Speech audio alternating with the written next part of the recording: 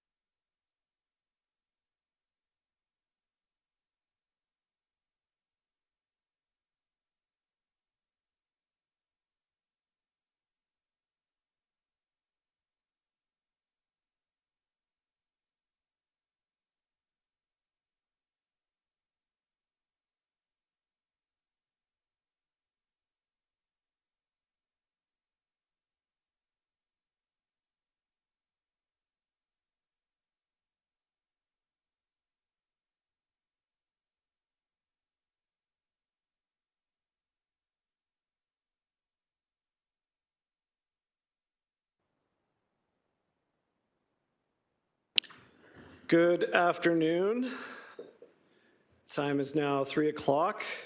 Welcome to the General Issues Budget Committee Public Delegation Meeting for January the 16th, 2024. I'd like to call the meeting to order. A reminder that all electronic devices are to be switched to a non-audible function during committee meetings. And please note that in chambers we have joining us Councillor Beattie, Councillor Cassar, Councillor Clark, Councillor Kretsch, Mayor Horvath, Councillor Nan, Councillor Alex Wilson, and Councillor Maureen Wilson. And joining us virtually, we have Councillor Wang.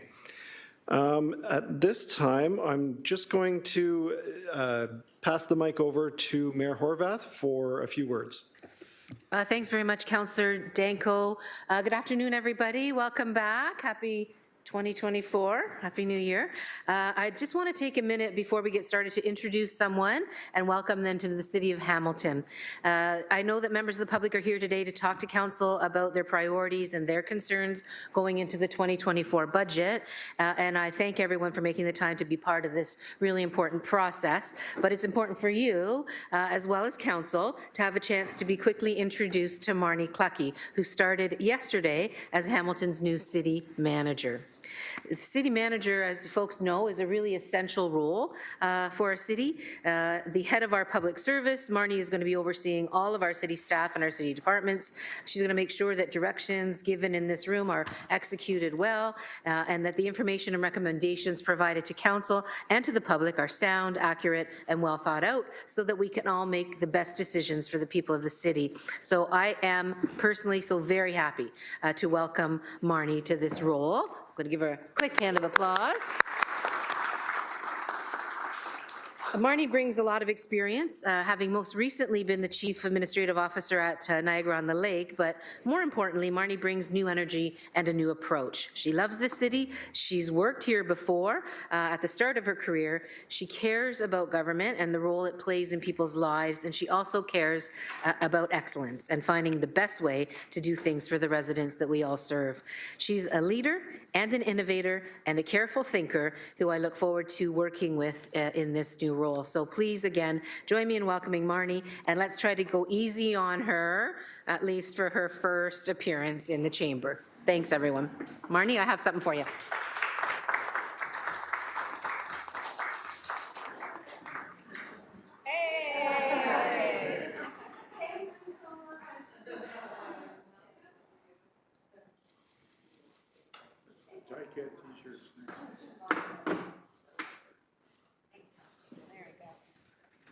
Thank you, Mayor. Welcome, City Manager Clucky. We're very pleased to have you.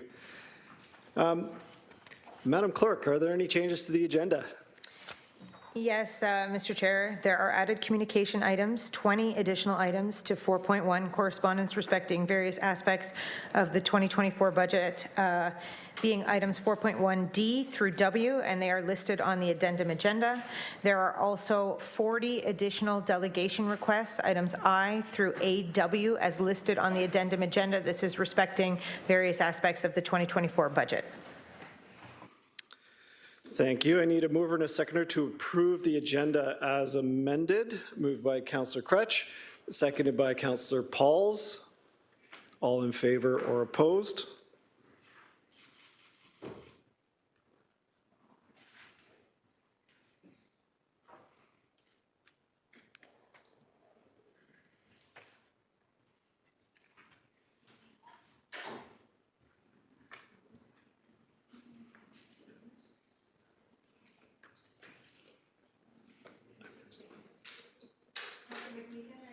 Yes, of course. Thank you, Councillor Paul.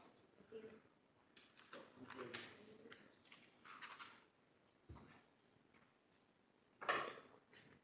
That carries unanimously. Are there any declarations of interest this afternoon from committee? Seeing none. So we have the minutes of the previous meeting, item 3. I need a mover and a seconder to approve the minutes of the previous meeting, moved by Councillor Beattie, seconded by Councillor Cassar. All in favor or opposed?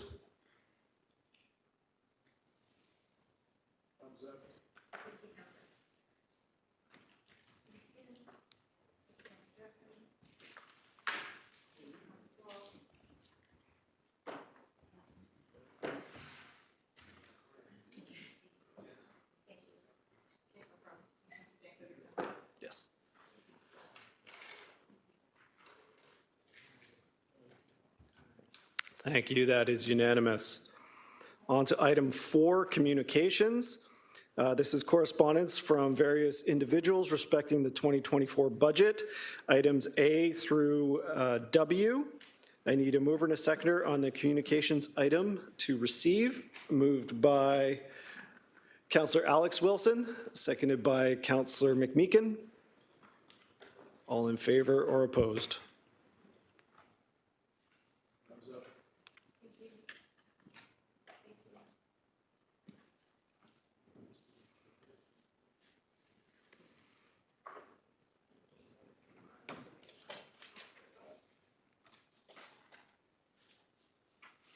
That is approved unanimously. Next item, delegations for today's meeting. I need a mover and a seconder to approve the delegations requests for today's meeting. This will be moved by Councillor Clark, seconded by Councillor Jackson. I'll get you next time. All in favor or opposed?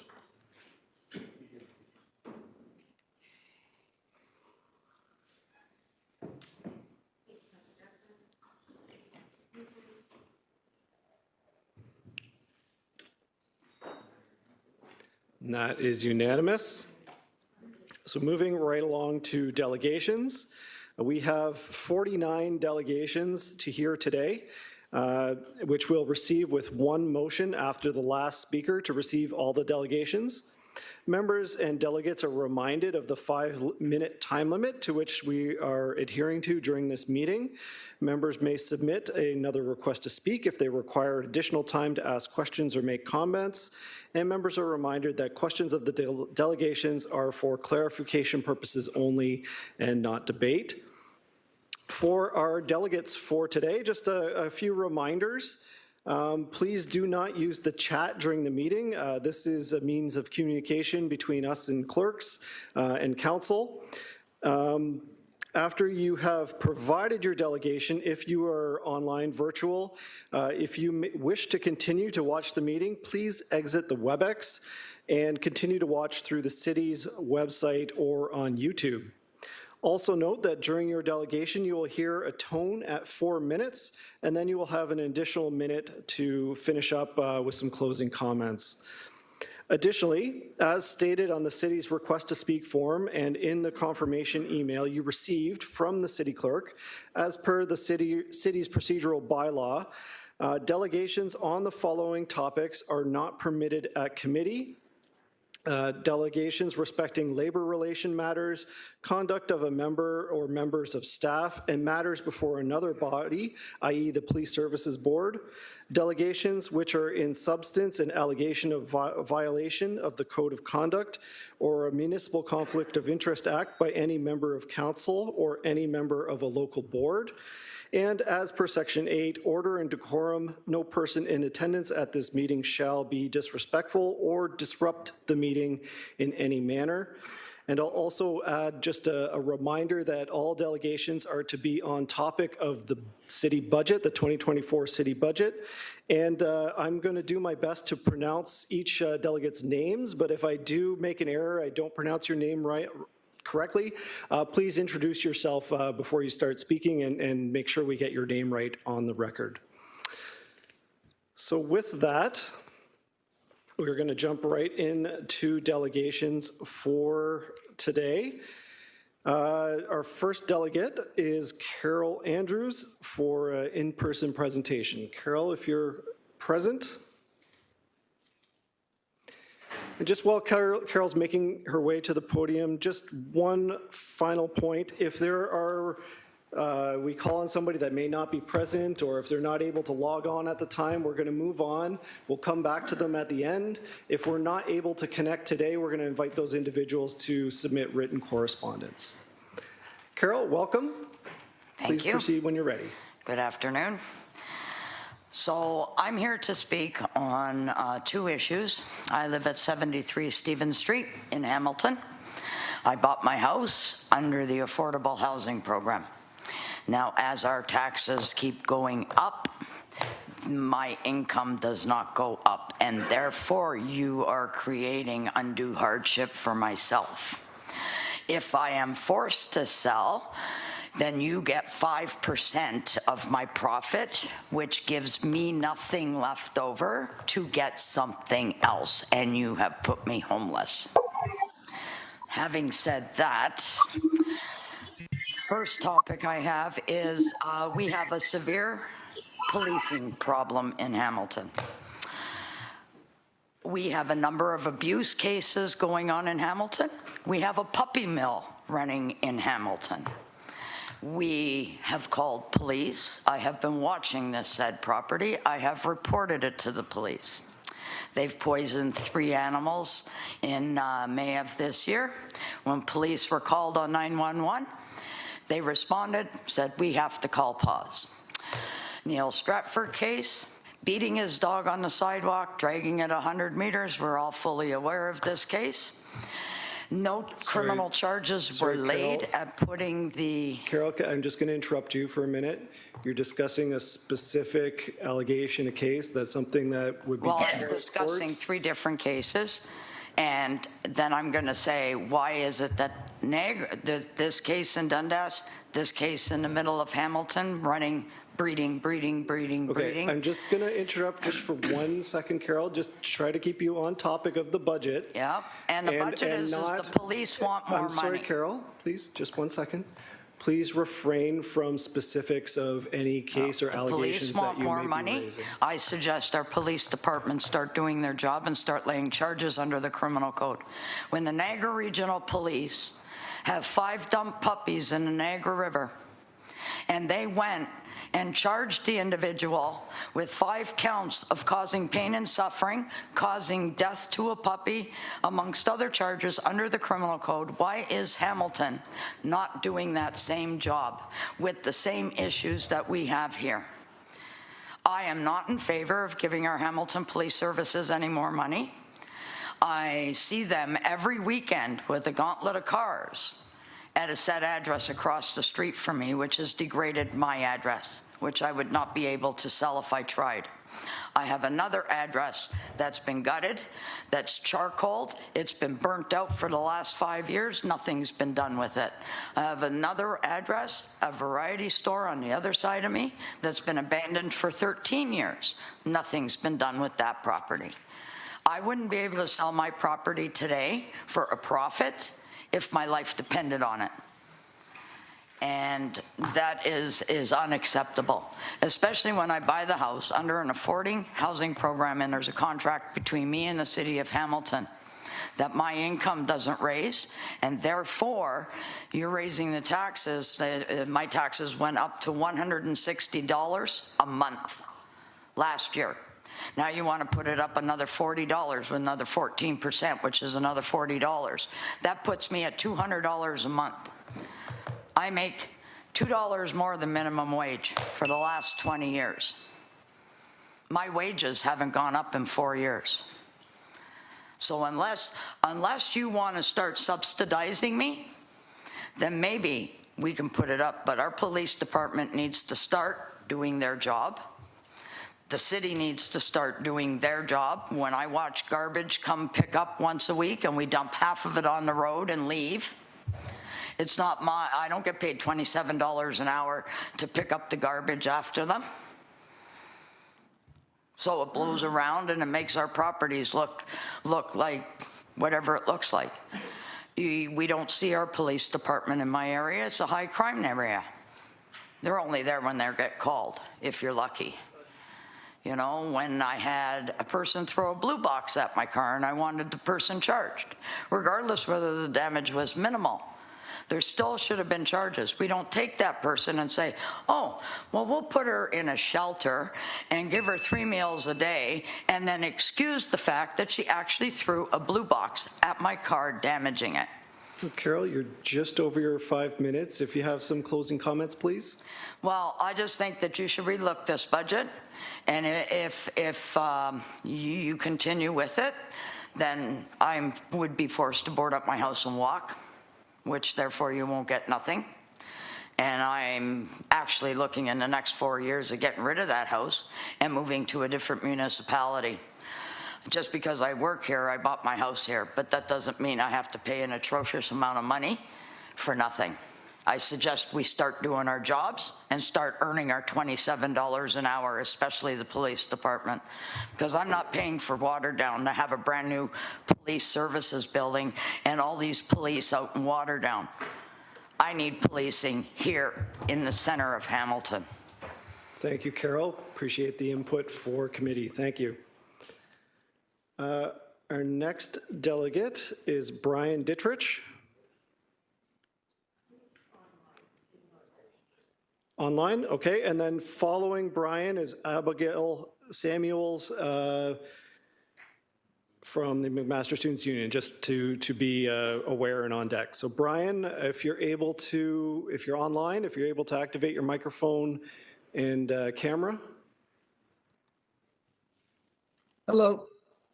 I heard hello. I'm not seeing Yes. you. Okay, hold on. Yes, thank you very much for this opportunity. I Just appreciate it. 1 second, Brian. Were you intending to have your camera so we can see you, or you can just do an audio delegation if You that's can't your see choice? me? Hold on. We can't see you right now, no. Hold on, I just have to turn on the light, maybe. Hi, can you see me now? We still don't see you. Okay, hold on. Okay.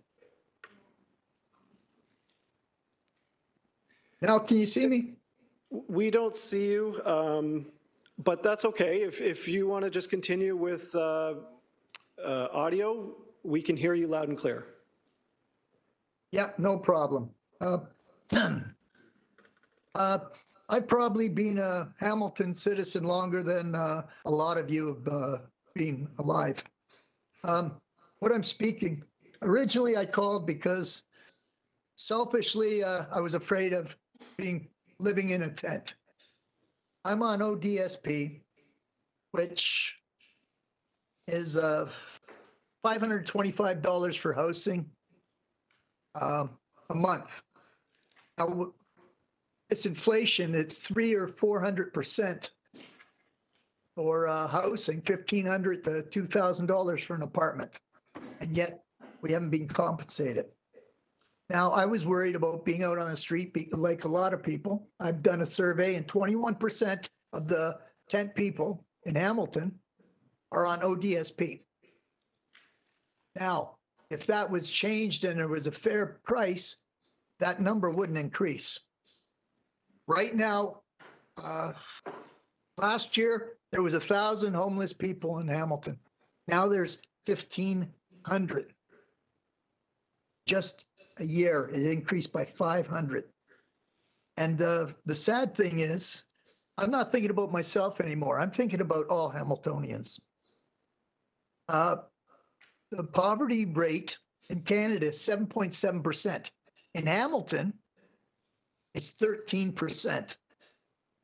65,000 Hamiltonians are living in poverty.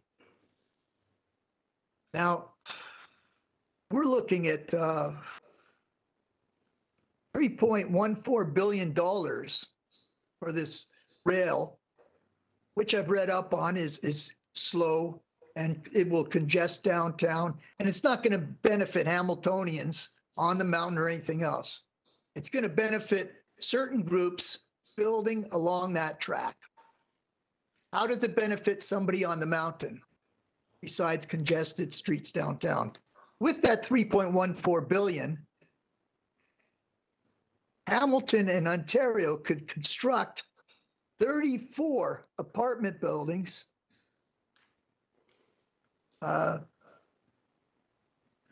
according to what you can afford, the size of this new MAC building, apartment building on Bay and King. 34. That would get rid of all the homeless and help all of the low-income people. Now, I bring up ODSP because poverty level is, what was it? 25,000 a year. Deep poverty, which I never knew existed, is 20,000 a year. Well, the average ODSP recipient is receiving $12,770 a year, which puts ODSP recipients $8,000 below deep poverty. And that's just sad. Now, as far as solutions for the homeless solutions, right now this problem exists because basically Trudeau, federal government, has increased immigration exponentially before building an infrastructure. Basic supply and demand. He increased the demand without being able to provide the supply, and therefore pushed all the housing prices up, which is great for the government because since the houses have doubled in cost since 2016, now for each sale, they get double the taxes. And for each sale, they also get double the income, taxes on the income, whoever sells it, you know. And this all happened with the infrastructure. We had enough problems with our hospitals and our doctors and nurses and operation times and the overload of these poor people, these essential services. And because then he brings in 2 million more people when we're overloaded as it is and we don't have the services for the Canadians that are here, he brings in over 2 million more people in a period of 7 years. And now the government is planning on bringing 2,180,000 people in the next 4 years. We have no infrastructure to support it. That's just going to put cost of homes up even more. So Brian, That's you're gonna just create- at 5 minutes. If you have some closing comments, please. Yes. Zoning. The government after 57, they had zoning. In my neighborhood on the mountain in the 60s, 10% of the houses built had to be geared to income. Now, the city sold them all off. Why? When we have homeless, you can see they've all been built different and fancied up. You know, they sold that. We've got the townhouses on James Street. Why aren't those fixed up for geared to income? Okay. And also the Brian, zoning. you're quite a bit over time. Okay, last thing is apartments. All these apartments going up, if you guys zoned 10%, you want to build their 10% geared to income. They're not going to say no.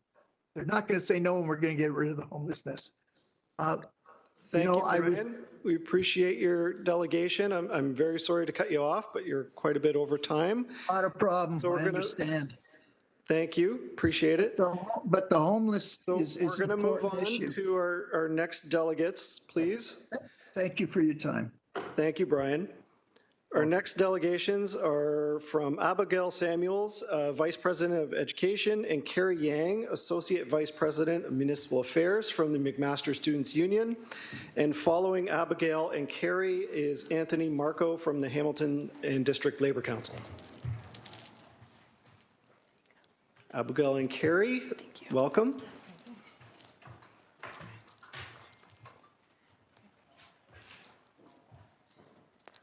All right, thank you so much, Council, for having us today. We're really excited for the opportunity to delegate on behalf of the McMaster Student Union. My name is Carrie Yang. I'm the Associate Vice President of Municipal Affairs. And Good afternoon, everyone. My name is Abigail Samuels, and I'm the Vice President Education. And today we have 3 short priorities that we would like to go over with Council. And those are affordable housing, the Hamilton Police Service Community Liaison Panel, supporting Hamilton food banks, as well as a couple of acknowledgements to end off our presentation. Okay. All right.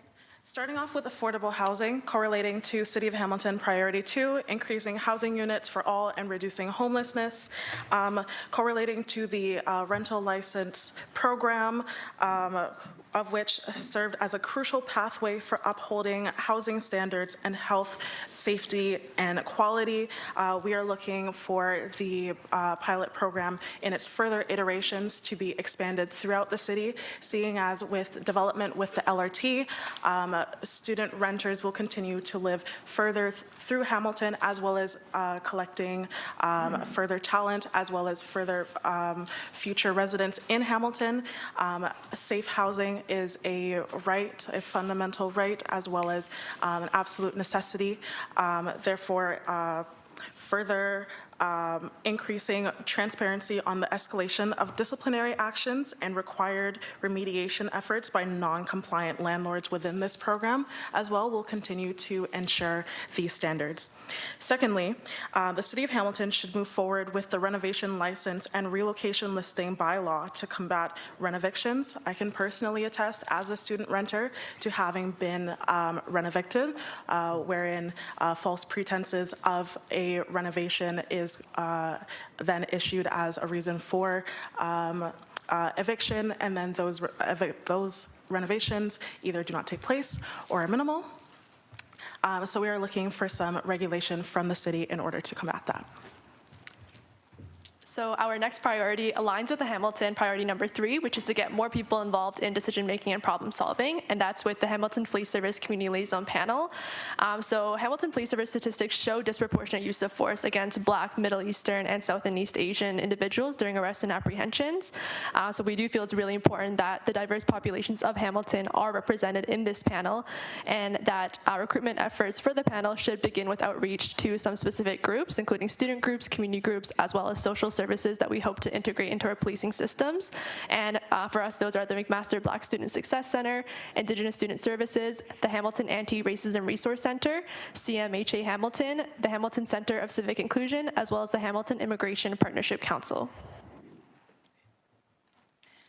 And lastly, we're looking for support for our food banks here in Hamilton, also correlating to the City of Hamilton Priority 2, creating safe and thriving neighborhoods. People across Hamilton are on the brink of financial disaster, and many are left with the difficult choice between housing and having food, with students on average paying 25% more than other renters, particularly within vulnerable populations. We're seeing more and more often having to curb budgets to allocate towards food. So we're looking to have the city approve a $1.25 million funding request from the Emergency Food Strategic Planning Committee to provide much needed support for the Hamilton food banks and to prevent further homelessness within the city. And we would like to close off with some acknowledgements of areas where the McMaster Student Union has advocated and consulted in the past, and the city has shown commendable efforts towards making improvements within our city, beginning with the LRT as well as protected major transit station areas. The city has shown commitment towards increasing urban density as well as development along the LRT line, which will help students that live across Hamilton and not just within the McMaster area, as well as Hamiltonians in general who will benefit greatly from the LRT line. And along with accessibility advocates, we also want to commend efforts on sidewalk plowing expansion, seeing a 900-kilometer expansion, as well as sidewalks near bus stops. And we think this is really important to creating a safe and inclusive city for all Hamiltonians. So thank you very much for your time. We do invite any questions. We have our contact information if anyone would like to reach out, but we do thank the city for their time. Thank you. I do have one councillor indicating a question. Councillor McMeekin? Yes, thanks, Chair. Do you have a food bank on campus? Yes, we do. So we have a on-campus food bank. It's called the Food Collective Center. Very thankfully, through our new building called the Hub, that will be opening shortly, of which you all are invited to the opening. Very good. We're very thankfully able to expand our food bank efforts on campus. However, we do recognize that not all students have equal access to those food banks, whether it be students that are studying from home or not in the Hamilton area. or are not able to access the Hamilton area readily. So although we are trying to combat food security on our campus, there is still a pervasive need throughout the city of Hamilton to address food insecurity. Thank you. I wanted to check. I used to drop food off there, but thank you. I'm proud of you both. I'm a Mac grad, by the way. Thanks. Lovely. Thank you, Councillor. Seeing no further discussions, thank you for your delegation. Thank you. Thank you. Our next delegate in person is Anthony Marco from the Hamilton and District Labor Council, followed by Michelle Diplock from the West End Home Builders Association. Anthony, whenever you're ready. Thank you so much, and thank you, Council, for the opportunity to speak today. I kind of gave you warning last year. I came to you with a document talking about CareFare, talking about how to make public transit in this city deeply affordable and accessible and equitable for people around this city. And I didn't do a lot of asking at that point. I just asked you to consider how we could maybe make it so for the next year so that when we got to this point, we might think about how to implement it. Just as a reminder, CareFare wants to implement more affordable and accessible public transit by asking Council and the HSR to focus on the 4 groups most impacted by the costs of public transit in this city. Students 17 and under, anyone 60 and over, anyone on ODSP or OW, and anyone with a disability. Before I get there, though, I want to zoom out to a broader focus on a core tenet that this council sometimes struggles with: equity, diversity, and inclusion. For all the positive talk that I hear in this chamber about EDI and race, gender, disability, and other identified categories under the Charter, those conversations sometimes fall flat when applying a class and poverty lens to these issues.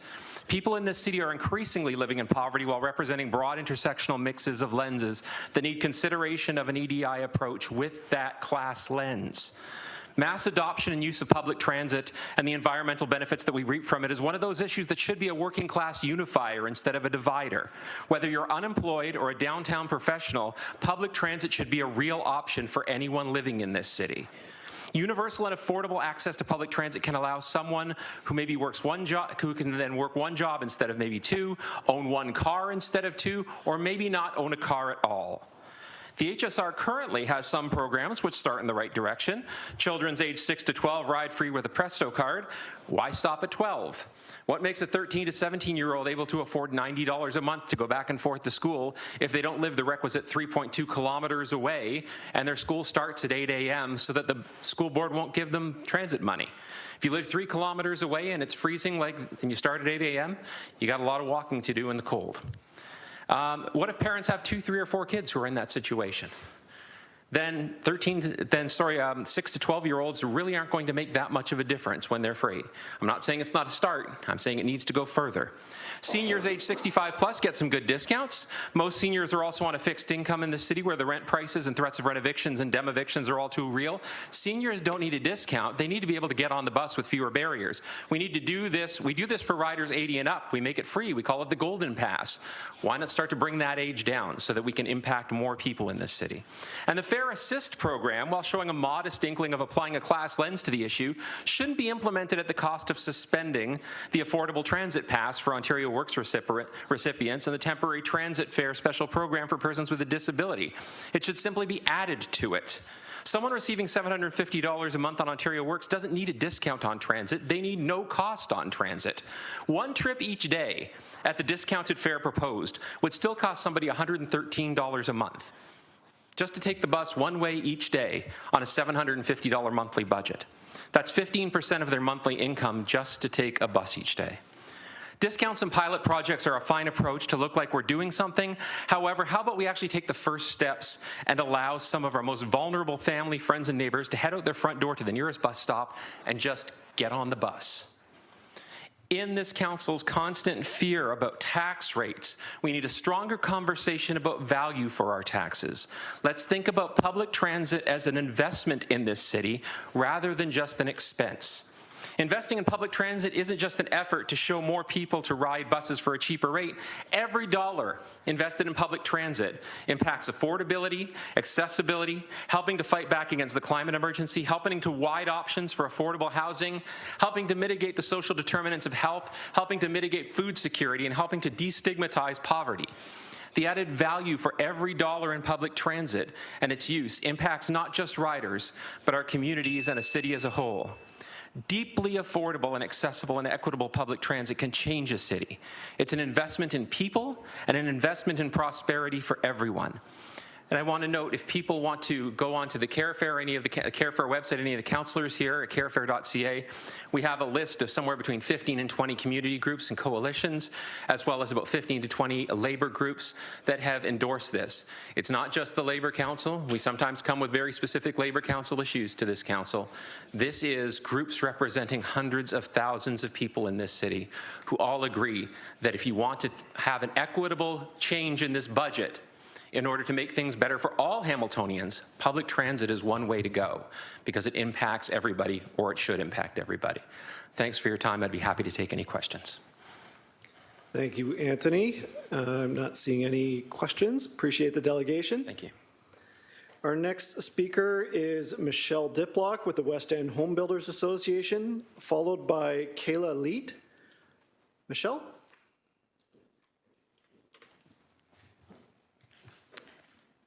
Good afternoon, members of committee, city staff, and members of the public. My name is Michelle Diplock, and I'm the Manager of Planning and Government Relations with the West End Home Builders Association. Thank you to the City of Hamilton for the opportunity to delegate today regarding Hamilton's 2024 budget. The City of Hamilton is facing numerous interrelated challenges and pressures on the residential tax levy. Today, I would like to discuss the dual importance of new housing supply in addressing housing affordability and reducing pressures on the residential property tax. Council is facing a difficult decision of raising the residential property tax to pay for increasing capital and operating costs to provide services Hamiltonians need. In the face of this large increase, an avenue that the city should vigorously pursue is the ability of new development to offset tax increases by increasing the city's annual property tax assessment growth. By increasing the number of taxpayers, the city can raise additional revenue and limit the impact of increasing service costs on the citywide rate.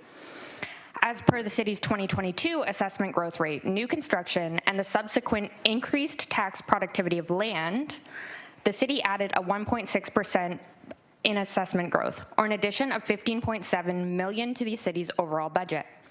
For 2023, the budget figures identify that the City of Hamilton added an increased assessment rate of 1.9%. Importantly, this revenue is generated by the city for the lifespan of the entire building. To blunt the impacts of the residential property tax, the city should encourage and incentivize redevelopment to raise the number of taxpayers, which also has the benefit of addressing the city's housing supply shortage and affordability crisis. Programs such as the Downtown Community Improvement Area 40% DC exemption and maintaining an overall competitive development charge rate help to make projects more economically feasible, especially at a time when the market is experiencing significant challenges for projects to move forward. There are strong economic headwinds facing the industry with rising construction costs and a difficult construction financing environment. In addressing housing affordability, WHBA would like to note the interconnected nature of the housing continuum dictates that supply in the market at all price points relieves pressure across all levels of the housing continuum. Through what is known as filtering, new market housing allows residents to move out of a more modest, affordable unit as their income increases, thus freeing a more affordable unit for someone who needs it. It is not simply affordable or supportive housing supply that is needed. Market supply, broadly at all levels, is also necessary for improving affordability for all. Now is the time to continue to reduce barriers in new housing supply and maintain and enhance financial incentives for redevelopment. We are looking forward to further partnership with the city to achieve the city's ambitious housing pledge of 47,000 units. This represents a more than doubling of our annual unit production and subsequently a more than doubling of Hamilton's residential assessment growth. Thank you for your time today. Thank you, Michelle. I have 2 minutes to spare. Not seeing any questions. Appreciate the delegation. Our next delegate, Kayla Leet, followed by Sarah Sudi. Kyla? Or Kayla, I'm sorry. Hi. Yes, it's Kayla. Kayla. Okay. Hello, City Council and staff. My name is Kayla Lee, and I'm an ACORN member and a tenant in Ward 4. I'm delegating today in support of the city moving forward with implementing a comprehensive suite of tenant protection policies. I appreciate the city staff for moving quickly towards this important issue and urge council to add the needed funding for the 2024 budget. I will be delegating today specifically on the safe apartment bylaw. In a world where corporations get the last word on the quality of your living conditions, the people who lose are the tenants.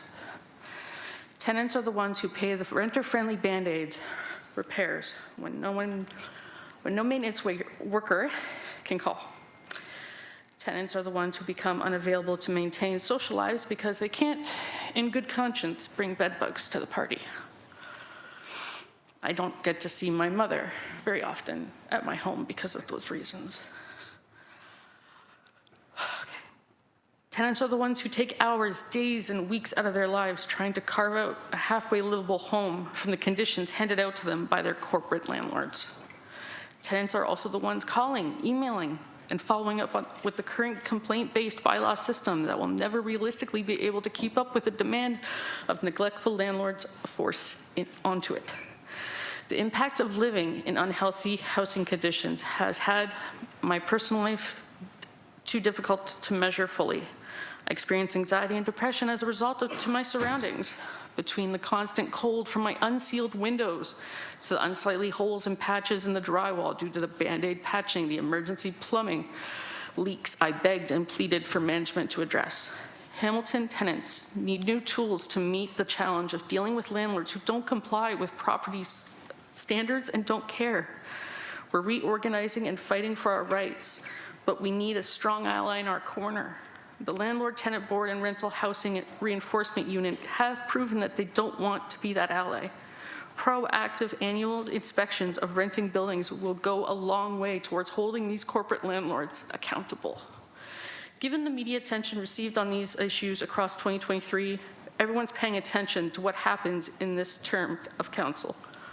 We have the opportunity to do something precedent-setting for the tenant protections and Ontario, and ACORN applauds the progress made so far. So let's bring it home, and thank you for hearing my delegation. Thank you, Kayla.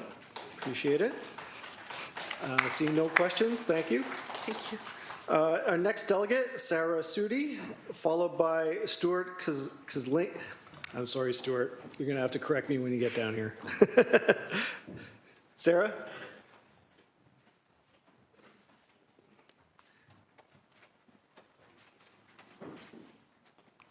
Hi, thank you. Can you hear me? Yes. Great. Okay, so my name is Sarah Saudi, and I live and work in Ward 3. I'd like to use my time today to talk about a few concerns that I have about this year's budget deliberations. Although I am here today as an individual representing myself, it would be dishonest of me to not share what I do for work. So I work at the Disability Justice Network of Ontario. Many of you have heard about this organization and have seen the various mutual aid programs that we have delivered over these past few years as a result of needs being systematically dismissed time and time again. We see an average of 3 to 5 calls and/or in-person visits a day, wherein your constituents let us know that they can't afford their rent or groceries, that they're facing looming evictions, or that they have been evicted and are now waiting to see what shelters have space or what parks that they can sleep in. We also get many calls and emails from people saying that they're considering applying for medical assistance in dying because they're 1, eligible, and 2, it's cheaper than living. And so I'm not even really trying to paint a picture here. This is just the reality of disabled people in Hamilton being left behind. Yes, this is generally a hard time for everyone. We are in a recession and this inflation is suffocating and it's bleak, and it breaks my heart because all of this is because of policy choices that people have made. And I'm just tired of disabled people being left behind.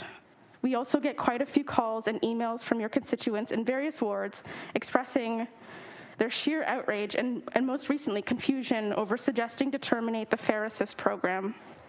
And so for those who are unfamiliar, the Voluntary Fare Assist program lets people with mobility devices and CNIB memberships ride the bus for free. And so it has been brought to my attention that instead of terminating the program, Council has decided to extend the program for 6 more months so that more data can be gathered. My question, councillors, is why are we suggesting to terminate an essential service that actually saves lives? Why only extend the Fare Assist program for 6 more months? Why not keep it all together? Disabled people already have a hard time getting around the city. One constituent actually sent me a photo, and can I share this photo around? Is that okay? You can provide it to the clerk, and then we will circulate it. Yeah, okay. Thank you. So a constituent sent me this photo. It's a photo of an auditory crosswalk fenced off due to construction. And so because there are already enough barriers for disabled people to get around the city, I'm asking, why are we cutting services for disabled people to make it easier for them to get around? And so if the reason for suggesting the termination of the Voluntary Fare Assist program is to cut costs or to investigate how the city is losing money, then I think we should be having some hard conversations about which budgets we should actually be looking at if we're talking about cutting costs. So sorry to do this, but this is a perfect transition to also express concern. So taking DJ No hat off, I'm myself now, to express yet again my concern about the proposed increase to the already astronomically high police services budget. Entertaining the police services board's increase of nearly 20 million more than the 2023 budget at this point is egregious. And I have faith that many of you also see that this request is quite unreasonable. So I am here yet again pleading with you yet again. Semantics at the door, because at this point we're just asking you to reject this increase. Make the hard but necessary decision to reject this increase. And respectfully, councillors, if you all think that the police services are doing a fine job, I won't argue that, but what I will argue is that if they can do the same fine job with their current budget, why not let them do that with their current budget? Why increase this by nearly almost $20 more million? Yeah, I think that's it for me. Thank you, Sarah. Appreciate your delegation. Our next speaker is Stuart Plazinga, followed by Katie King. And Stuart is a virtual delegation. Stuart, I see you on my screen. Whenever you're ready, just make sure we can hear you. Yep, can you hear me? We can. Please go ahead. So through the chair, mayor, councillors, and staff, my name is Stuart Plazinga. I'm the chair of the East End chapter of Hamilton Acorn, and I'm speaking today in support of Acorn's demands and to speak to Acorn's expectations on shaping of the maximum heat bylaw and its related programs. In September 2022, Acorn Hamilton launched our Extreme Heat campaign just outside in front of City Hall. The campaign demands relevant to my delegation include 1, the City of Hamilton to develop and implement a maximum heat bylaw for rental housing, 2, the City of Hamilton to develop a municipal program to support retrofits of market rental housing, and 3, the City of Hamilton to create a program to assist low-income residents for whom utility costs are a barrier to operating air conditioning in their home. When it comes to options for air conditioning in the home, there are 3 main ones. Window units, which sit inside of an open window frame, so-called portable units that sit on the floor near a window and vent through it. This is the least efficient of the 3 main options.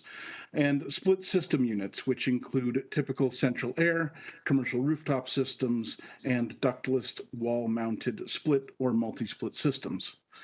Of these options, there are several reasons to prefer the use of split system units above all others.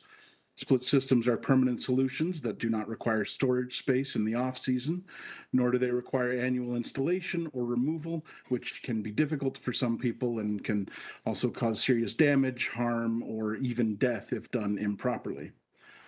Unlike the other two types, split systems do not block ventilation or sunlight, both of which are important for one's health and well-being. And when it comes to efficiency, split systems are also a very clear favorite. In a publication titled Air Conditioning Your Home, the Government of Canada states that models for window mounting are available with energy efficiency ratio ratings between 12 and 8. The publication also states that an Energy Star qualified split system must have an energy efficiency ratio rating of at least 13 or greater. The Energy Star efficiency minimum requirement for a split system is higher than even the highest efficiency offered by window units. In March 2019, the City of Hamilton declared a climate emergency, and in October 2022, the city's own Climate Change Impact Adaptation Plan mentioned the need for cooling in residential spaces. If the city is serious about these things, it must seek to design programs and legislation that emphasize energy efficiency and only subsidize the most efficient options. Along with environmental impacts, efficiency also plays an important role in financial costs, specifically the utility costs to operate. The ongoing cost of living crisis has already left many tenants facing difficult decisions. Just as no one should have to choose between paying rent or buying food, no one should have to choose between buying food or having access to cooling. If the city does develop and implement a program to support low-income residents with the cost to run air conditioning, as mentioned in Councillor Kretsch's motion on May 15th of last year, it is in the city's own interest to favor the most efficient solutions possible. City of Hamilton Bylaw 04091, the city's existing adequate heat bylaw, already shows how the city could implement a bylaw to strongly favor, if not outright require, the use of energy-efficient options. Section 3, the salient portion of the bylaw, states landlords of rental residential premises shall provide a supply of adequate and suitable heat to habitable spaces within the premises. In the definitions of the bylaw, adequate and suitable heat means the maintenance of an air temperature of at least 20 degrees Celsius in all spaces by a safe, operable, and permanent heating appliance. Permanent in relation to a heating appliance means an appliance other than a temporary heating device. And temporary heating device includes an electric heating device which plugs into an electrical outlet and any heating device or appliance designed to be portable. Ostensibly, implementing a maximum heat bylaw is as easy as copying the existing adequate heat bylaw, changing the minimum temperature requirement to a maximum one, replacing the word heating with cooling, and changing the dates through which the bylaw is not in effect. On a side note, effective date ranges are not required for this type of legislation. If 18 degrees is too cold in December, it's still too cold in August, and if 30 degrees is too hot in August, it's still too hot in December. Another option for implementation would be to simply amend the existing adequate heat bylaw to be an adequate temperature bylaw, which instead of setting a minimal acceptable temperature during the winter, sets an acceptable temperature range year-round, enforcing both adequate heat and cooling. Acorn Hamilton still holds these demands and expects our leaders and the city to implement solutions in a timely manner. Thank you very much for the time today, and I'm ready to answer any questions anyone may have. Thank you for your delegation, Stuart. Not seeing anyone on the speakers list. Appreciate it. Our next delegate this afternoon is Katie King, followed by Dan Rankin. Katie is in person. I see you making your way down.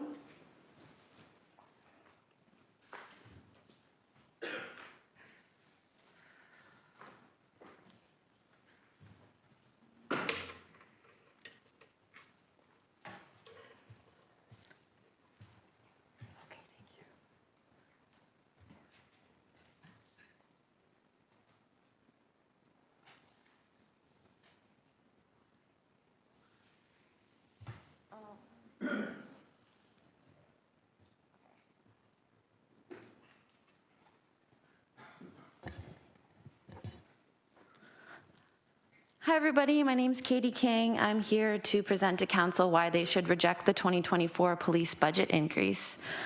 Just content warning, I'm going to be referring to statistics around police violence. Policing does not equate to public safety. It is time to reconsider the role of policing within our communities. There are many reasons why policing leads to unsafety, but I will be referring to 3 reports briefly that indicate racism in policing. The first report is provided by Hamilton Police Services. The HPS 2022 Use of Force Statistical Report found that Black individuals are grossly overrepresented in HPS's use of force cases in Hamilton. They also found that Black, Middle Eastern, East, and South Asian people are also grossly overrepresented in use of force cases during arrests and apprehension. The Deadly Force Report by CBC was released in 2017 and then re-released in 2022. They also found that Black and Indigenous people are disproportionately represented in police interactions involving deadly force.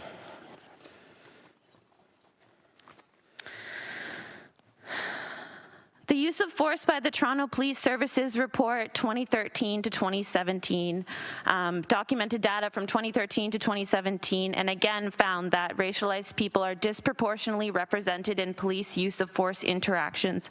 For example, they found that Black people in Toronto represented 70% of all shooting deaths at the hands of the police. So what does this mean? The dramatic overrepresentation of racialized people in police use of force is a direct product of racially biased policing tactics stemming from the racialization of crime, whereby certain forms of criminality are intrinsically linked with racialized communities. This dramatic overrepresentation has persisted despite reform proposals, training initiatives, and public assurances of change. The problem is that racism within policing is systemic and embedded. Reform initiatives won't do anything. So, policing is not actually linked to public safety. In fact, policing represents unsafety for many people. Good news for City Council is that your 2022 to 2026 council priorities, outcomes, and measures of success do not mention policing and actually appear to require a range of non-police related investment.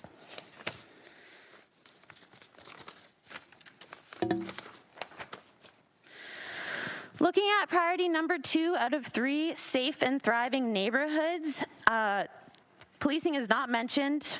What is mentioned is housing, supportive and affordable, ending chronic homelessness, transportation networks, transit accessibility, public space, park maintenance, recreational services, seniors facilities. These are all actually alternatives to policing. They are preventions of violence. Your council priorities do not appear to equate safety with policing, so why does the city budget reflect this every year with a bloated police budget? Why do you pass the police budget every year, even though a number of folks show up every year to tell you why you should reject the police budget increase? The city council priorities is designed to guide supposedly designed to guide your decision making, and for me, looking at this, it says that you would intuitively reject the police budget increase.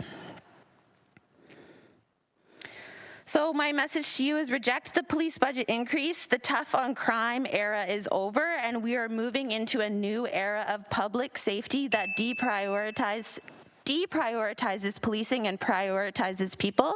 Whether you like it or not, we are moving into this new era, so you better start reallocating police budget to reflect this transition. Reject the 2024 police budget request and fund basic needs like housing, shelter, social services, warmed washrooms, and community-based initiatives with the freed up money. Thank you.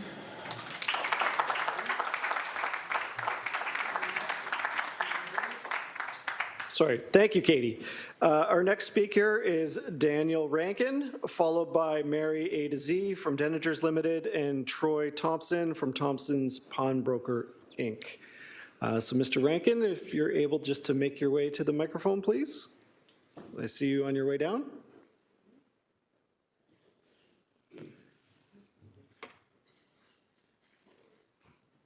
It's good to see you. Somebody left their phone. Okay, Madam Mayor and member of the General Issues Committees, my name is Daniel Rankin, and I would like to give a suggestion that we should focus on savings, not spending for taxes. We should develop a website so citizens could send in suggestions for how to cut spending. Then council could reply on the website for all to see. With all of our spending, we are hurting the seniors, plus many more, drastically. Can you imagine trying to survive on a federal pension in Hamilton? If I'm allowed, I have a few cutting tax suggestions.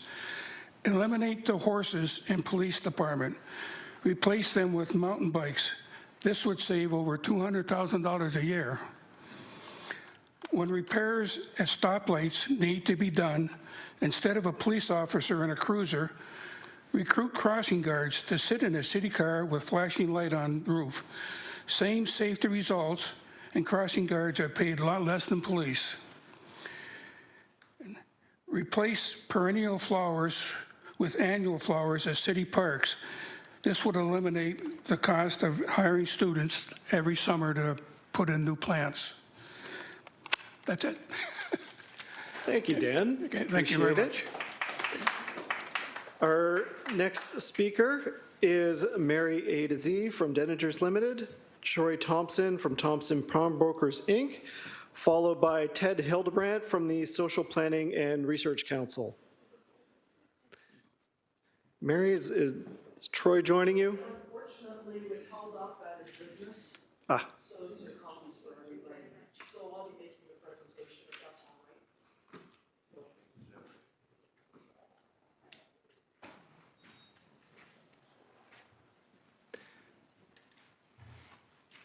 So I have to, thank you.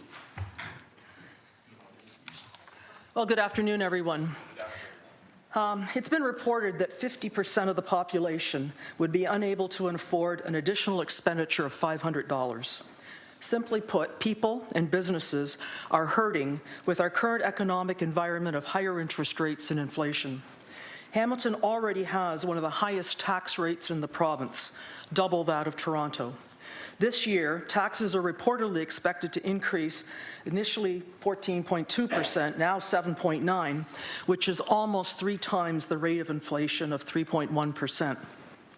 As businesses, we have a limited amount of capital, and we have to make hard choices and prioritize expenditures to allow us to continue operating.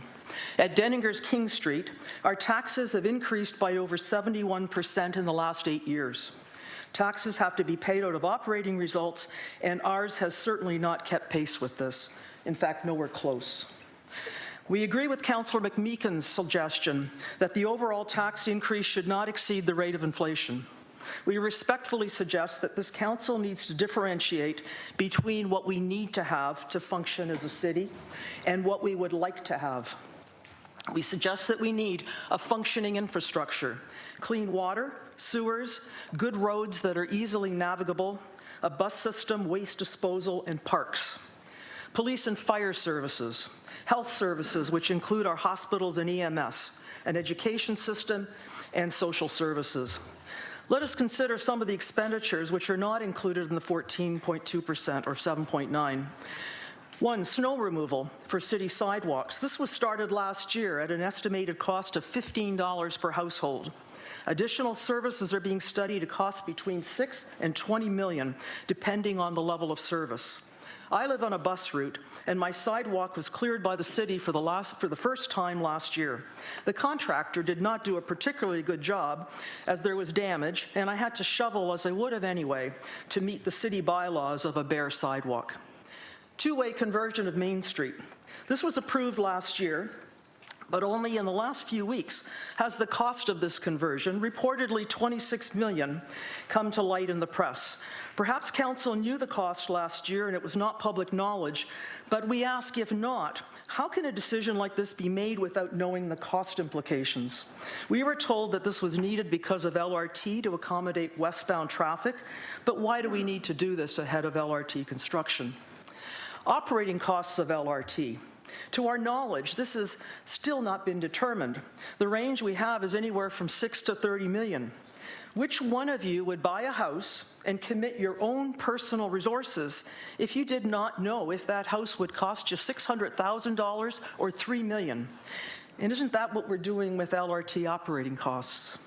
Addition of bike lanes, scooters, and conversion of 1- to 2-way streets, it would appear that the long-range plan for this has been accelerated, and this is not without cost.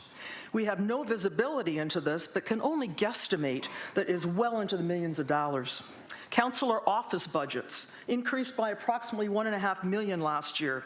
With current economic conditions, businesses are looking for efficiencies and decreasing rather than increasing overhead. Traffic lights reportedly cost $20,000 to $25,000 each. Not a big ticket item, but small expenditures add up. One has been installed on Main Street at Albert, 1 block away from an existing light at Springer. One has been installed to replace a 2-way stop at Hunter and Wellington. Are these really necessary? A city poet. Not a huge expenditure, only $10,000, but indicative of a spend and tax culture. We could go on with other examples, and we did not even mention a couple of big-ticket items like the Red Hill Inquiry for over $25 million and the cleanup of Sewergate for a reported similar order of magnitude. City Council should not raise taxes beyond the rate of inflation. Hard choices have to be made. With every budget item, which can vary by percentage, you should ask, is this a need to have or a nice to have? Council has to operate the city as we operate our businesses and our own personal finances. We cannot live beyond our means. Even a 7.9 increase means an additional $316 for a family currently paying $4,000 in taxes. More than enough to put many families and businesses closer to the edge. Thank you for your attention and your kind consideration to our request, and please let us know if we can help in any way. Thank you, Mary. Our next presenter is Ted Hildebrand from the Social Planning and Research Council of Hamilton, followed by Christina Erie from Acorn.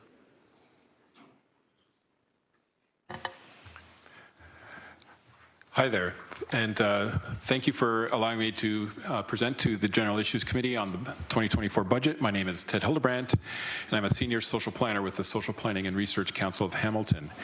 I'm here to talk about the 2024 budget, as I said, and in particular, the City Enrichment Fund, or CEF.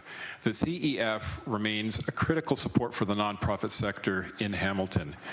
I will be speaking to some of the intense challenges facing the nonprofit sector, highlighting some Hamilton demographic data, and offering recommendations to advance an equity approach to budgeting with respect to the City Enrichment Fund.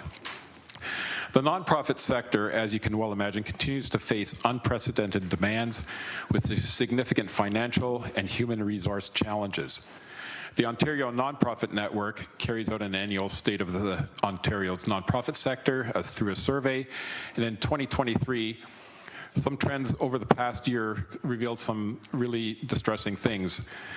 Demand for nonprofit services is at an all-time high, having grown 29% since 2020, so we know that over that time period with the pandemic. The nonprofit financial situations are on a downward spiral. 2/3 of the sector faces staffing challenges, specifically around recruitment and retention.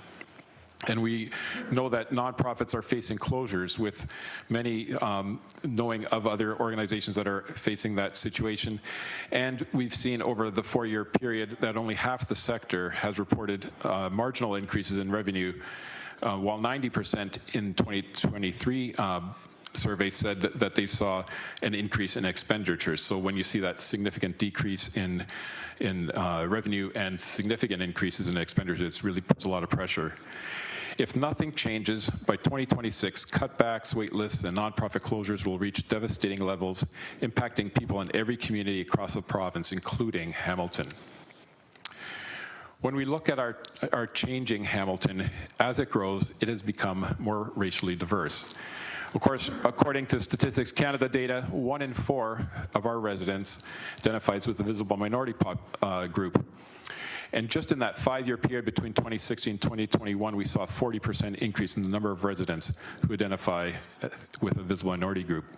Many of these are newcomers with unique needs and often rely heavily on social service systems to navigate, and a climate tight and acclimate to life here in Canada.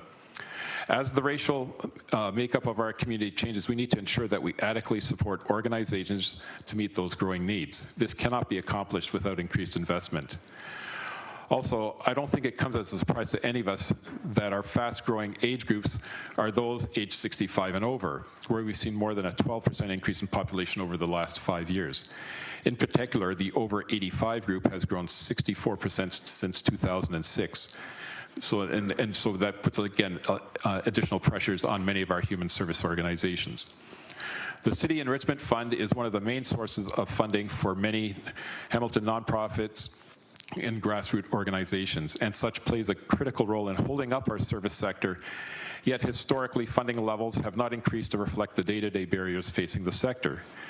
Last year, Council supported an 8% increase for the CEF, and the 2024 budget before us now proposes a similar 8% increase, and I applaud you on those investments. This is essential as the sector continues to face those unprecedented demands that I talked about. We applaud this approach, and we believe that an improved model would include annual inflationary increases such as other city budget line items. And as noted in the city budget documents, it looks like there will be 0% increases forecast between after this year. We call on Council also to utilize available data to assess equity needs in the community and incorporate this into the CEF funding structure. And we ask City to place weighted emphasis on organizations serving growing and diverse populations. Thank you. Thank you, Ted. Appreciate it. No questions. Thank you for your presentation. Our next speaker is Christina Erie from Acorn, followed by Tanya Collins from the Equity Network of Dundas. Christina?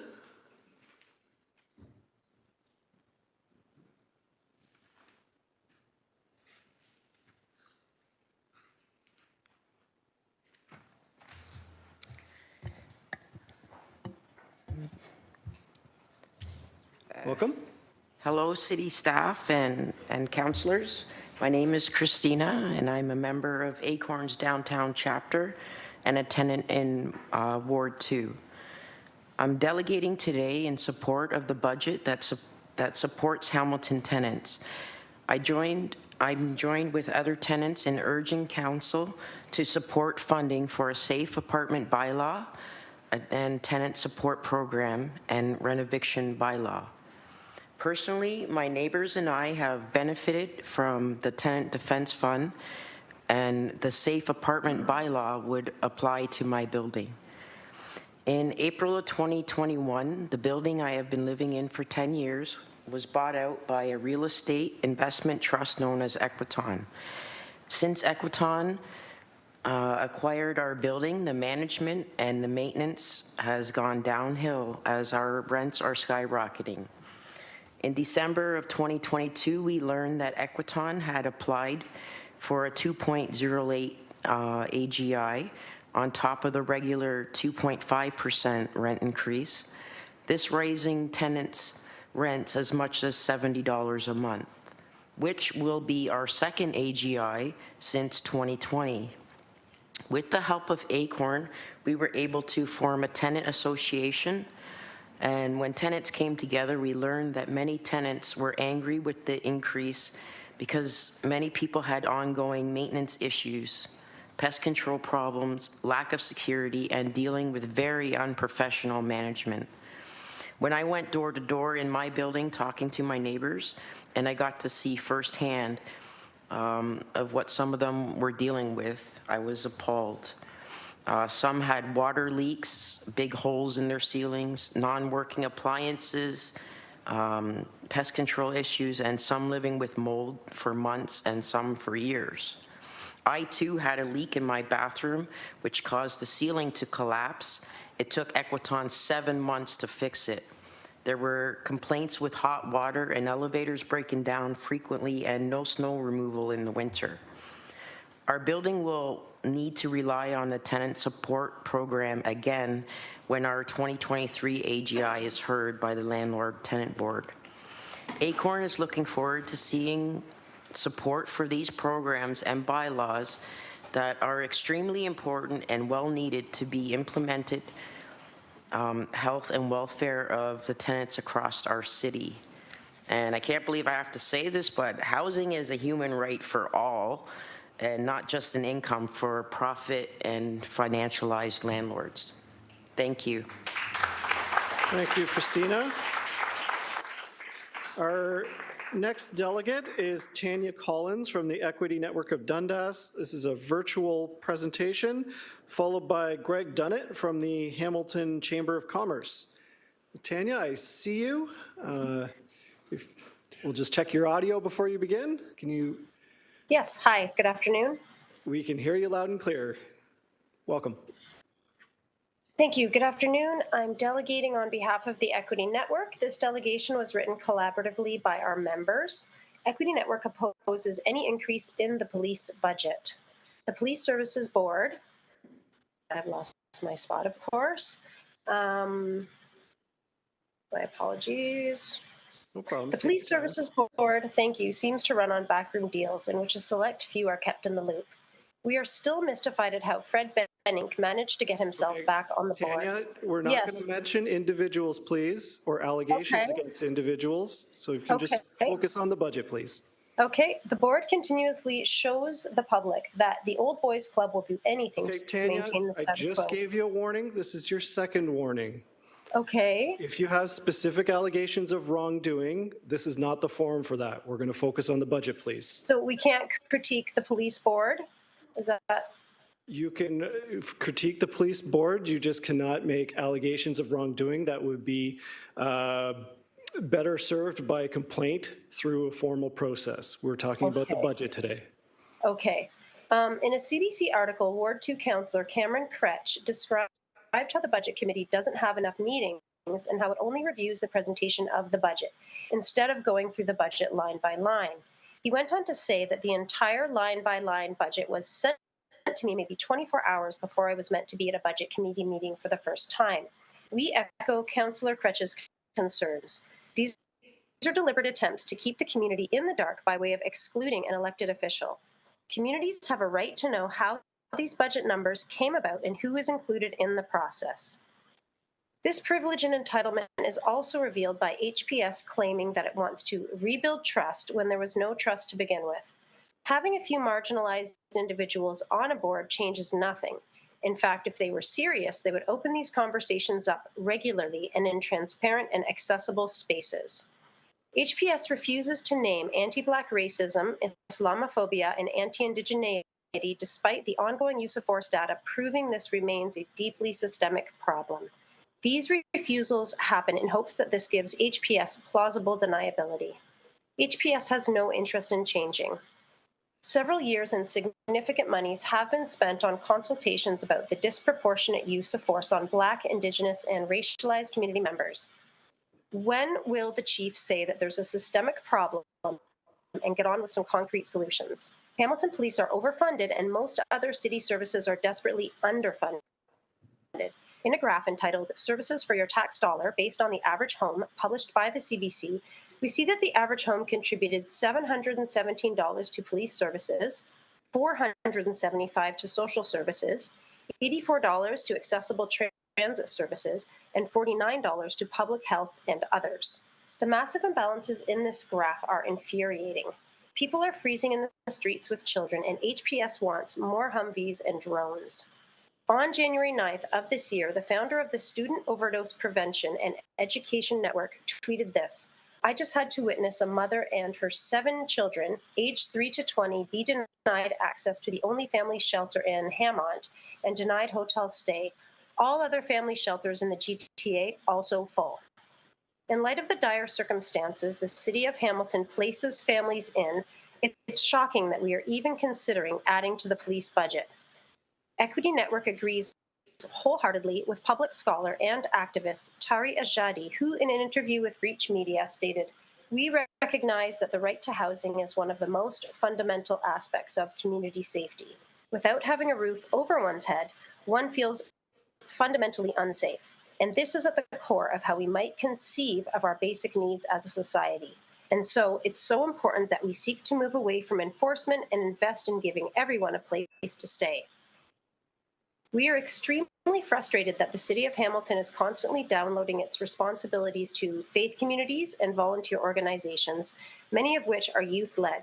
Frankly, this is extractive. Mayor Horvath, you claim to value access, transparency, and accountability. Please don't describe motives to a member of council or individual. Okay. To our communities, we say, watch for Hamilton Police Services attempts to rationalize their budget asks in the coming weeks. In closing, we again quote Tari Ajadi from his interview with The Breach.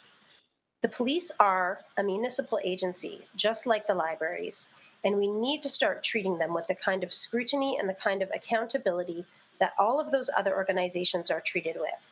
We need to start treating them like they are public servants, except also lethally armed.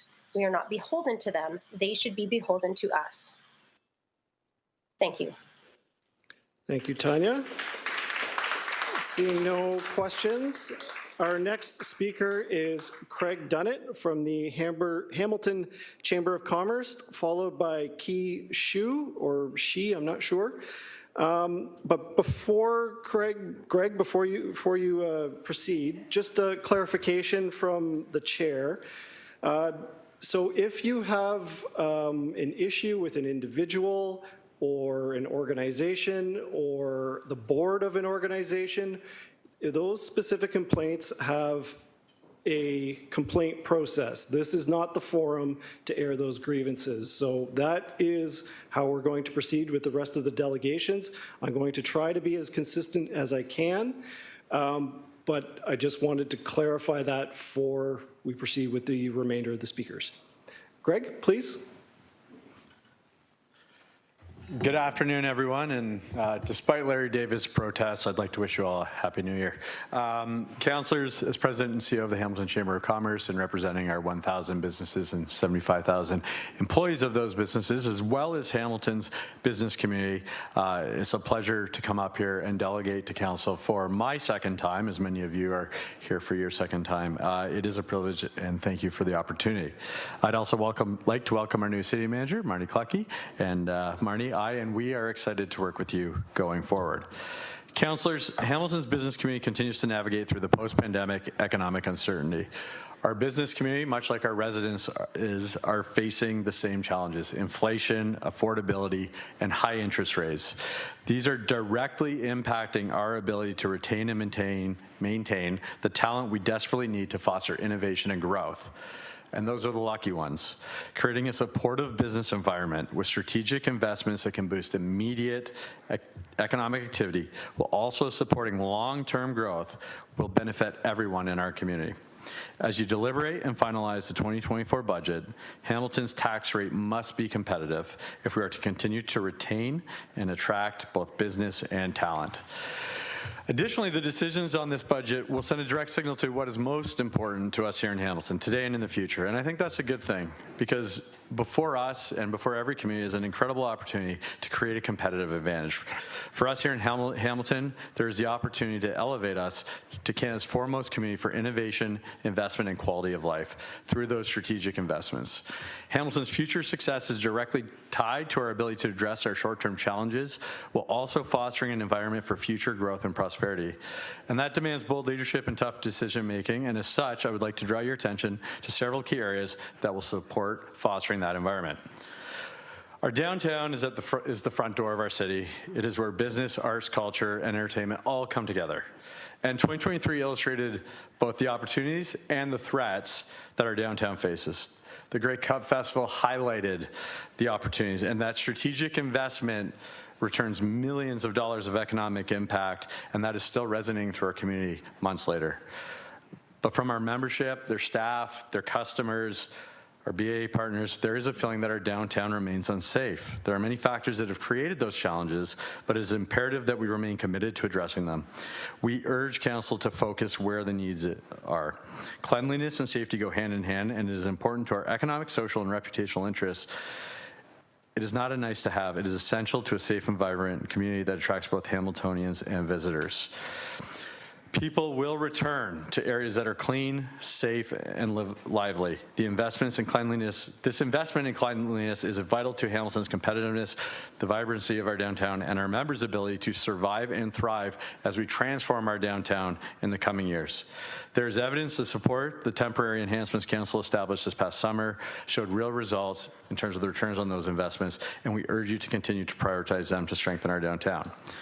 With my remaining time, I'd like to highlight the importance of strategic investment that increases Hamilton's competitiveness on a national and global scale.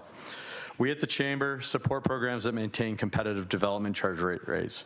We need to build and increase the supply of housing in our community to meet the increasing demands of population growth. The number one issue for our business community is the retaining and recruiting of talent. It really is. And it is imperative for us to go forward. So we need to build and increase the supply of housing in our community to meet those demands. And if you look at it through the lens of the housing crisis, as you make potential changes to development charges, it's important to keep the current exemptions that support residential building downtown. Housing and community affordability must remain a top priority to drive our future success. And finally, in 2024, we are looking to work with staff and council to address the proposed stormwater rate structure and its impact on the agricultural, industrial, and commercial sectors.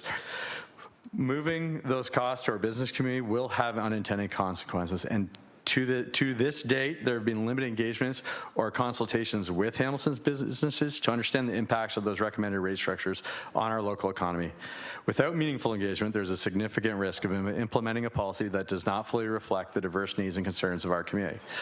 And we at the Chamber fear the current proposal will lead to unintended consequences that will have significant implications on many sectors of our business community. 2024 will be a precarious year of transition for both our business community and individuals who live in Hamilton. Our city's competitiveness and livability need to remain top of mind and top priority in every decision. Council, Hamilton cannot thrive without a thriving business community, and we are eager to work with you on strategies that advance the professional and personal quality of life for all Hamiltonians. Thank you for your time and energy today. Thank you, Greg. I do have a question from Councillor Kretsch. Thanks for your presentation, Greg. You said one thing in there that I wanted to just give you an opportunity to clarify a little bit or maybe expand on. You said people will return to the downtown.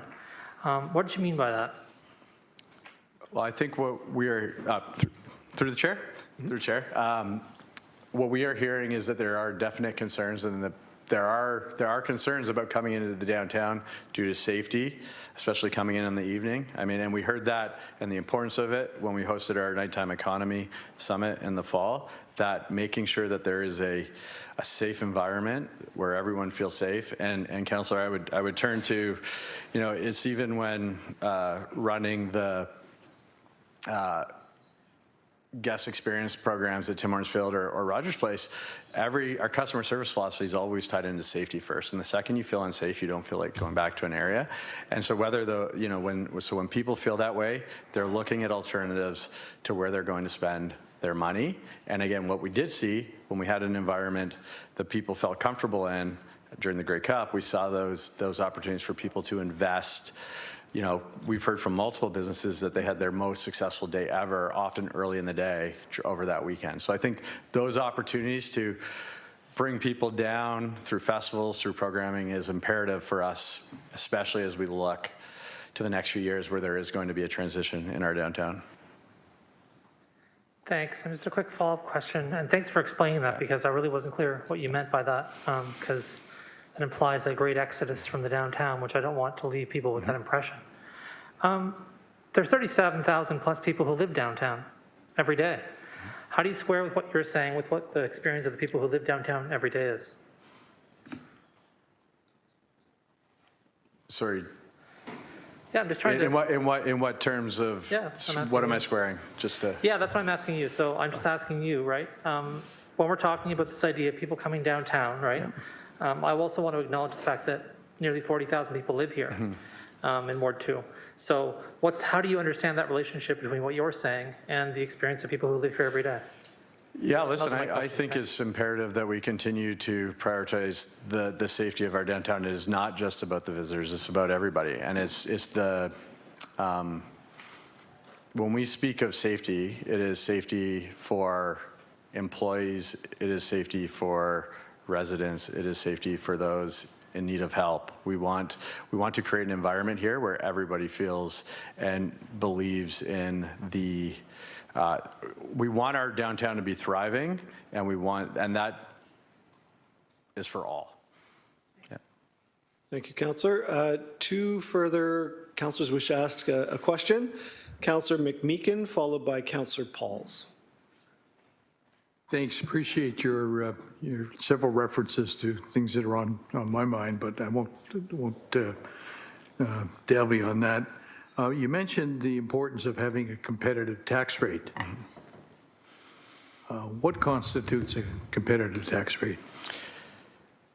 That's a great, through the chair, that's a great question. I think for us as we look around in our environment, and I think maybe to answer that question, Councillor McMeekin, I would say that I think in all areas we want to make sure that we are competitive beyond just the tax rate. So the tax rate is imperative in terms of the ability to open and run a business here where it is affordable. And when we say competitive, that someone who is operating a business or looking to open a business aren't choosing other areas because of the tax rates. And so without going into further discussions on areas of improvement, those could be areas like us looking at long-term how we can improve our time to build, because there are many ways that we can improve the growth of our community through investments in time and energy, because as someone spoke to earlier, savings are often just as important as new revenue.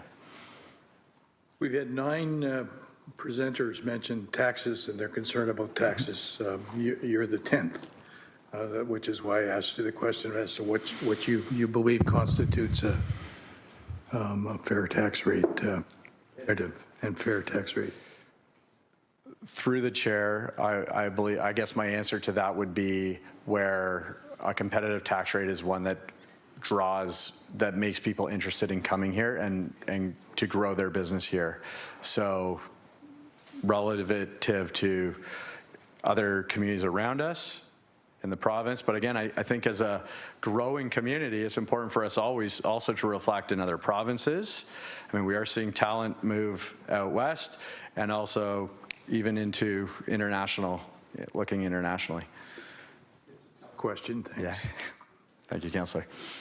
Councillor Pauls. Thank you. And I want to thank you. First of all, you're doing a great job. Thank you. I know that Hamilton Day Shop Local was such a success. People were going shopping local and all that. But I want to go back to, you said people coming back when the streets are clean, safe. Have you been talking to business? What do you think they're asking for? I met with a couple of businesses downtown, and they told me what would keep them safe is what's one solution? One word. Can I say one word here? I think... Order, please. Can we not have comments from the gallery? Order, please. The top of the city is basically middle class place. Order, please. That's how it is. Order. Councillor Pauls, please. Thank you. Through the chair. Sorry, Councillor, can you repeat your question? I'm just saying, what would keep the downtown safe? We've heard from other delegates that police doesn't keep us safe. Are business asking for more policing? I believe, again, what businesses are asking for. So, and again, I know there was a combined effort in the summer through police services. There was definitely positive feedback through that. I can speak to my own experiences in this role over the past year. I have heard from long-term Hamilton businesses that are housed in the downtown, and their concern for their employees' safeties are making them start to consider going elsewhere. And I can also speak as someone who has the privilege of working in Jackson Square every day. I have walked multiple people to their vehicle to keep them safe during the daytime. So again, and I think this is really important, safety is, whether it's how you feel, whether it's real or safe, is an individual thing. So as soon as someone does feel unsafe, it's important. So I guess to answer your question, there's definitely a want from our business community to have customers and employees come into the downtown and feel safe and want to return. And again, back to my as simple things as going to a TICAS game, if you don't feel safe, you don't go back. And so I think that applies to every aspect of our community. Thank you, Greg, and you're doing a great job. Thank you. Councillor. Thank you, Greg. No further questions. Thank you for kindly. your Have a great day. presentation. Our next presenter is a virtual from Ki Shu or Shi, and then that's followed by Ariane DiNardo. Hello. Hello, we can see you and hear you. And please correct my pronunciation of your name. It's Kishu. You got it right the first time. Please go ahead whenever you're ready, Ki. Okay. Hi, everyone. My name is Kishu, and I'm a resident of Ward 3. I am also a settler, an immigrant, and a permanent resident on the stolen land. And I stand before you today to address a matter of profound importance. The 2024 tax delegation and the proposed increase in the police budget, however, I urge you to consider a different course, one that redirects funds to address critical issues affecting our community directly. Instead of investing more heavily in law enforcement, let us prioritize initiatives that enhance food security and provide robust aid solutions for our low-income residents. Instead of channeling funds into an increased police budget, let us explore opportunities to bolster food security initiatives. We can invest in community gardens, local farmers market, and partnerships with food banks and grassroots organizations such as our previous speaker, Disability Justice Network. Great speech, Sarah, by the way. These initiatives not only address the immediate needs of our residents, but also contribute to the long-term sustainability of our community.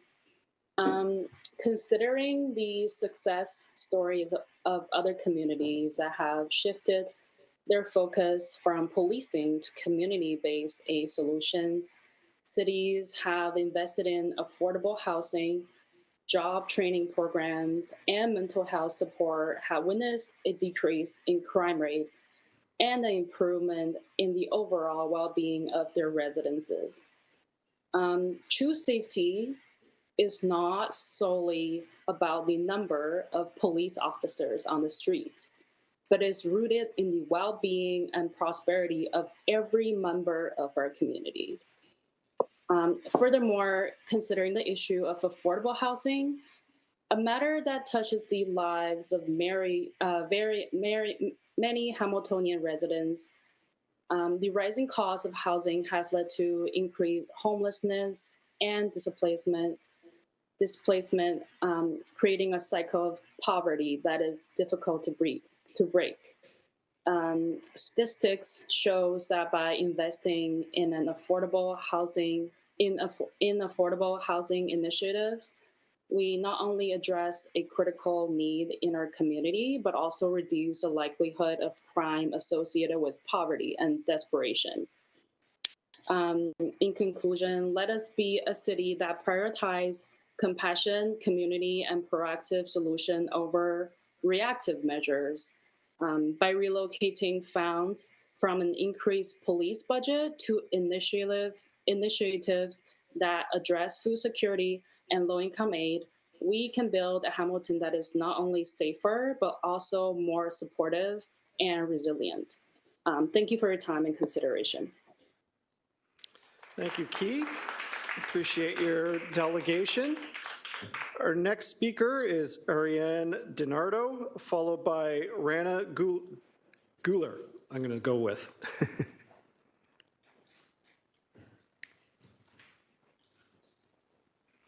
Ariane, welcome.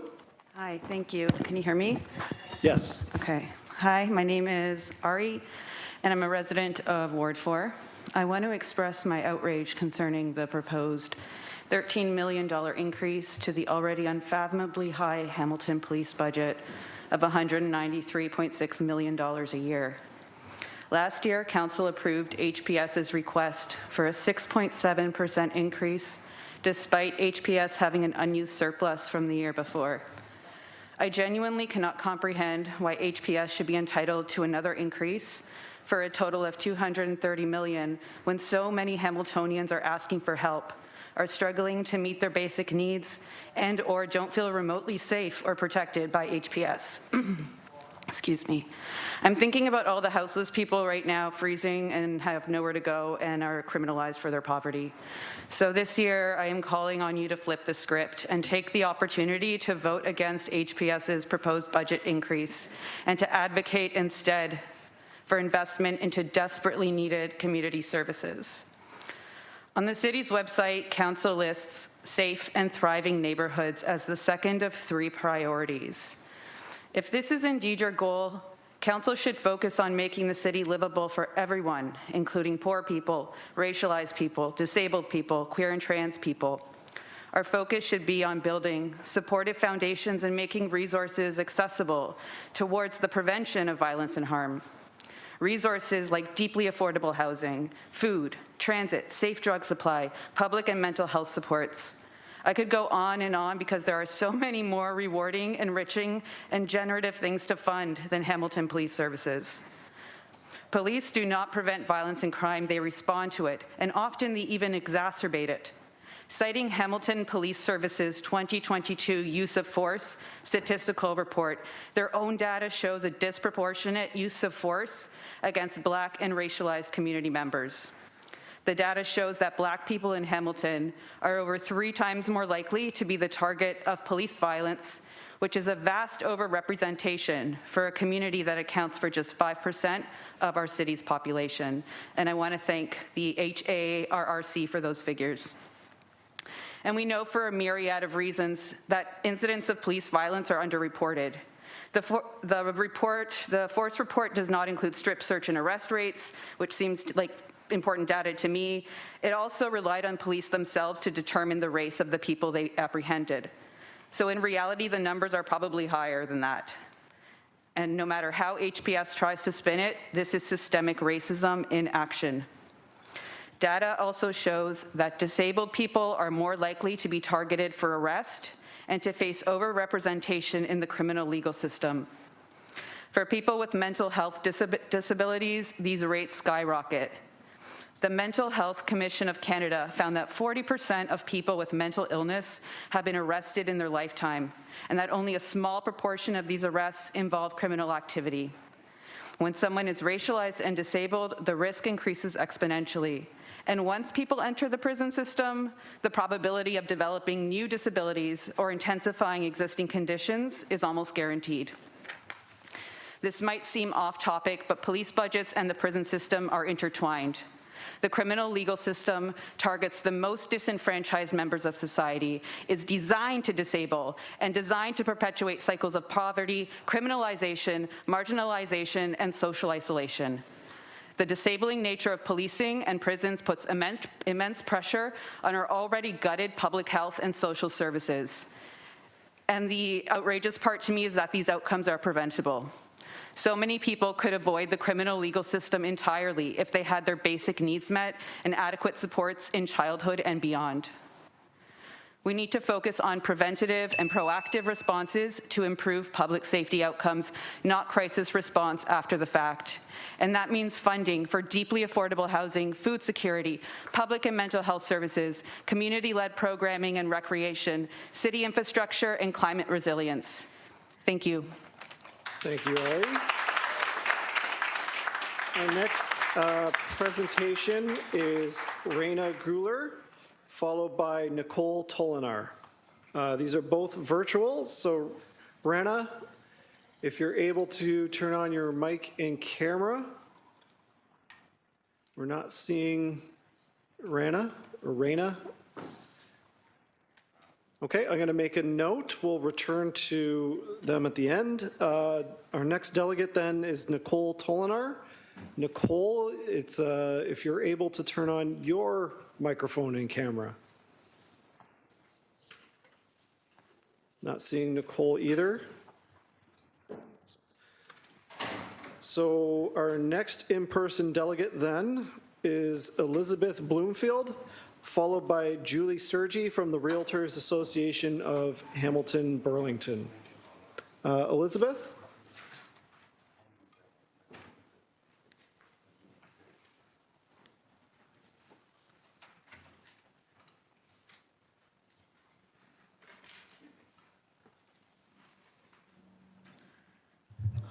Tasha, hello. My name is Elizabeth Bloomfield.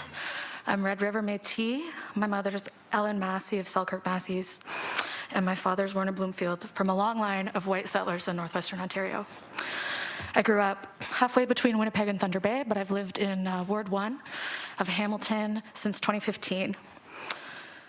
I'm a SSHRC-funded PhD student at McMaster, and I'm here today to plead with you to deny the Hamilton Police Services request for a $13 million increase to their budget. I understand that probably many of us in the room or sitting around this table, it feels viscerally scary to imagine what might come of a Hamilton with a smaller police budget. And I understand that that kind of fear can sometimes close our minds to imagining new possibilities. And I hope that today you might be able to think past that fear and try and really hear what I'm saying with the open mind and open hearts. I'm sure, as you all know, in 2019, the City of Hamilton endorsed and fully supported the Urban Indigenous Strategy, which reads, "The City of Hamilton is committed to having a trusting relationship with Indigenous communities where we communicate and work together appropriately to address the unique needs and issues of Indigenous people." So I would love to talk about the unique needs and issues of Indigenous people in Hamilton. We know from census data that Indigenous people make up something like 3% of Hamilton's population, but the Social Planning and Research Council of Hamilton suggests that 20% of unhoused people in Hamilton are Indigenous. Other peer-reviewed estimations suggest it's closer to 50%. And as an Indigenous person, these numbers are not shocking. I understand that the 2021 implementation plan for the Urban Indigenous Strategy has 3 housing-related recommendations, and that is a great thing. I look forward to seeing the material results of those commitments. However, the plan also reads that the success of this strategy is dependent on the engagement of staff across the corporation and involvement by all city departments. And I have some serious concerns about the Hamilton Police Services engagement and involvement, and I would like to relay some history of policing in this country. Part of that implementation of that plan seems to be the inclusion of Indigenous dates of recognition on the city's website. One of these days is Louis Riel Day. And if you have done the readings, then you know that Louis Riel was killed by the state in 1885 for leading a popular and effective armed resistance of Métis people on Métis land against the invasion of the Northwest Mounted Police, which we know today as the RCMP. Before they killed Riel, Canada sent the Northwest Mounted Police to ruthlessly slaughter hundreds of Métis men, women, and children to clear the land for white settlement. Dispossessed of their land and forcibly displaced from their homes, many Métis people lived in road allowance communities until 1960. A road allowance community is exactly what it sounds like. It is entire communities of people who are forced to find homes on Crown land between a road and someone else's property. My grandfather grew up in these very literally marginalized communities. He did not have enough to eat, and he did not have warm socks to wear. This is not the history of Hamilton Police Services, but it is the history of policing in Canada. This is not the history of all Indigenous people, but it is not isolated and it is not unique. The police killed our ancestors and stole their land at the command of the government. The police stole our children and took them to residential schools at the command of our government. The police are the ones who raid encampments, destroying and throwing people's belongings in the trash and repeatedly displacing and re-traumatizing them at the command of this government. I'm sharing this with you because I need you to hear what Indigenous people feel and hear and see and know in their bones when the City of Hamilton continues to increase police funding year after year. This country and this city will do anything and everything imaginable to make sure that Indigenous peoples are not able to live full and dignified lives. If the success of the urban Indigenous strategy depends on the engagement of staff across the city in all departments, then that strategy will be unsuccessful as long as HPS exists. If you care at all about Indigenous people, then you will enthusiastically and unreservedly reject the HPS budget request. I'm not asking for you to defund the police altogether. Reject the proposed increase. The demand will always be to defund, disarm, dismantle, and abolish. A better world is possible, a better Hamilton. Right on Please time. do the right thing. Thank you, Elizabeth. Our next delegate is Julie Sergi with the Realtors Association of Hamilton-Burlington, followed by Vic Wojciechowska. I'm sure I'm not saying that correctly. Julie.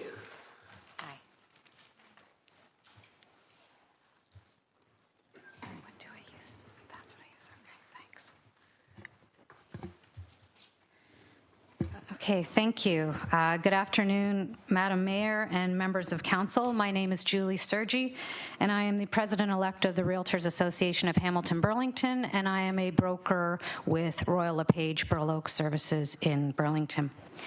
I was raised in the city of Hamilton, and we all know that this city is facing enormous challenges, and I'm here today to discuss the impacts of rapid-fire increases to property taxes on Hamiltonians. We are looking at an average increase of $550 per homeowner in 2 short years. We want to be sure council has a solid understanding of what that means for the people they are taxing. Today, the average Hamilton household, one more slide. Today, the average Hamilton household income is approximately $85,000.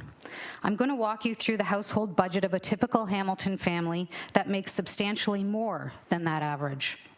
Meet Jack, an operations manager at the steel mill. He makes $75,000 a year.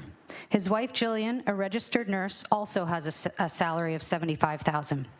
Jack and Jillian aren't flashy, and they live a relatively modest life.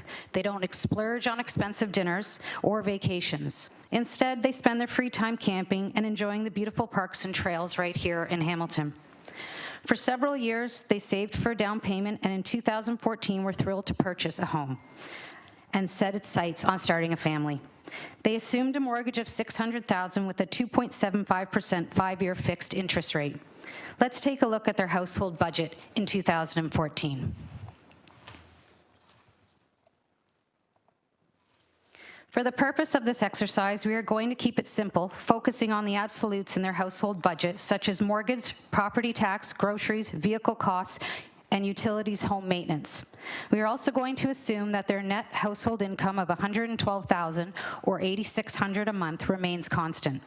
You can see from the pie chart that after these expenses, Jack and Jill have $3,127 remaining to cover the costs that aren't captured, such as clothing, childcare expenses, healthcare, savings, and all the unexpected things that life throws our way. Back in 2014, their home would have been considered affordable and a responsible financial decision. Now skip ahead a decade to 2024. They still have $8,600 a month in income. They own the same home and renewed their mortgage in 2019. Because rates were low, they borrowed some extra funds against their equity to pay off some lingering student debt. In 2024, their mortgage is again up for renewal. They will refinance at 6%. Now their monthly mortgage payment has gone up by $700. But that is not all. Due to an increase in impact assessment, their property tax increased to $9,600. Jill and Jack are extremely stressed out. They both work hard, have made good choices, but monthly increases in shelter costs is more than they can swing. Compounding these financial woes are the increased costs of groceries, utilities, home maintenance, and transportation costs. All told, their monthly household budget has increased by $3,177. They are falling short $50 a month. They are sliding into debt. How could this be happening to them? They have always been frugal and have made safe financial decisions. In order to keep their home, they are going to have to make some difficult decisions. Carrying costs for their home can't be reduced, so what's next? Groceries, they can stretch their budget by planning cheaper meals. They can go down to one car, despite the difficulty this will cause, by using HSR. It will take them nearly an hour and a half to get to work, but it will save them approximately $980 a month. But it will cause tremendous strain to their family life.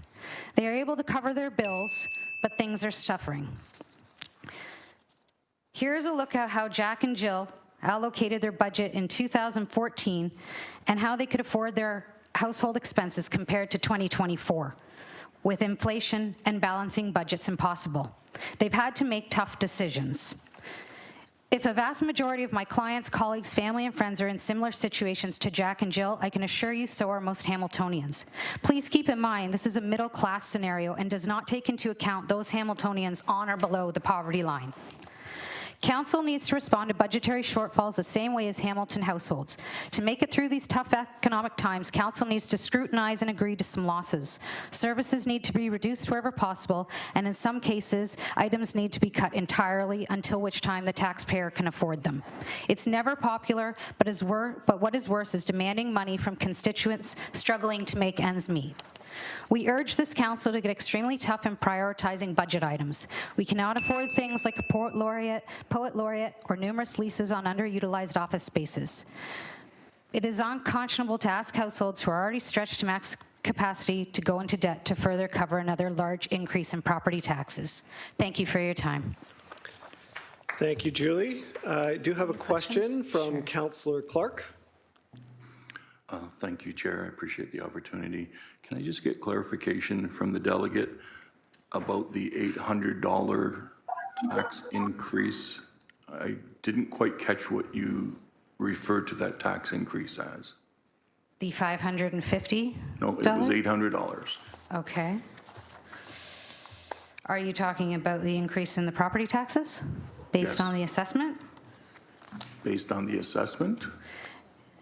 Yeah, so property taxes after the newly assessed value of their home. So if you base it on their home being assessed at $725,000, their taxes went up by that much.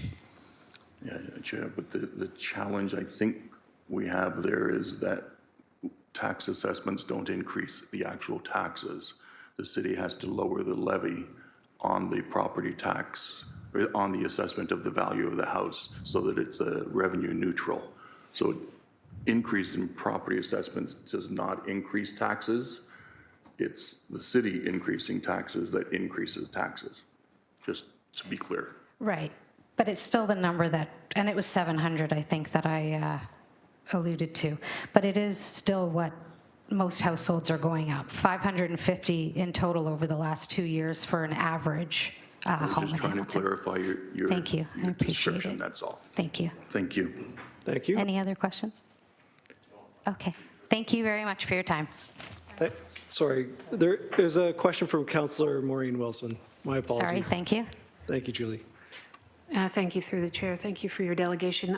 I'm just curious whether the Real Estate Realtors Association of Hamilton Burlington or your provincial chapter has engaged in delegations at a provincial level with respect to their budget. We have. We've been also to the national level back in the fall of 2023, discussing things along the lines of increasing immigration of trades people to come in and build the houses that are needed.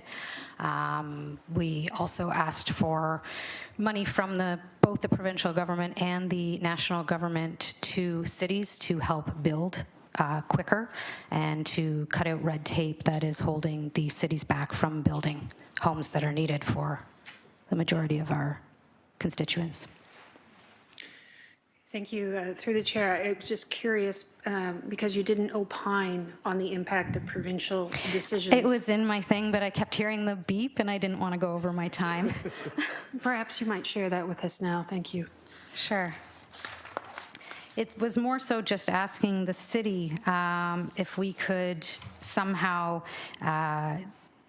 go to the province and ask them to be accountable for their budgetary shortfalls related to the city and their imposed development policies, because they have stated in the past that they would like to make municipalities whole, and they have fallen short on doing that. And so the Realtors Association of Hamilton Burlington would be more than welcome to taking suggestions from the city and taking them to the provincial MPs that we deal with, and also at the national level as well. We are going to something tomorrow on housing with the Minister of Housing federally. So if the city ever has any suggestions, please do reach out to us. We're always here to help. Thank you. Thank you. Councillor, you still have the floor? No, I would encourage the delegate and their association to work hand in glove with this municipality and all municipalities, because the very things that were referenced in the delegation are directly, fully, and completely impacted by provincial decisions. And I know this municipality and all municipalities in Ontario, like you, are still waiting to be made whole. Thank you. Thank you. And just one more thing. We were invited the other day to a zoning meeting, a task force thing, and it went really well. So if we could be invited to more of those things, we'd love to be a part of them. Thank you. Thank you, Julie. I do have one further question for you. Yep, okay. From Councillor Nan, please. Thank you. Hi, Julia. Thank you for your delegation. In one of your bar graphs, I think it was the comparative, the last one, the 2014-2024. Right. Looking at the average budget allocation for the household that you provided as a case study, what role does the cost of housing increases play in that bar graph and the lack of leftover funds in the last portion for residents to be able to have a quality of life? Oh, it's huge. That was an illustration of, say, a difference between someone who was actually bought 10 years ago. If you look at people who are buying today or bought last year or the year before who are coming up for renewal, there's going to be mass amounts of debt and people who are going to have to sell because they aren't going to be able to afford, and they may not even requalify at the new interest rates. So unfortunately, other things that take up cost in your life, and especially if there's some sort of unanticipated medical problem or something of that nature, the average Hamiltonian is struggling huge. So that's one of the reasons we're hoping to at least not put on them extra property taxes in this year. Thank you, Budget Chair. I just really, I think the words you used was to avoid rapid fire property tax municipal increases. Property tax increases in an era where the private market has been rapid fire profiteering off of housing. Thank you. Can I respond to that? Yeah. Yes, please. The reason that the housing market went like that was because of the really low interest rates and the hysteria around being locked down during a pandemic. So while, yes, there was about a year and a half where pricing was crazy, it is no longer like that, and there are a lot of families struggling. There were a lot of families struggling back then, and there are a lot of families struggling now.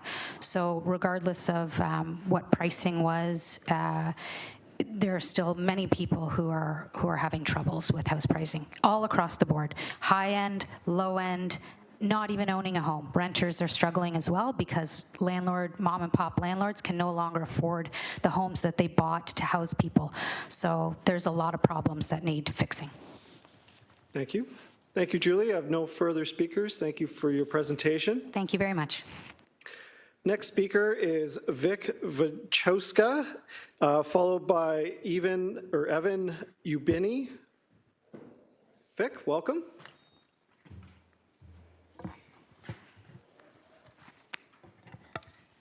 Wish I had 20 minutes.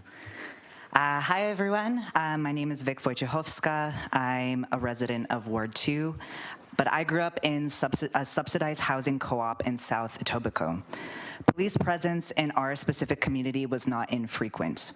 My earliest memory is of a cop telling my mom, "Your mother should learn to speak English."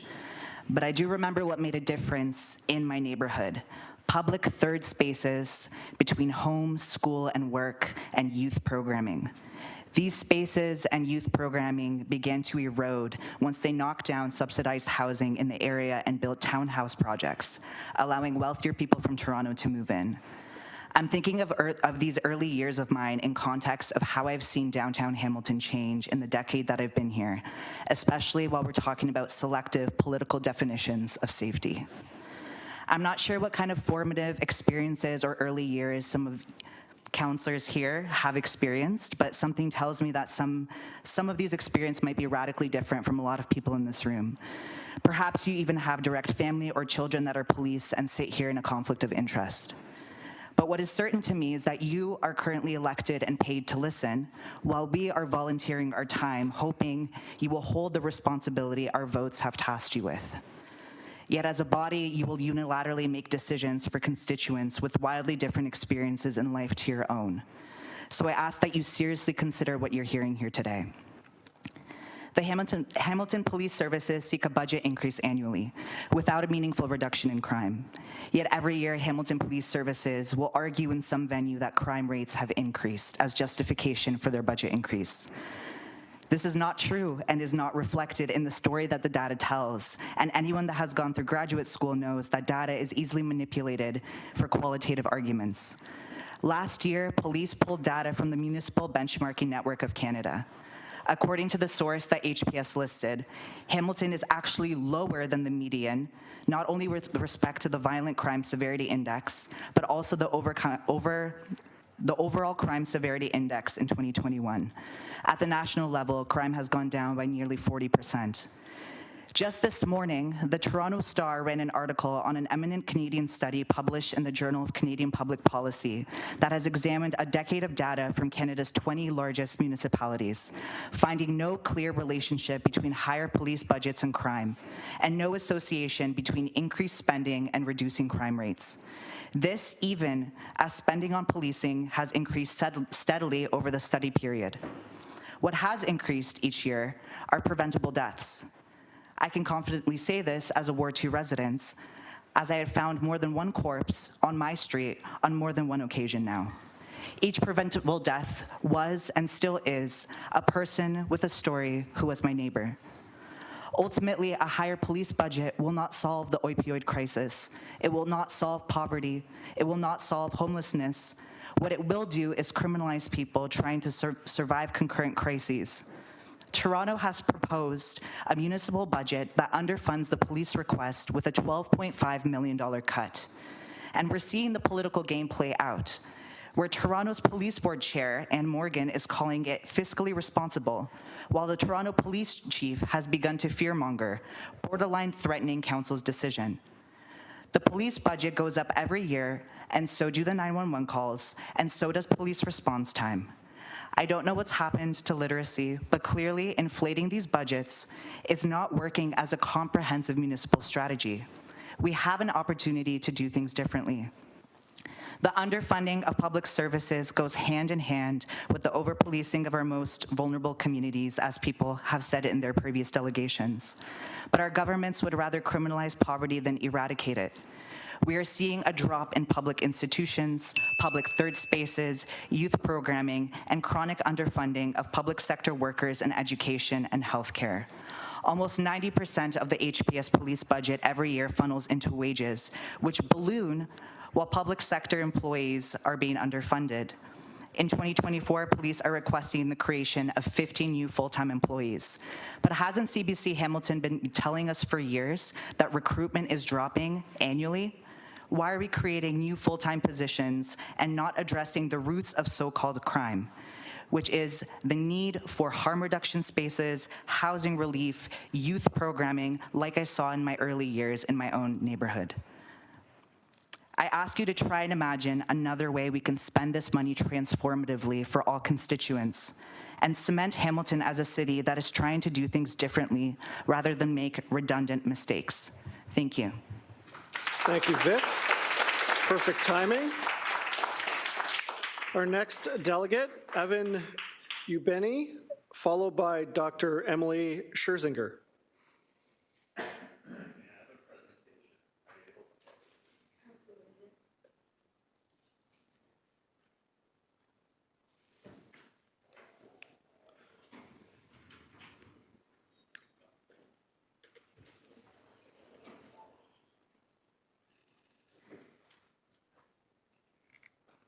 For those online, we're just getting a presentation queued up.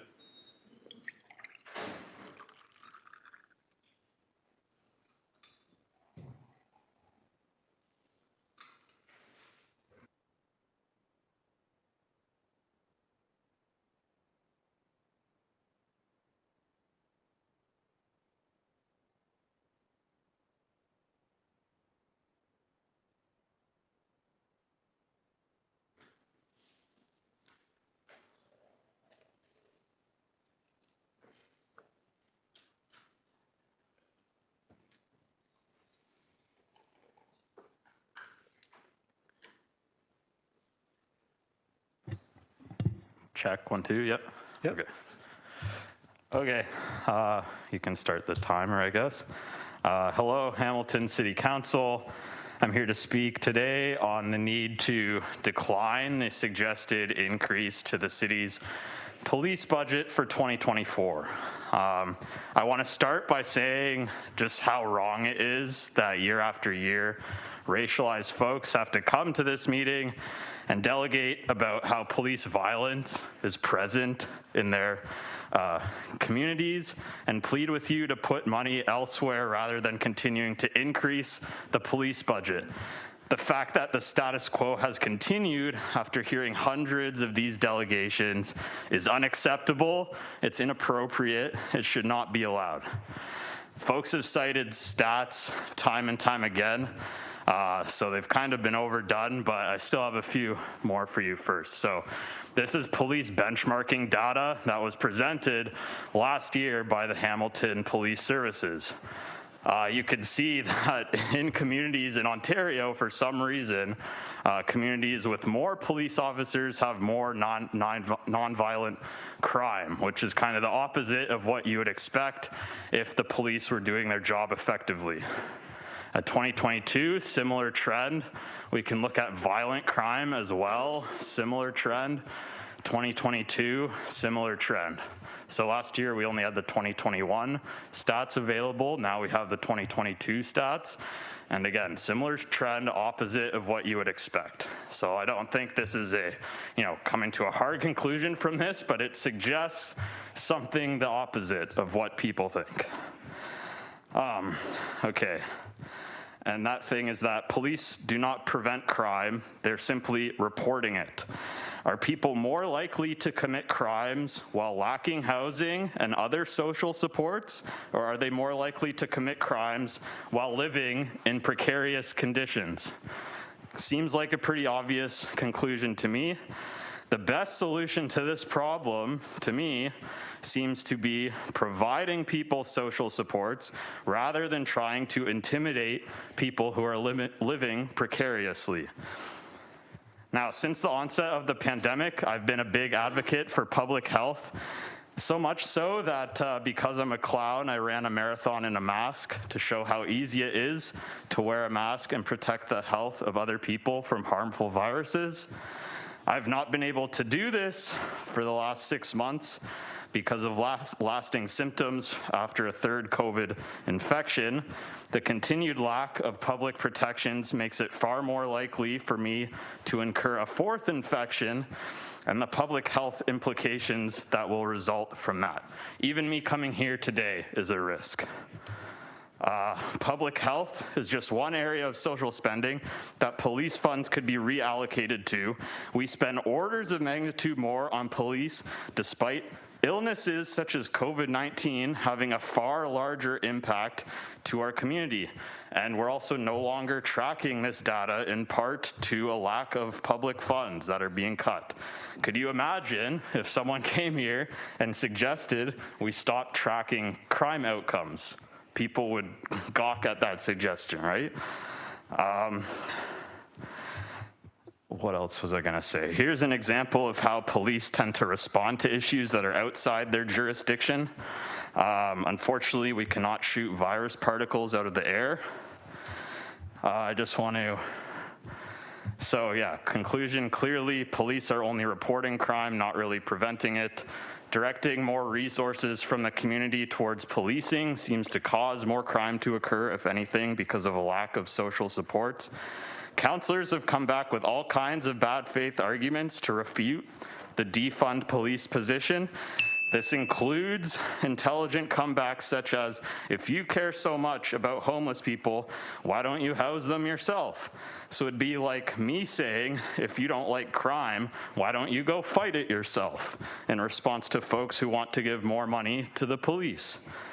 Additionally, councillors always use taxes as a reason to defund social programs, but never the police.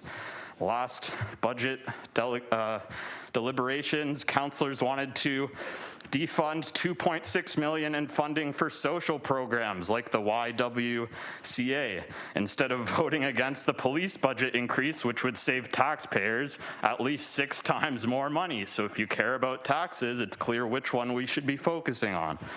Some councillors say there's no point in voting against the budget because it will get referred to a provincial authority that will force its approval. Some of the councillors saying this had no problem voting against urban boundary expansion, despite the province mandating it. I'm out of time, so I'll just finish here. Compassionate person's reaction to seeing unhoused people is to help them get housed. I once again implore City Council to reduce crime by giving people the tools to live a stable life rather than continuing to fund organizations that continually take these tools away. Thank you for listening to me too. Thank you, Evan.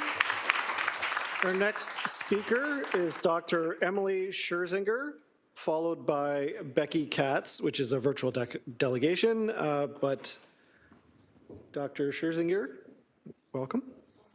I hope I'm saying that right. I'll recycle my joke from last year. It's 11 letters, they're all in the wrong place. So Dr. S works. Hello, councillors. My name is Dr. E. Scherzinger. I am a postdoctoral fellow at McMaster University, where I research, publish, and teach courses on community engagement, children's rights, and disability studies.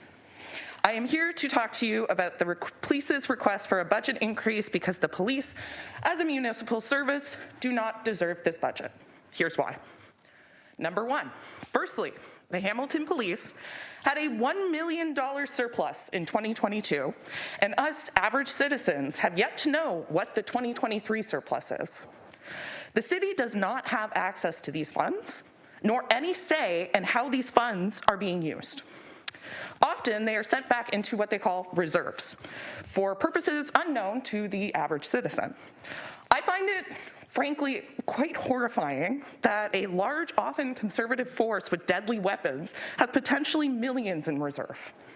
Number two, furthermore, on November 30th, 2023, CBC reported, quote, policing accounts for the largest chunk of the city's budget when compared to other services.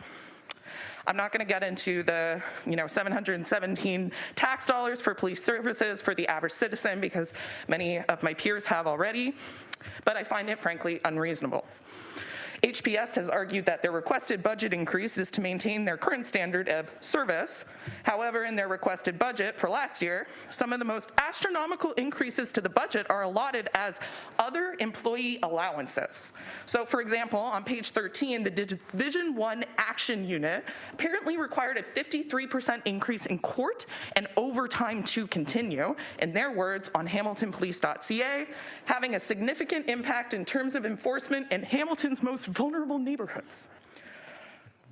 On page 15 of the 2023 budget, the administration of Division 2 requested, quote, other employee allowances, an 83.66% increase. On page 5 of the 2023 budget, the Office of the Chief requested a 1,094.12 increase for other employee allowances. The HPS has repeatedly, obviously, displayed a severe lack of transparency despite their assurances each year that they will work on community outreach. And despite my expertise in research, which I've been doing for the better part of a decade now, I cannot determine what other employee allowances mean. What does that tell you? Finally, and fourth on my list, the Police Budget Committee, according to a counselor, only looks at the budget at surface level.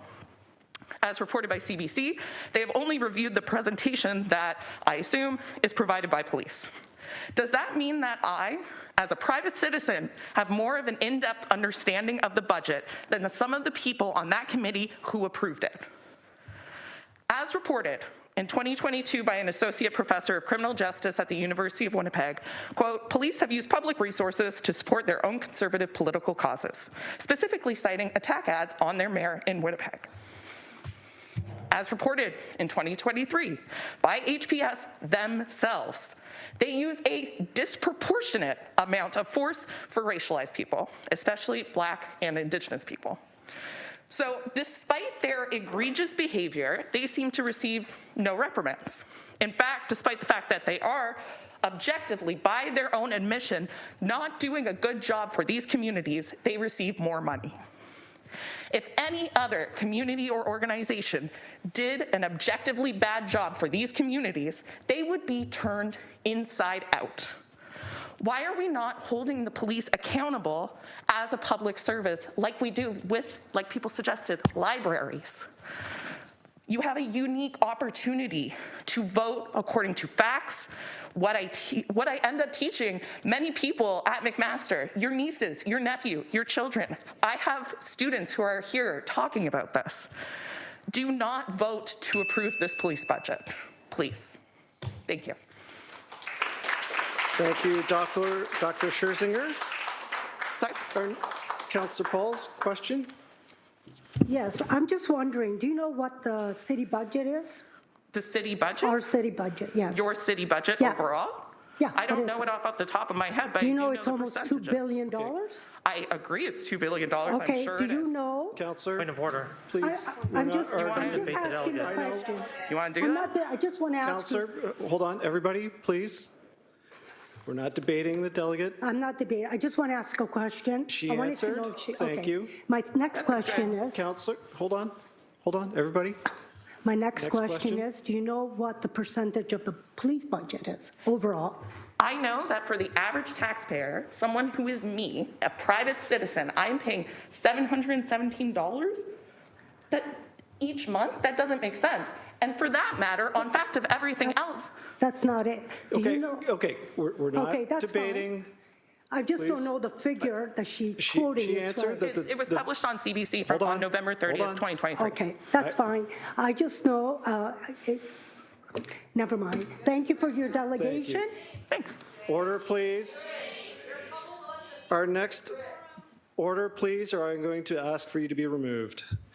Our next speaker is Becky Katz, followed by Adola Egbaimi.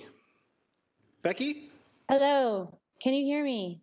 Yes, we can, and we can see you. Great. Madam Mayor and esteemed members of the General Issues Committee, my name is Becky Katz, a longtime resident of Ward 2. I'm a practicing artist, community arts practitioner, and an educator within a secondary school alternative education specialist high skills major program with the Hamilton Wentworth District School Board. Earlier this year, my professional hours took a major hit and were cut due to funding constraints, a reality faced by many in the education sector. So I'm sure you can appreciate that I was extremely disheartened and disturbed to learn that the police services are seeking a $13 million increase to their budget. As a humble taxpayer and constituent, I stand before you to voice my sheer bewilderment and dismay about the proposed hike in the already alarmingly high and disproportionate police budget. This proposal raises major concerns about the allocation of resources and priorities within our community.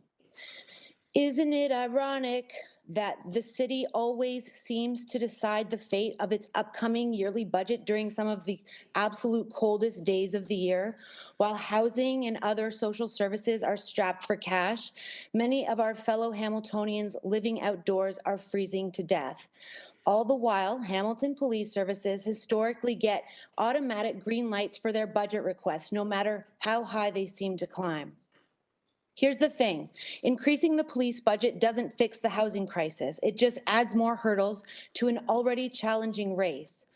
Police actively dismantle encampments, issue tickets for the crime of existing in public, and when faced with mental health distress, somehow manage to turn the dial from de-escalation to catastrophe, sometimes resulting in tragic outcomes.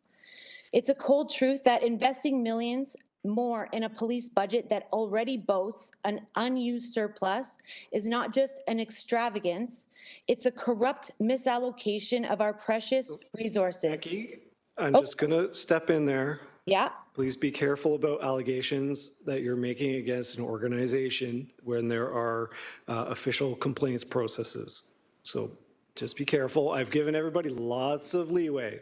Please continue. Sure. Posing a direct threat to the most vulnerable members of our community: poor, disabled, Black, Indigenous, racialized, queer, and trans people. The police presence does not have a magical crime prevention wand, only arriving after the fact. And as we heard in the first delegation of today, sometimes not at all. For eons, the Hamilton Police Services budget has soared while housing costs have skyrocketed. Food has turned into a luxury, and our social services are becoming few and far between. It's so depressing to me that as an artist, I'm not up here advocating for the arts, but rather the bare necessities. The healthcare system is on shaky ground, education is scrounging for pennies, and we're stuck in survival mode when we could be thriving. Speaking of survival, climate change is knocking on our doors with more severe weather events, increasing temperatures, extended heat waves, more increase in intense precipitation events with risks of flooding, increasing in ticks, higher ground ozone layer, and increased energy consumption. But here's the thing. Pumping money into law enforcement instead of climate resilience not only deepens the crisis, but also speeds up the impact of climate change, perpetuating the cycle of systemic oppression, since data shows that the effects of climate change disproportionately affects racialized and low-income individuals already. Skipping. In 2023, the City of Hamilton declared a gender-based violence epidemic. Public safety should mean everyone has access to essentials. I dare to dream of a world where our tax dollars create symphonies of education, green oases of parks, gloriously convenient public transit, literary sanctuaries of libraries, vibrant opportunities of arts and culture, robust foundations of healthcare, vigilant guardians of environmental stewardship, and the warm safety and security of housing and universal basic income, not just more police sirens. Just because people coming into downtown Hamilton from outside the core are judgmental of those who suffer from poverty and mental health and addiction concerns doesn't mean they are unsafe. People's judgment of others is not an accurate indication of safety. So just because some people don't feel safe, it doesn't mean they aren't safe. In conclusion, I implore you to cast your vote against the proposed increase for the Hamilton Police Services budget. Let's champion the underfunded heroes of community services instead. Thank you. Thank you, Becky. Our next presentation is from Adola Egbaimi. I believe this is in person. Yes? Adiola, thank you. My apologies. Thank you. My delegation today is on behalf of Environment Hamilton. I, like many of you, spent the holidays at home. I grew up in Ottawa, so I spent my holidays growing up skating on the canal, going sledding. This year, my family was all gathered together, and someone, probably me, remarked, "I cannot believe it has not snowed once." And the vibe of the room shifts. Someone rolls their eyes, and they go, "I know what the Environment Hamilton employee is going to say." And I kind of shrug and go, well, it is an El Nino year. El Nino events, naturally occurring events that due to fluctuations in the surface of the Pacific Ocean, we get a warmer year, naturally, 9 to 12 months. And we're currently in an El Nino event right now. However, when I went to go look on the World Meteorological Site, they had this description included. El Nino now occurs in the context of a rapidly changing climate due to human activity.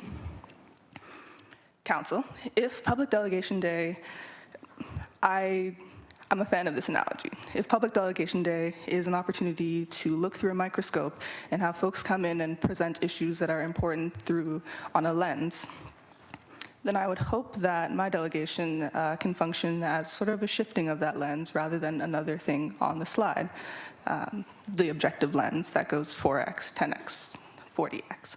What lens, you may be wondering? This is the one that Environment Hamilton would like to bring up again. A lens of flash floods, one of a wildfire season in Canada that turned New York City orange, one where the Great Lakes, which have an average of 10% ice coverage in the year 2023, being reported by the National Oceanic Research Laboratory at 0.3%. In 2023, it has been concluded as the hottest year on record, that record encompassing 120,000 years of data. In Hamilton, the month of December did not dip below, for the first time on record, negative 6.5 degrees Celsius. At the international level, the United Nations Conference of Parties, which happened in December and November of 2023, concluded with limp and vague targets towards a just transition, with NASA experts and other scientists calling it a devastating failure.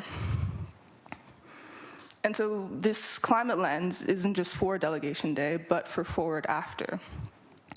Having friends and families who jeer at climate change because of the individual pressures of living day to day, I believe, and Environment Hamilton would like to posit that it puts the onus of systemic responsibility even greater on those closest to systemic power.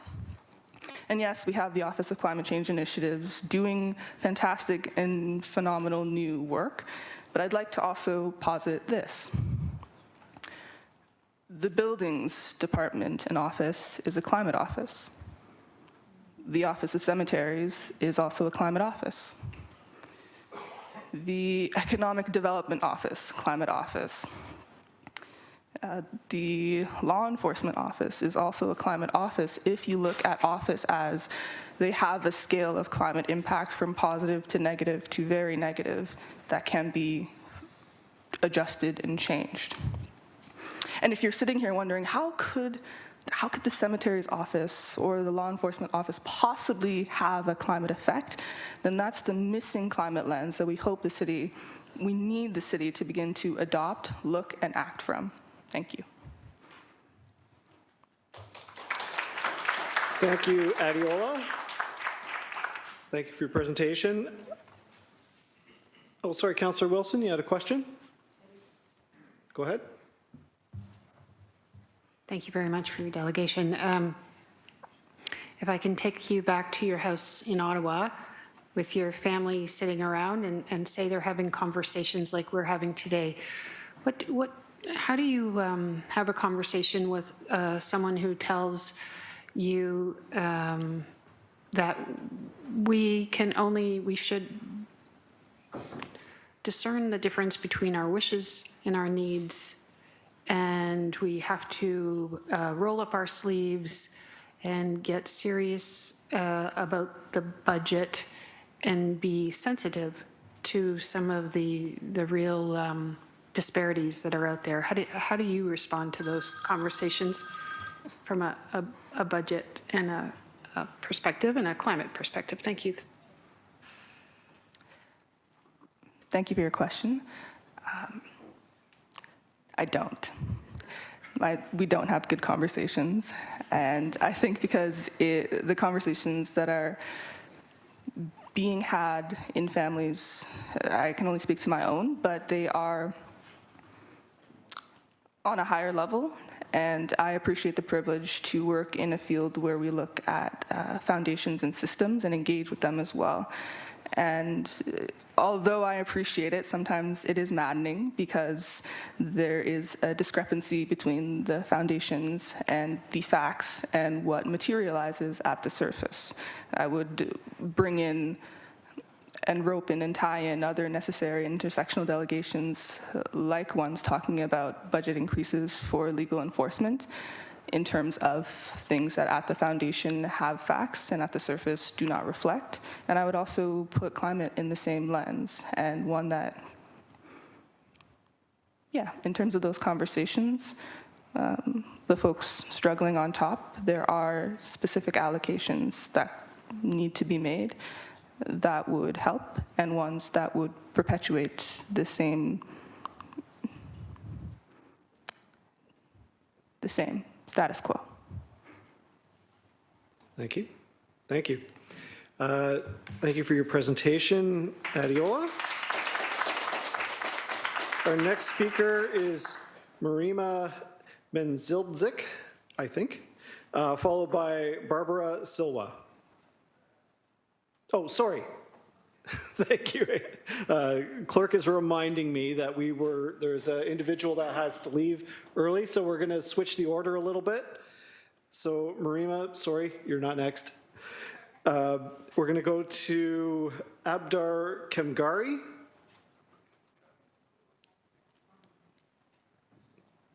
It's online. Thank you. Hello, can you hear me? Yes, we can hear you and see you. Great, thank you. And I appreciate the possibility of having me go earlier in the agenda. Hi, everyone. My name is Abidar Kamgari. I'm a Hamilton resident living in Ward 3. I'm here today to delegate in regards to the 2024 municipal budget. I'm here to call on my elected officials to take proactive, bold action to address poverty and homelessness in Hamilton, and to reflect this priority in how you allocate funds within this budget.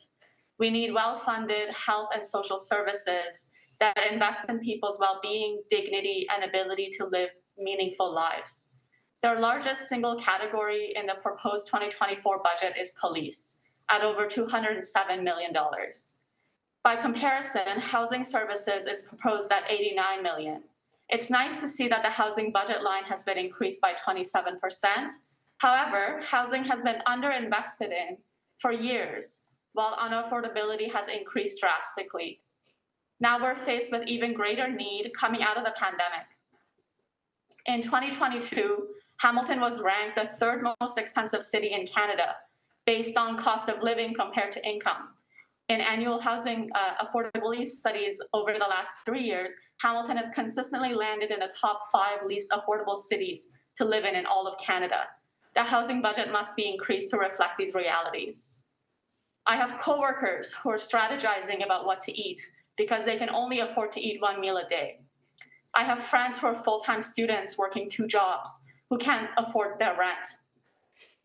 The gap between the rich and poor in Hamilton continues to deepen. This is not an indication of a healthy and equal society. As councillors, you can change the outcomes within the policies you implement, including decisions on where to allocate funds. Police is the largest single category in the municipal budget.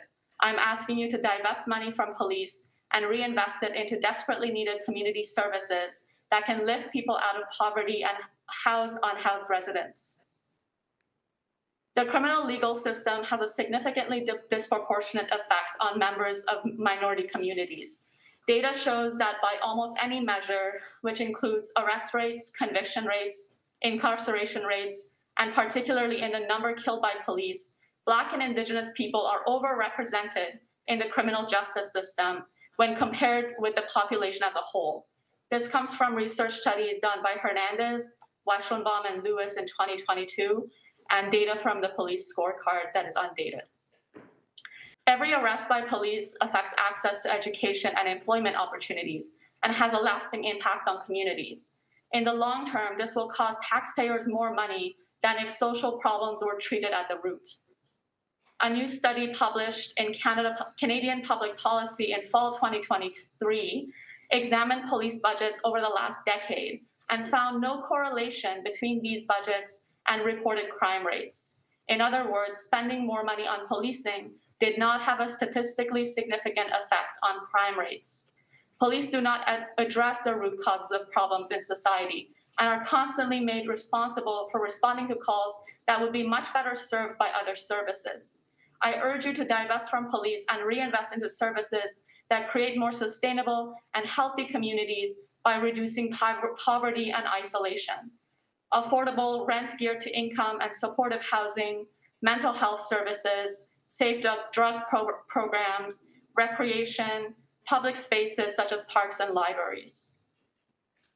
As the city develops its budget for next year, I see an opportunity to plan with foresight for the needs of Hamiltonians experiencing the most barriers socially and financially. I'm referring to newcomer and immigrant communities, Black, Indigenous, and racialized peoples, students and younger generations who are entering a deeply inequitable workforce, people with disabilities on ODSP and Ontario Works, and poor and unhoused people. I'm calling upon the City of Hamilton to divest from the police budget and reinvest into more substantial reinvest more substantially to increase budgets for housing, public health, recreation, and libraries. Thank you for your time, and I'm happy to answer questions if you have them. Thank you, Abadar. I'm not seeing any questions, so thank you for your presentation. Our next speaker is Marima Menzildzik.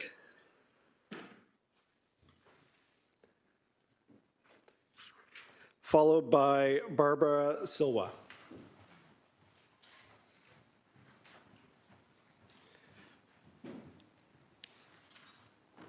I should mention, is it Marima? Marima, yes, you got it. Is from the Hamilton Community Legal Clinic. Wonderful. Thank you, Councillor, and I'm glad I made it down without banging into something else this time. So, good evening, councillors. My name is Marima Menzildzik. I'm a staff lawyer at the Hamilton Community Legal Clinic and part of a 3-person mobile legal outreach team called the Hamilton Legal Outreach Project.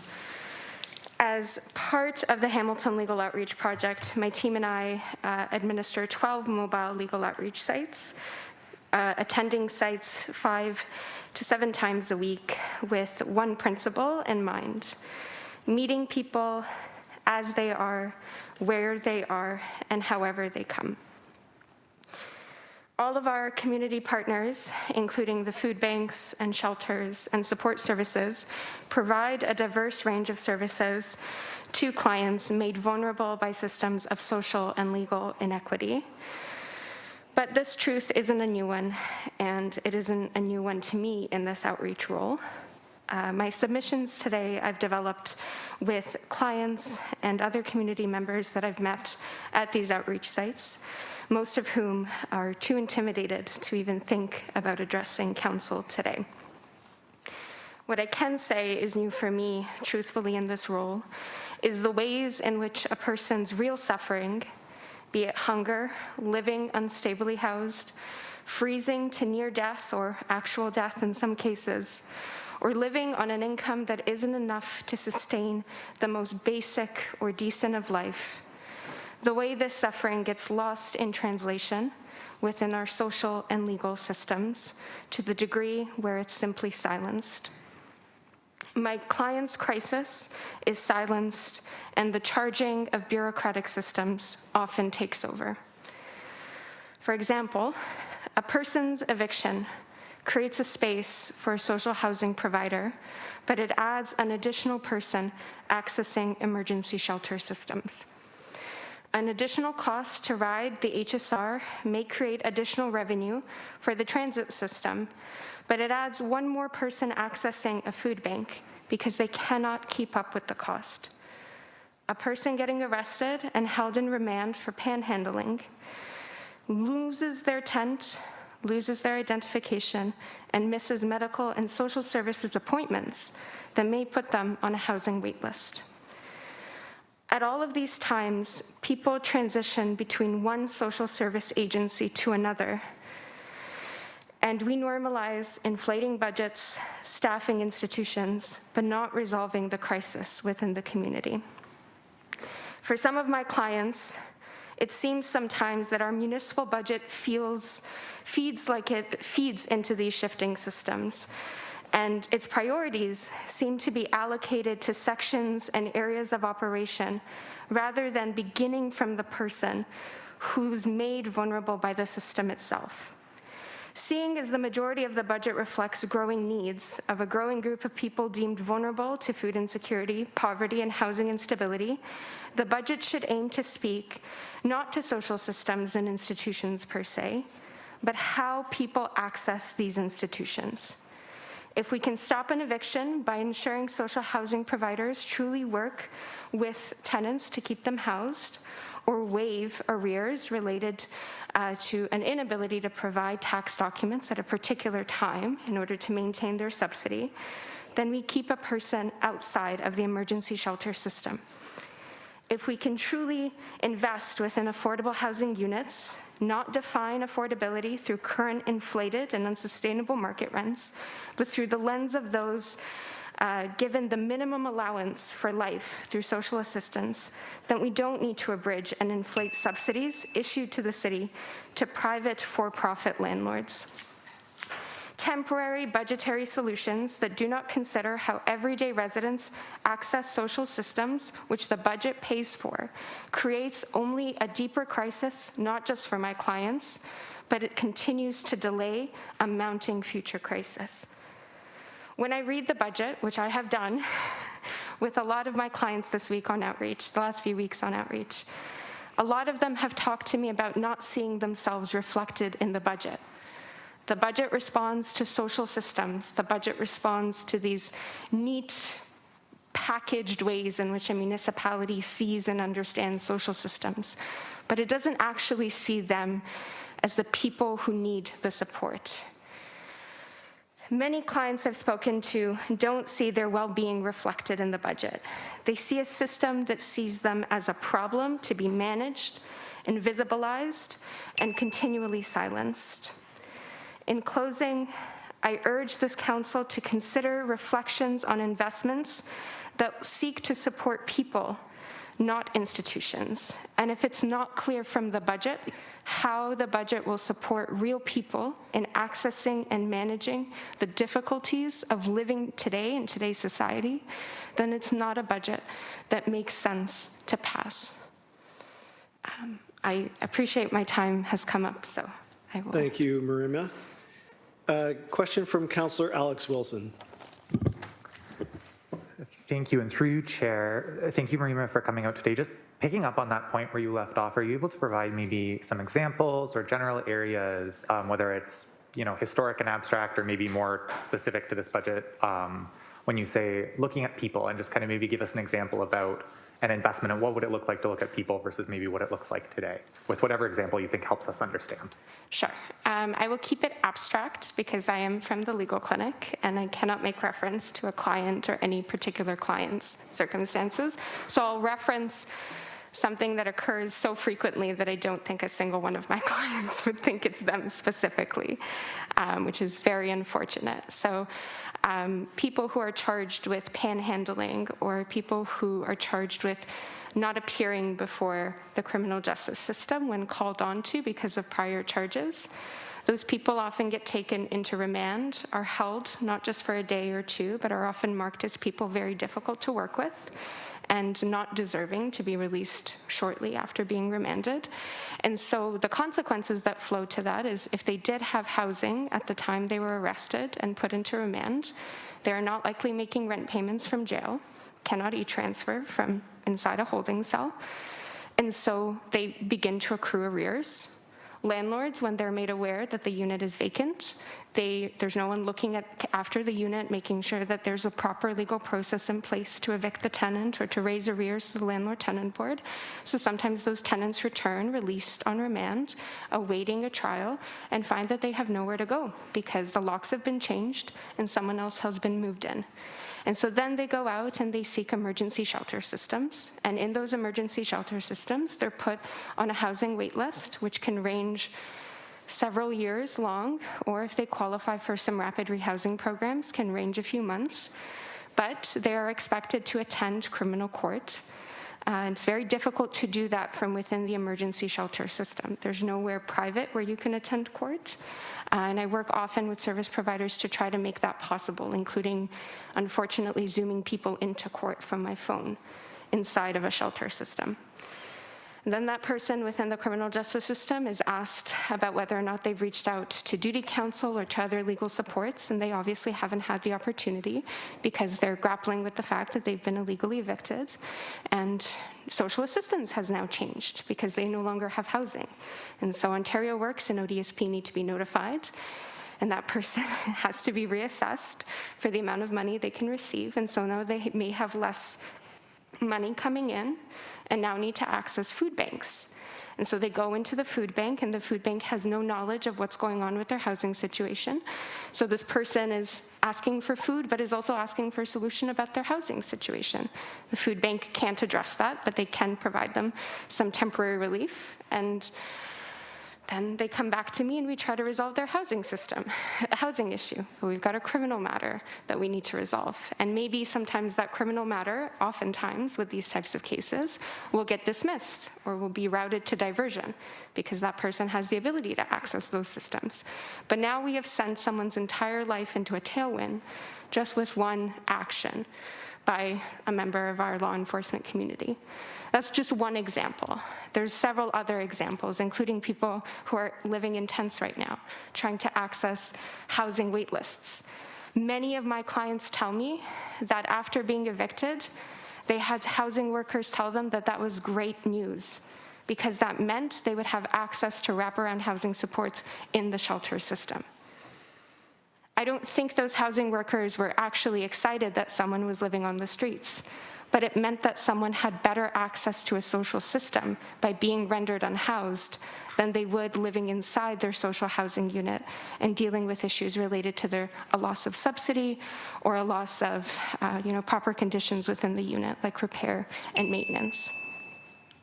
I don't know, sorry, that was a very long-winded answer, but I hope that it demonstrates the cycle that we put people through when different parts of this budget don't communicate with each other because we're not actually centering the experiences of people. We've sort of arbitrarily categorized everything. Maybe it makes sense at a theoretical budgetary level, but it certainly doesn't make sense for people.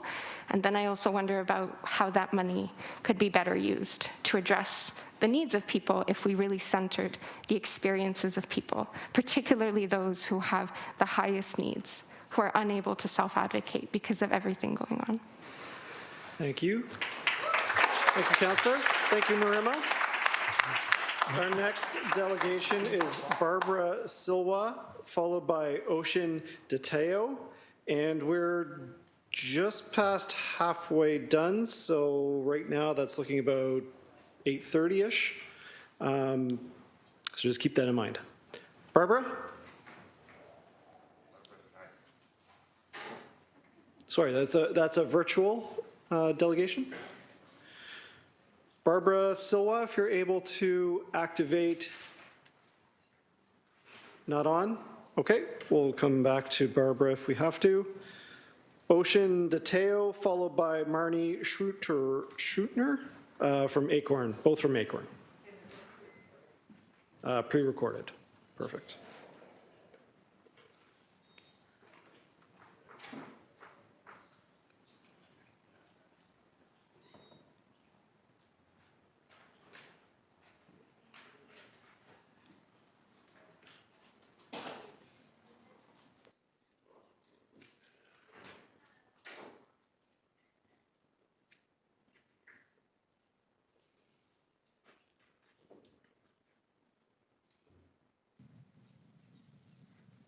staff. My name is Ocean Bactiel, and I'm an Acorn member and attendant in Ward 5.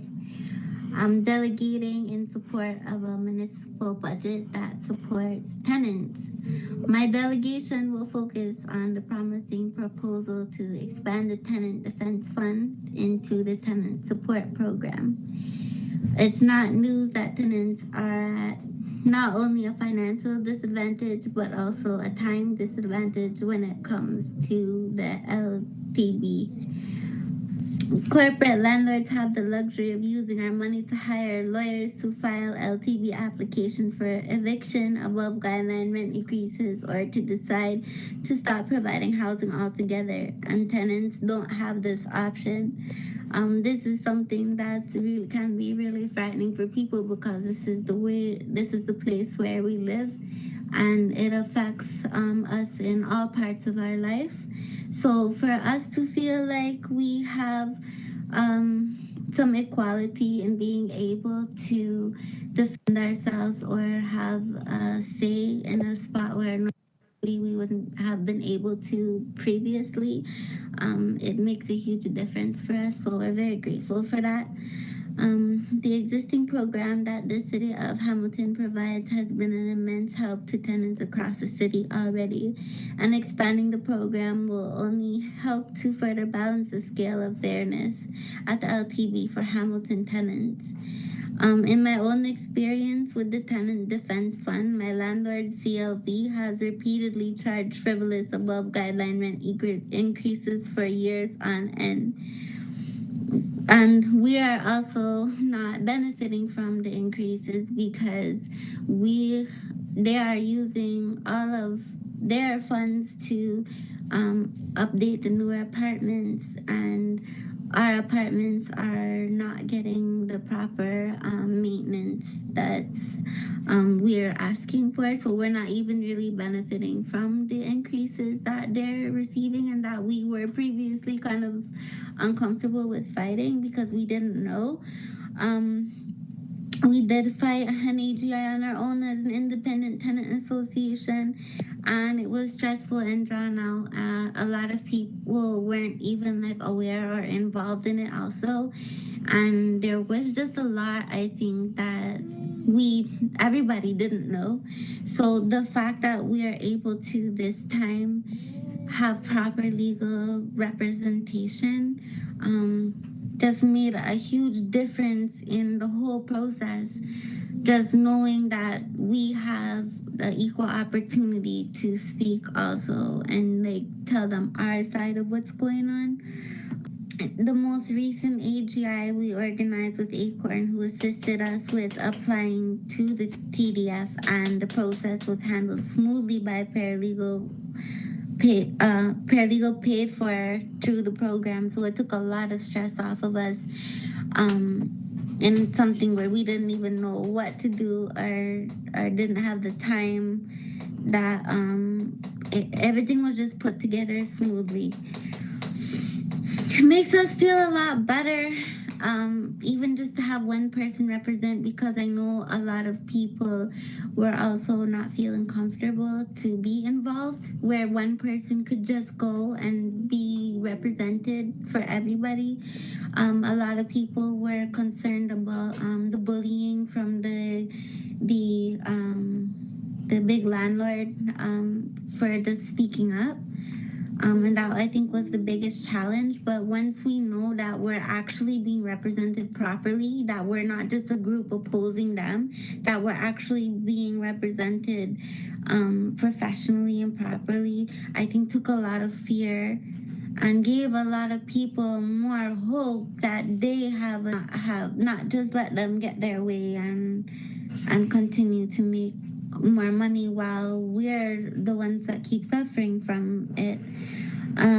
Acorn commends the progress City Council has made on pushing these new tenant protections through and supports the funding necessary to make enforcement effective. And thank you for listening to my delegation. Thank you for submitting your delegation. Our next delegation is also pre-recorded.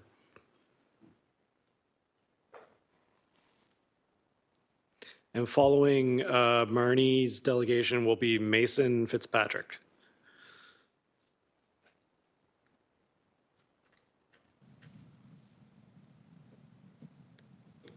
Councilors and city staff. My name is Marnie Schurter. I am co-chair of Hamilton Mountain Chapter and a tenant of Ward 7. Today, I'm delegating in support of a 2024 budget that funds the Safe Apartment Bylaw and Tenant Support Program. I've been involved with ACORN for 4 years and am shocked how landlords allow buildings to fall into disrepair tactics Hamilton landlords are using to force tenants out of buildings and the high rent increases tenants face from big corporate landlords. 35% of Ward 7 residents are renters, and there are many large purpose-built rentals along Mohawk where I live, Fennel and Concession. Thousands of tenants in my ward would stand to benefit from the Safe Apartment Bylaw and the Tenant Support Program. A Safe Apartment Bylaw requires landlords to register with the City of Hamilton and fulfill a comprehensive set of requirements to ensure healthy and safe homes for the tenants. We would be putting landlords on notice that the city cares about their tenants and their living conditions. Be bold and stand up to landlords and deliver a safe apartment bylaw. Lastly, the Tenant Support Program will support more tenants challenge N13s and N12s and above guideline increases. Expanded funding to the Hamilton Legal Clinic to deliver this program will keep tenants in their affordable homes and strive to reduce rent increases that low-income tenants cannot afford. Thank you for listening to my delegation. We urge councilors to support funding to the Safe Apartment Bylaw and Tenant Support Program in the 2024 budget. Thank you. Thank you, Marnie. Thank you for submitting your delegation. Next speaker, Mason Fitzpatrick, followed by Annika Rack, which is pre-recorded. But Mason is in person.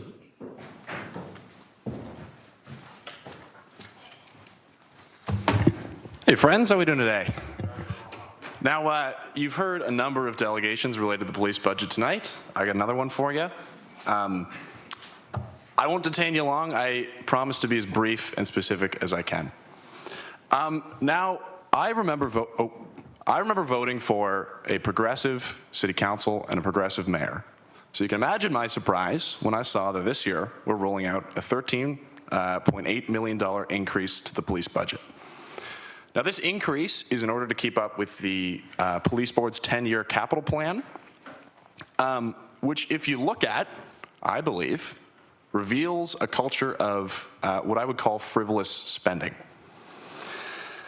So within the 10-year capital plan, scheduled for 2031, is $530,000 earmarked for an armored rescue multi-purpose vehicle. What's that? I've looked at the specs on this thing, and if you've ever played Call of Duty, you may have seen one of these things before. The craziest part is, and I promise it gets better, is we already have one of these things. We bought it in 2013. The reason we're buying another one in 2031 is to replace this one as it ages out.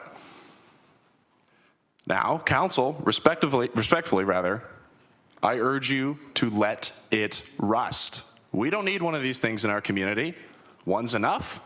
Let's take this opportunity to let it go. Now, the current vehicle that we have, you may be wondering what we use it for. Many have, including reporters at CBC Hamilton. In fact, they asked the city exactly what this thing had been used for. Now, of the 20,000 kilometers clocked on this thing, the city responded that they would have to, that CBC would have to pay $5,000 in order to get staff to look through the kilometers and tell them exactly when it was used, other than for, I don't know, like a press conference or something. It is fairly clear, now that's not me saying that we should start using this thing, please don't. But it's fairly evident from the fact that this thing has not been used, really, that we don't need it. So let it go. Now there's one instance where we know it's been used, and I'm sure that you all remember the tragic shooting in May between landlord and their tenants. Now that's the one time that this thing actually did see combat that we know about. And I understand that your reaction to that kind of violence in our community might be one of fear. And your instinct might be to reach for the gun or the armored car rather than thoughtfulness. So please, take a second and think critically. If you want to address the kind of violence, or rather prevent the kind of violence that is so clearly related to the degeneration of living conditions in this city, my friends in the Acorn shirts will have a litany of suggestions for you that don't involve guns or tanks or armored cars. That's all I have. I'll yield my time. Thank you. Thank you, Mason. Next delegate, Annika Rack from Acorn Hamilton, followed by Liz Scott, also from Acorn Hamilton, both pre-recorded presentations.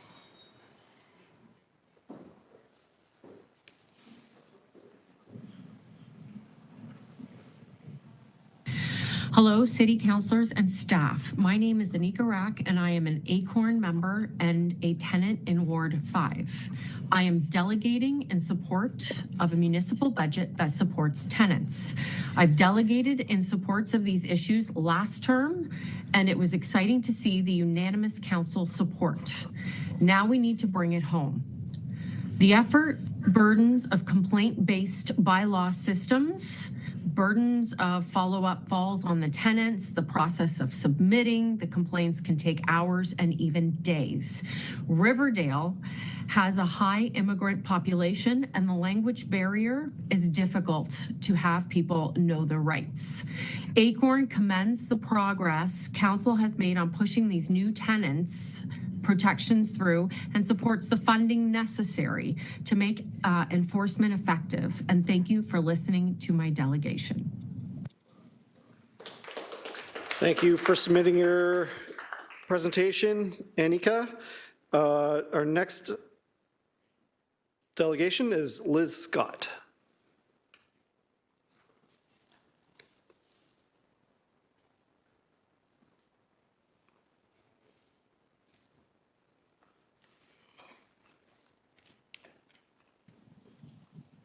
Hello, City Councilors and staff.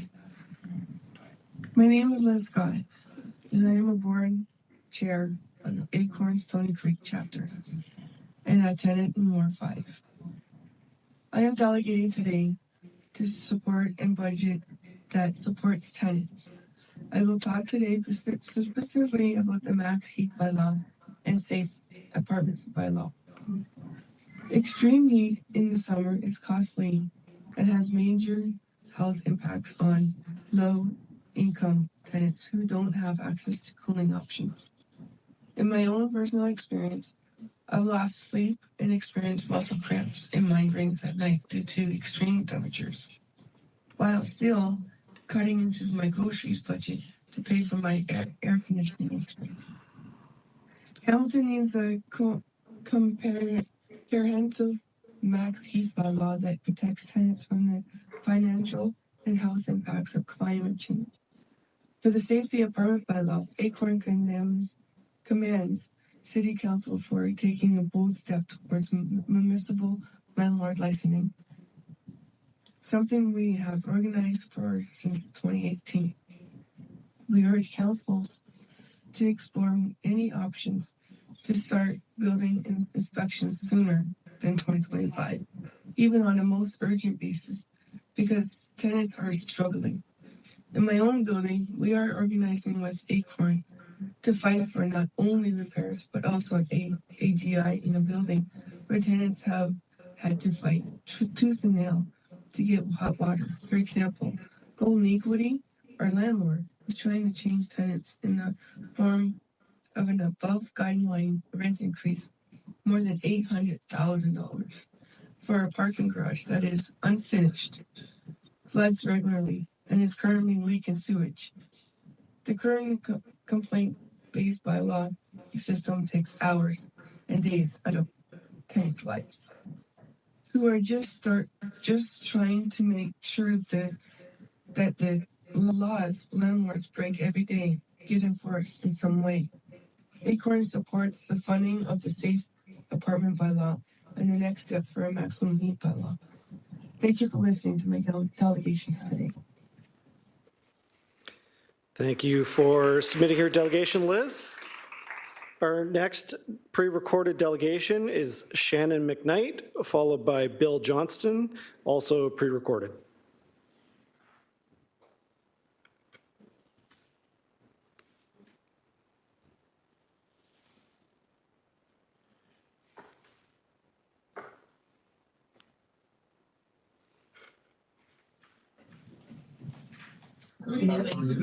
Hello, city staff and council. I'm delegating today to commend the progress that has been made by this council term towards Hamilton's own municipal landlord licensing program. I urge councilors to be bold and decisive in their budget allocation decisions because Hamilton needs a safe apartments bylaw sooner rather than later.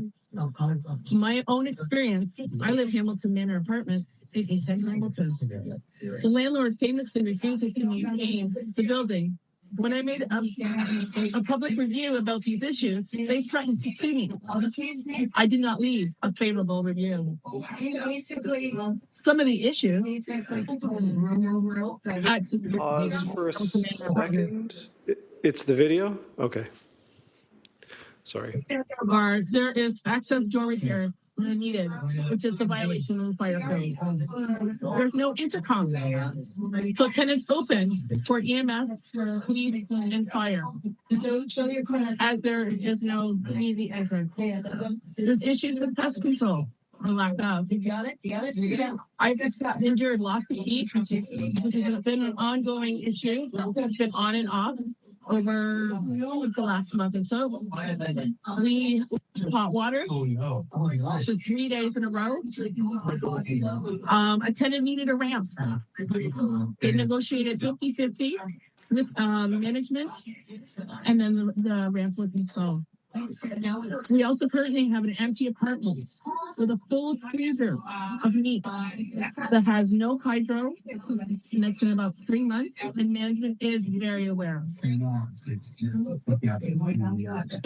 The bylaw enforcement proactively enforce building standards in rental properties. Tenants would not fear sticking their heads out and without a fear of reprisals for wanting a healthy and safe home. If childcare in restaurants need regulations to operate with enforcement, why not people's homes? To maintain a safe and healthy home to live and grow in. Thank you for submitting your delegation, Shannon. Next pre-recorded delegation is Bill Johnston.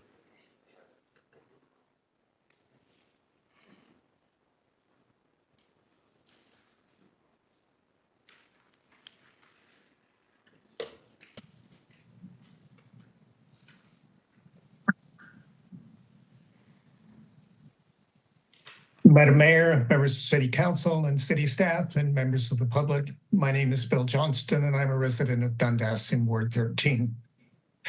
I begin by recognizing the budget challenge that City Council faces. You face criticism if you do nothing and criticism for raising taxes to do something.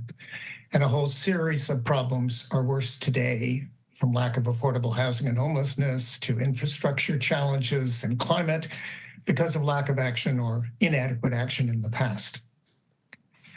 My focus is on the city's housing crisis and the related crisis of homelessness. At least 28,000 Hamilton households are in core housing need, and that census number is a significant underestimation. Some are households in overcrowded housing, or they're in housing that needs major repairs. Most of them are households who pay too much for their housing, and there aren't more affordable homes in the city that they could move to. Those in core need, and most of them are renters, face the constant stress and worry of trying to pay the rent at the same time as other rising costs, and they face the constant fear of eviction. We need to prevent the loss of any existing affordable housing, and we need to build more. I commend City Council for 2 significant housing-related decisions made in 2023. The unanimous approval for improvements to the Vital Services Bylaw, creation of the Tenant Support Program, and funds for the Tenant Defense Fund, and creating the Housing Sustainability and Investment Roadmap, which now gives you a strategy and you created the Housing Secretariat to coordinate and expedite the work on that strategy. I have 3 proposals for City Council today. First, I urge Council not to sell city-owned land on which housing could be built. By owning the land forever, the city maintains control of how it is developed and someday redeveloped, and the city can insist that developers provide higher proportions of affordable units than the province's very limited inclusionary zoning rules would allow. Second, I urge you to provide the needed funding in the 2024 budget to make your tenant protections actually work. As you recognize, those protections need both education for landlords and tenants and enforcement, which requires staff. Finally, I urge you to fund the first third of the 3-year, $31 million multi-year Housing Reserve Fund, which you approved in principle last year. Without those funds, the city won't be able to attract federal investments to build new housing units. Rightly or wrongly, the federal government requires co-investments. And the key to solving the crisis of unaffordable housing, homelessness, and encampments is new, nonprofit, affordable, and/or supportive housing. The nonprofit housing providers that have come together in the Hamilton is Home collaboration are ready to build almost immediately at least 600 affordable units to help the city start to solve those problems. We need city investment to attract the federal investment to make that happen, and we need it now in the 2024 budget. Thank you. Thank you, Bill. We've already heard from Abadar, so our next in-person delegation is from Alex Bolle, followed by Elia Hamlin. Alex? And Alex is representing Acorn Hamilton. Clearly.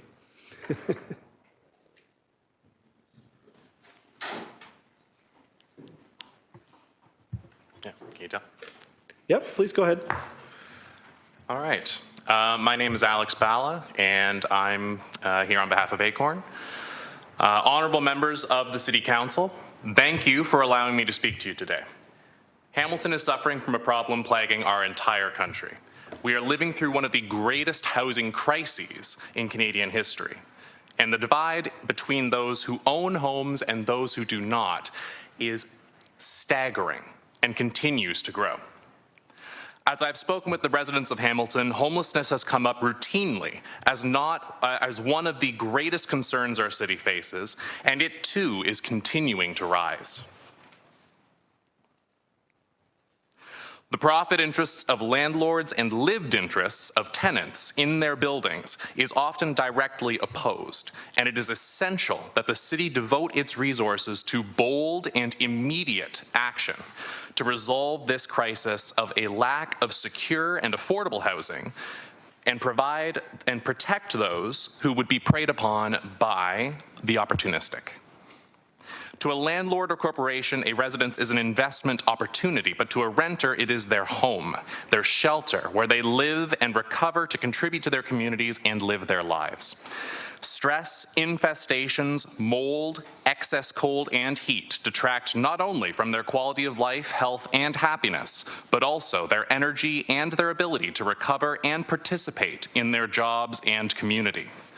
We already have protections against letting our residents freeze to death in the winter.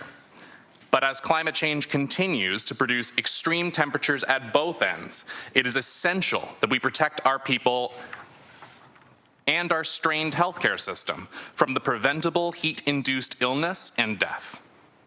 Being a landlord is a privilege of wealth, one that must carry with it reasonable responsibilities to care for the people they house.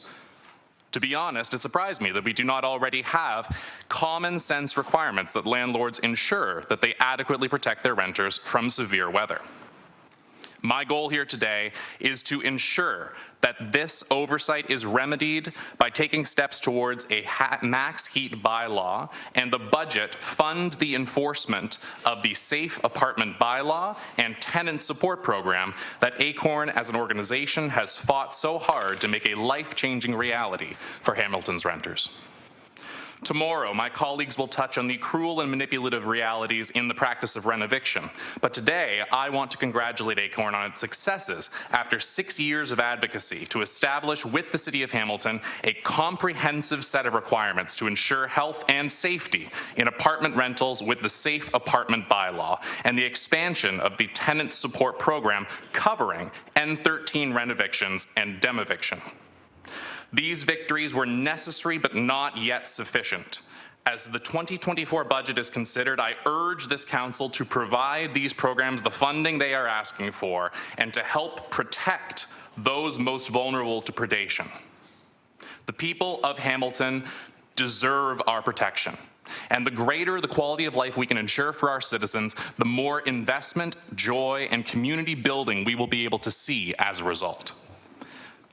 And we can't forget that a law is only as effective as its enforcement. Historically, a lack of enforcement has seen tenants exploited by their landlords despite the law being ostensibly on their side. Without adequate funding, it is inevitable that illegal practices continue to harm the people in Hamilton, and the laws associated with housing and its protections will not be respected as they absolutely should. So I implore the council to dedicate funding towards the Safe Apartment Bylaw and the Tenant Support Program so that it remains not only effective as policy, but also as a deterrent to malicious practices that would further overload our Landlord-Tenant Board Tribunal. Thank you again for the opportunity to be heard today. And please remember the importance of these programs, the hard fight that it has been to get to where we are, and the people who are depending on you as their representatives. Thank you. Thank you, Alex. We're going to change the order just a little bit there's a delegate that has another commitment. So we're going to go to John Lodano, which is a virtual presentation.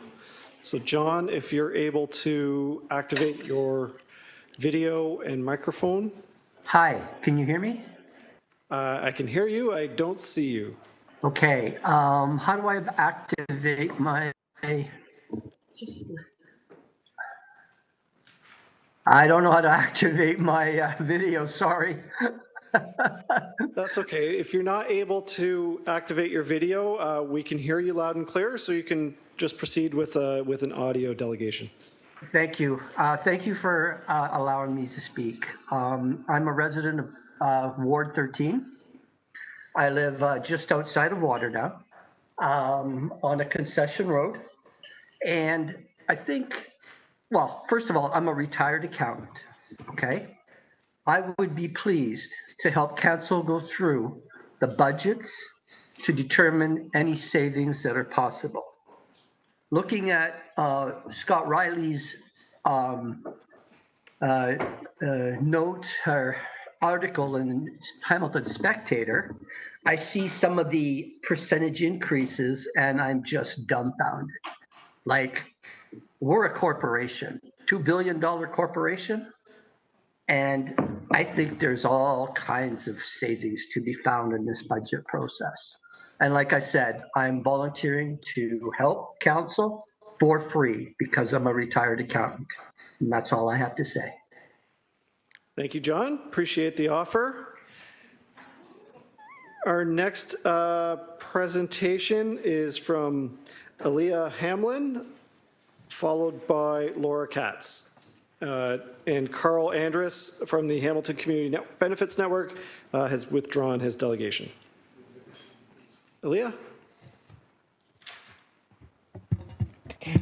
Hello, Mayor and City Councilors. My name is Aaliyah Hamlin, and I'm a resident of Ward 3. I've come to speak today to express concern about the requested budget increase by Hamilton Police Services and why I believe such a decision would be a gross misallocation of the city's funds. The people pushed farthest to the margins in our city deserve something much different and miles better than what has been given to them by our municipal government. So I am joining the voices of many other constituents here today to ask that you all vote against a budget increase for HPS in order to reallocate funds to community supports. In reflecting on what I wanted to share with council today, I read the City of Hamilton's 2022 to 2026 Council priorities, outcomes, and measures of success, where priority number 2 is safe and thriving neighborhoods. The outcomes noted did not mention police at all, but instead access to housing, safe transit, and enjoyable public spaces. I agree that these are the way forward in keeping Hamiltonians safe, and I hope council members stay true to this vision in their budget decision-making this month. I rent a unit off of Barton Street right between 541 Cafe and Woodlands Park. I witnessed firsthand how the months-long closure of 541 and their free or affordable meals impacted my neighbors, as I would often see people showing up hopeful to the empty building.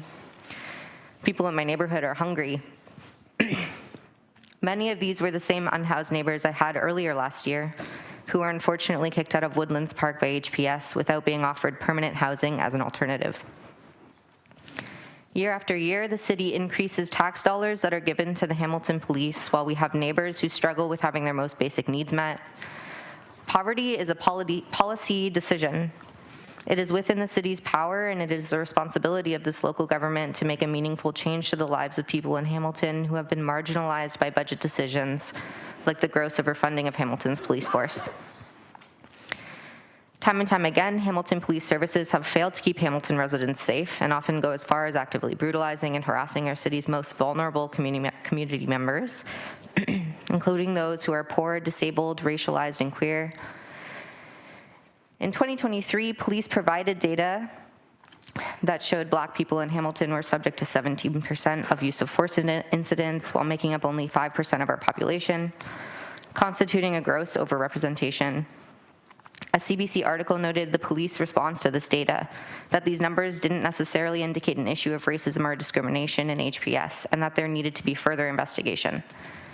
The reform and close monitoring of police clearly does not remedy the issue of racialized police violence, and especially when they refuse to acknowledge the issue at hand. 2021 research coming from Edmonton's Community Safety and Wellbeing Task Force found that just over 30% of calls to police could be diverted to social or mental health supports. This echoed findings by Seattle's appointed Community Safety Work Group, which put the number between 50 and 80%. But it is not enough to only divert away from policing. The social issues that lead to calls in the first place can be addressed by reinvesting money into existing community supports and programs for social uplift. These kinds of interventions are proactive and reduce the need for police work altogether. Police ended last year with a surplus budget and are still requesting an additional $13 million from our city this year. I would much rather see council vote to move such large sums of money towards supports that facilitate access to things that are meaningful to me, and I know that are meaningful to my neighbors, like food security, tenant protections, mental and physical health care, crisis intervention, safe consumption, safe supply, and places to live so that my neighbors and all Hamiltonians can actually stay healthy and safe. As it stands, the needs of so many Hamiltonians are not being met by the city. So I ask that during budget deliberations this month, you deny the proposed increase to the Hamilton Police Services budget and reallocate these funds into community-led initiatives and community services. Thank you very much. Thank you, Aaliyah. Our next presenter is Laura Katz, followed by Christine Neal from Acorn. Hello. Okay, thank you. We're continuing. Thank you. Laura Katz, please. Testing. Go ahead, Laura. Can you hear me? Yes. Okay, good. Okay, I'm Laura Katz. I live in Ward 1. I am here today asking councillors to please vote against the proposed police budget increase and to please vote in favor of allocating tax dollars more responsibly so that Hamiltonians can truly thrive and feel safe. So when I see HPS request and get their budget increase year after year after year after year, I can't help but think, when will we learn? When will we learn? Because we aren't just guessing in this case. A lot of research has actually been done, and there is evidence around which social conditions allow for safety to thrive. And what we know is this. Safe communities are communities where people have what they need. So I pulled this from the Amherst H. Wilder Foundation website. Bossy, shh. The social conditions where safety thrives include economic stability, including low unemployment, abundant living wage jobs. Bossy, come. Sorry. Low cost of living, low poverty rates, and small gaps between the rich and the poor.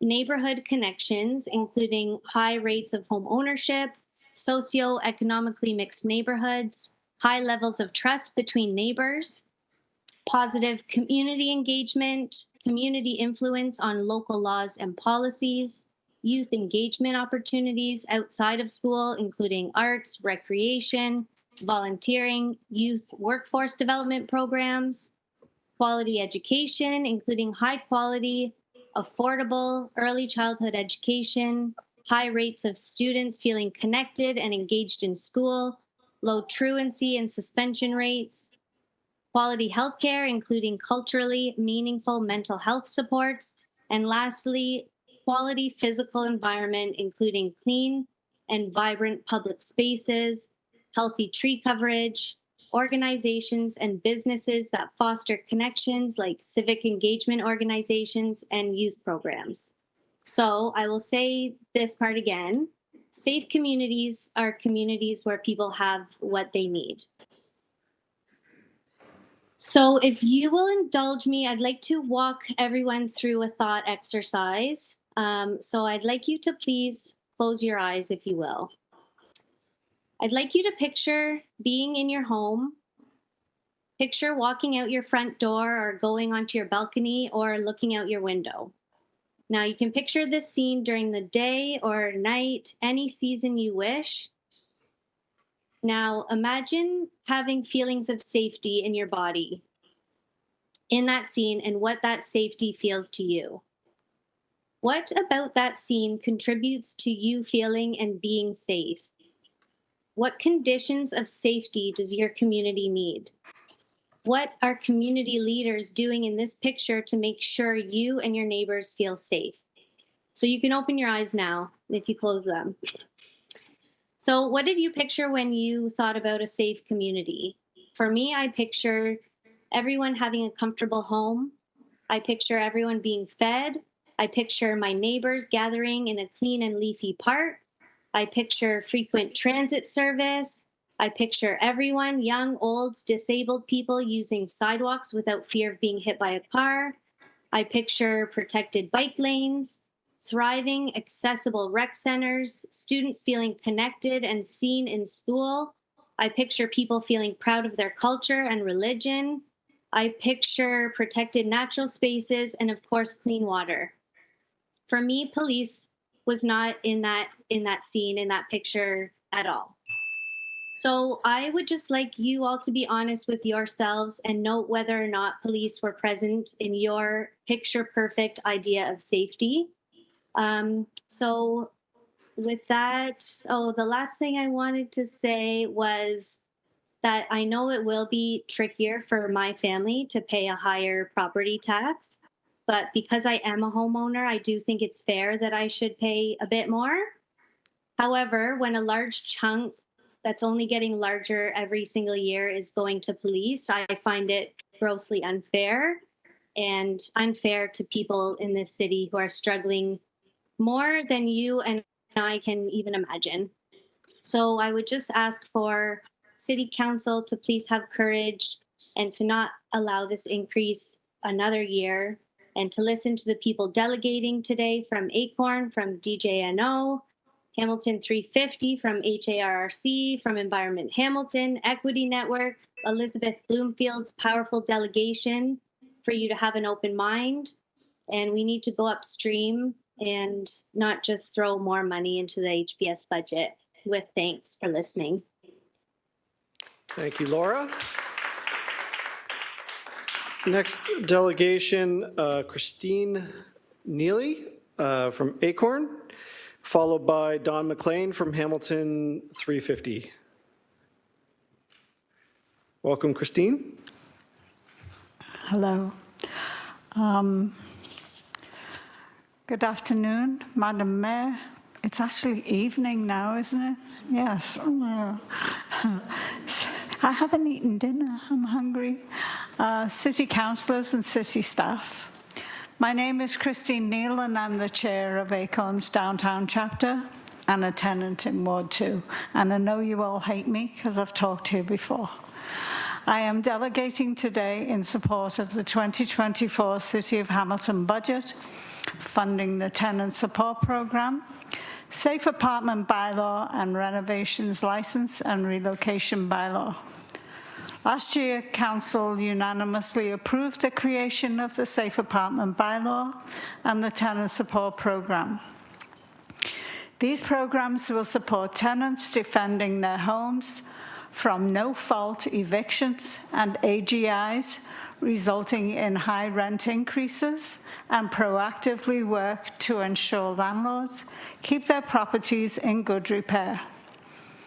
Across Hamilton, tenants in so many buildings are facing renoviction and demoviction, above guideline increases, and neglectful landlords. The tenants in the building I live in fought an AGI in 2022 with the help of the Tenant Defence Fund. The amount requested by the landlord was 2.8% and was reduced to 1.37%. Tomorrow, Council has the opportunity to support the renovations license and relocation bylaw to restrict renoviction in Hamilton. The goal of the policy would be to disincentivize landlords from pursuing eviction under the guise of renovations by still allowing legitimate renovations to proceed with tenants protected. These three programs will work together to preserve our market affordable housing stock and protect tenants' rights. Thank you for your attention to my delegation. Thank you, Christine. Our next, there's a question from Councillor Kretsch. Go ahead. My apologies. No, it's okay. It's not a question. Just for the record, you said we must all hate you. Only love from this councillor, your ward councillor. So thanks so much for being here, Christine. Come back anytime. Thank you. Thank you. Next delegation is virtual from Don McLean from Hamilton 350, followed by Catherine Walker-Jones, also virtual. Don, I see you up there. Am I audible? Yes, we can hear you also. Very good. Thank you for the opportunity to address you today. And congratulations to the city on the number of people participating in this process, and the numbers continue to increase every year. So that suggests that you're doing something right. There is a problem with the budget. It was only released on Friday, and it's several hundreds of pages. So it's really unreasonable to expect a thoughtful examination by an individual from the public or even from an organization.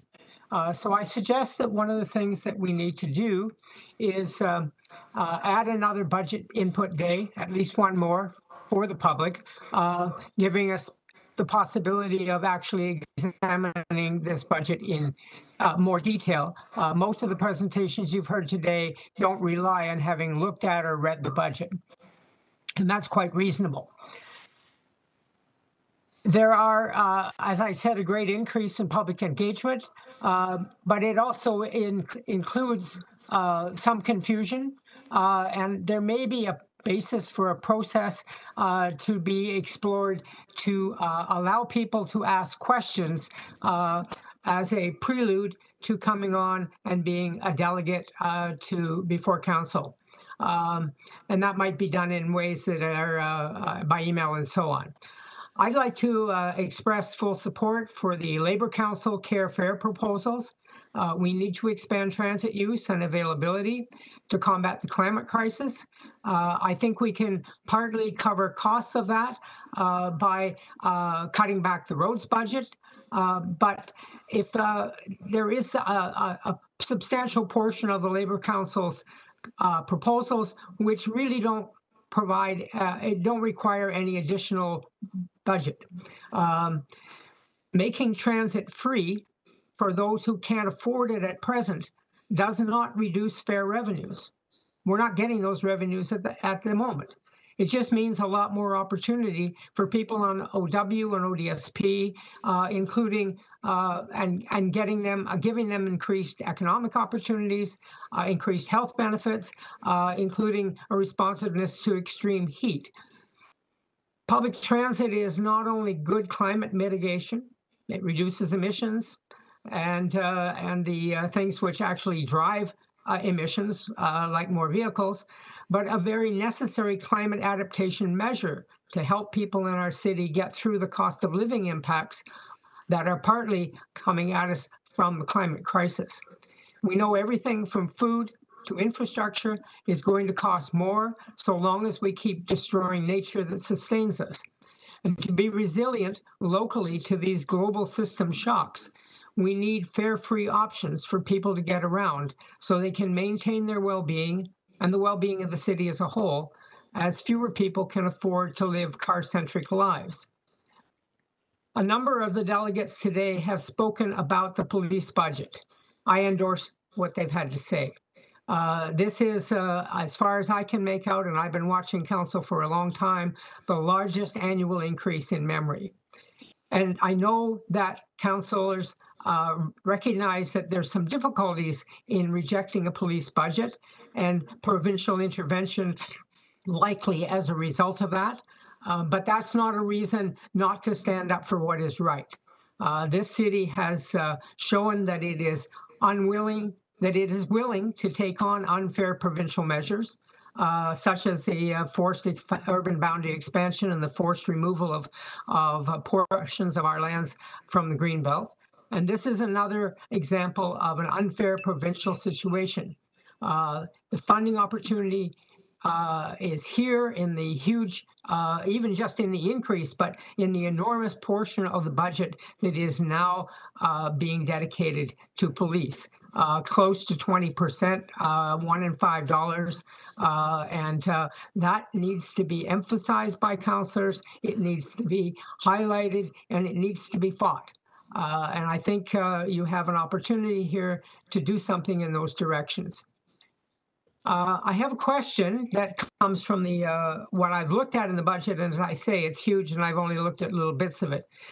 We've had over the last number of years an annual spending in the budget of about $10 million to cover off exemptions and reductions in development charge fees and collections. This year, for some reason, that cost has jumped to $62 million. I suspect that's because the province has changed the rules, and I know that you're facing a significant portion of the tax increase we're looking at as a result of the changes to the provincial rules on development charges, including making them inapplicable in some places and requiring them to be phased in over an extended period of time and other changes.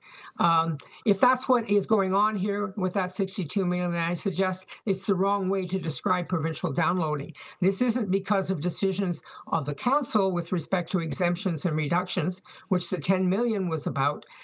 This is much larger, and it looks to be something that the council didn't make those decisions. Somebody else made those decisions. So I would suggest that that's one of the things that needs to be changed in the numbers as we look through this. But again, there is a need for people to have the opportunity to look at this budget in much more detail and to identify the possible elements where they might be able to assist in suggesting changes, places that you might be able to reduce costs, places that you might be missing where you should be spending money. A number of those things have been raised again today. In particular, I also would like to support on behalf of Hamilton 350 and the other comments that I've made that the changes that are being proposed to the situation for renters in the city, both in terms of a maximum heat bylaw, as well as steps to minimize and prevent renovictions. So I'm just lots of gonna good possibilities. step in.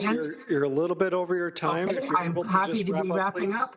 And thank you and congratulations on the work that you're doing. And I'm okay with a 7.9% tax increase. I'm in the situation of having a house that is mine. Those who don't have houses, I understand, are not going to get subjected to an increase because of the provincial rules blocking increases to multi-residential buildings. So thank you. Thank you, Don. Appreciate it. Question from Councillor McMeekin. Yes, hi, Don. Thanks so much for your wise counsel. Your reference to enabling people to study the budget, I find it's the kind of book you can't pick up once you put it down. It's very, very, a twist on the old phrase, can't pick up once you put it down. So I'm just wondering, a question I have, if somebody out there, anybody out there wanted to go through the whole budget in detail, and it's about, I don't know, maybe 6 inches thick, line by line, if they actually had the time, I've spent about 20 hours on it, and I'm only halfway through it. But if they wanted to do that, how would they access that information? That's all on today's agenda, Councillor. Well, there is an answer that could be given to that, which is different than the one that the chair offered. The chair's correct. It is all on today's agenda. That doesn't get you through it all. So there may be a need for an editor or a version of the budget which identifies the changes that we're making and what those are going to cost and the places where costs are going up. We need this kind of a document that exists now, I'm sure, for staffing work and city work generally, but it's really not appropriate as a document to hand out to the public. So we need something that is appropriate to the public. It's not there in this document. I agree. That's part of why I'm asking the question. I don't think there's, I bet there aren't 6 people in the whole city who would take the time to go through that voluntarily. I may be wrong, but that's my hunch. Thanks. Thank you, Councillor. Thank you for your delegation, Don. Our next presentation is from Catherine Walker-Jones, followed by, I believe, Ben Cullimore from the Hamilton Encampment Support Network, as Stacey Easton has withdrawn. Catherine, if you're able, I see you there. Please go ahead whenever you're ready. Hi, can everyone hear me? Yes, we can hear you and see you. Great. Hello, Madam Mayor and members of the General Issues Committee. My name is Catherine Walker-Jones. Thank you for allowing me to speak today. In my job as a server on James Street North, in my classes at McMaster, and in my neighborhood coffee shops in Stipley, I hear Hamiltonians talking with great concern about the housing crisis all the time. In the past 3 years, several of my coworkers have faced or experienced homelessness because they are not able to secure housing that they can afford. I think about how the vibrant culture on James Street is something that so many people love about Hamilton, and yet the workers who make this possible can't afford to survive in this city. I think that this budget decision has the potential to improve life for the whole of our community, but it also has the potential to perpetuate grave harms. I know that the Hamilton Police Services has requested a $13.3 million increase in their budget for 2024. I know that they have described this as a maintenance budget to keep people safe. But like many other Hamiltonians here today, I know that the police do not keep me or my neighbors safe. As statistics presented by several others today demonstrate, for many Hamiltonians, specifically our Black, Indigenous, otherwise racialized, and unhoused neighbors, an increase in police presence means an undue increase in surveillance, harassment, and even lethal brutality. I honestly, in my time living in Hamilton, have never heard a fellow Hamiltonian describe a positive interaction with the HPS. However, I hear on a daily basis from fellow Hamiltonians whose lives have been saved by social services. We know that policing cannot solve the housing crisis, and if we continue to structure the budget as if it can, things are only going to get worse. We need to stop prioritizing the superficial comfort of those of us who are lucky enough to have stable housing by investing more into over-policing and criminalizing people who are just trying to survive. Instead, we need to start showing up for the genuine safety of the Hamiltonians that our city has failed. The police do not keep us safe, but social housing can, warming centers can, reliable and accessible transit can, tenant protections like the safe apartment bylaws and the maximum heat bylaws can, public health services can, harm reduction services can, mental health services can, even traffic calming measures to prevent pedestrian and cyclist deaths can. I was happy to see that housing and homelessness were identified as a key area to invest in 2024, but I think the proposed investment is not enough. I want to echo the voices of so many Hamiltonians who are here today and who aren't, who are urging you to reject the HPS request for an increase in budget and demand that these funds instead be invested in services that keep us all safe. Thank you. Thank you, Catherine. Thank you for your presentation. Our next presentation is Ben Cullimore from the Hamilton Encampment Support Network. If Ben is still here, we weren't sure if he was going to be able to. Nope, not seeing them. Okay. Next then is Nala Ismasil, followed by Cheryl, so I was practicing this one, Koyorkis. Nala?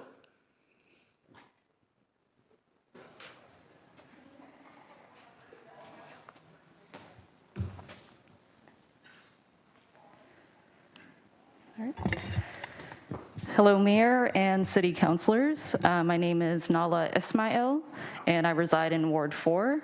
I'm addressing you today to express my outrage concerning the Hamilton Police Services proposed budget increase of $13 million. This is the largest proposed increase by HPS in our city's history and would account for an almost 20% of the overall budget. This increase at almost triple the rate of inflation to an already inflated budget is unacceptable.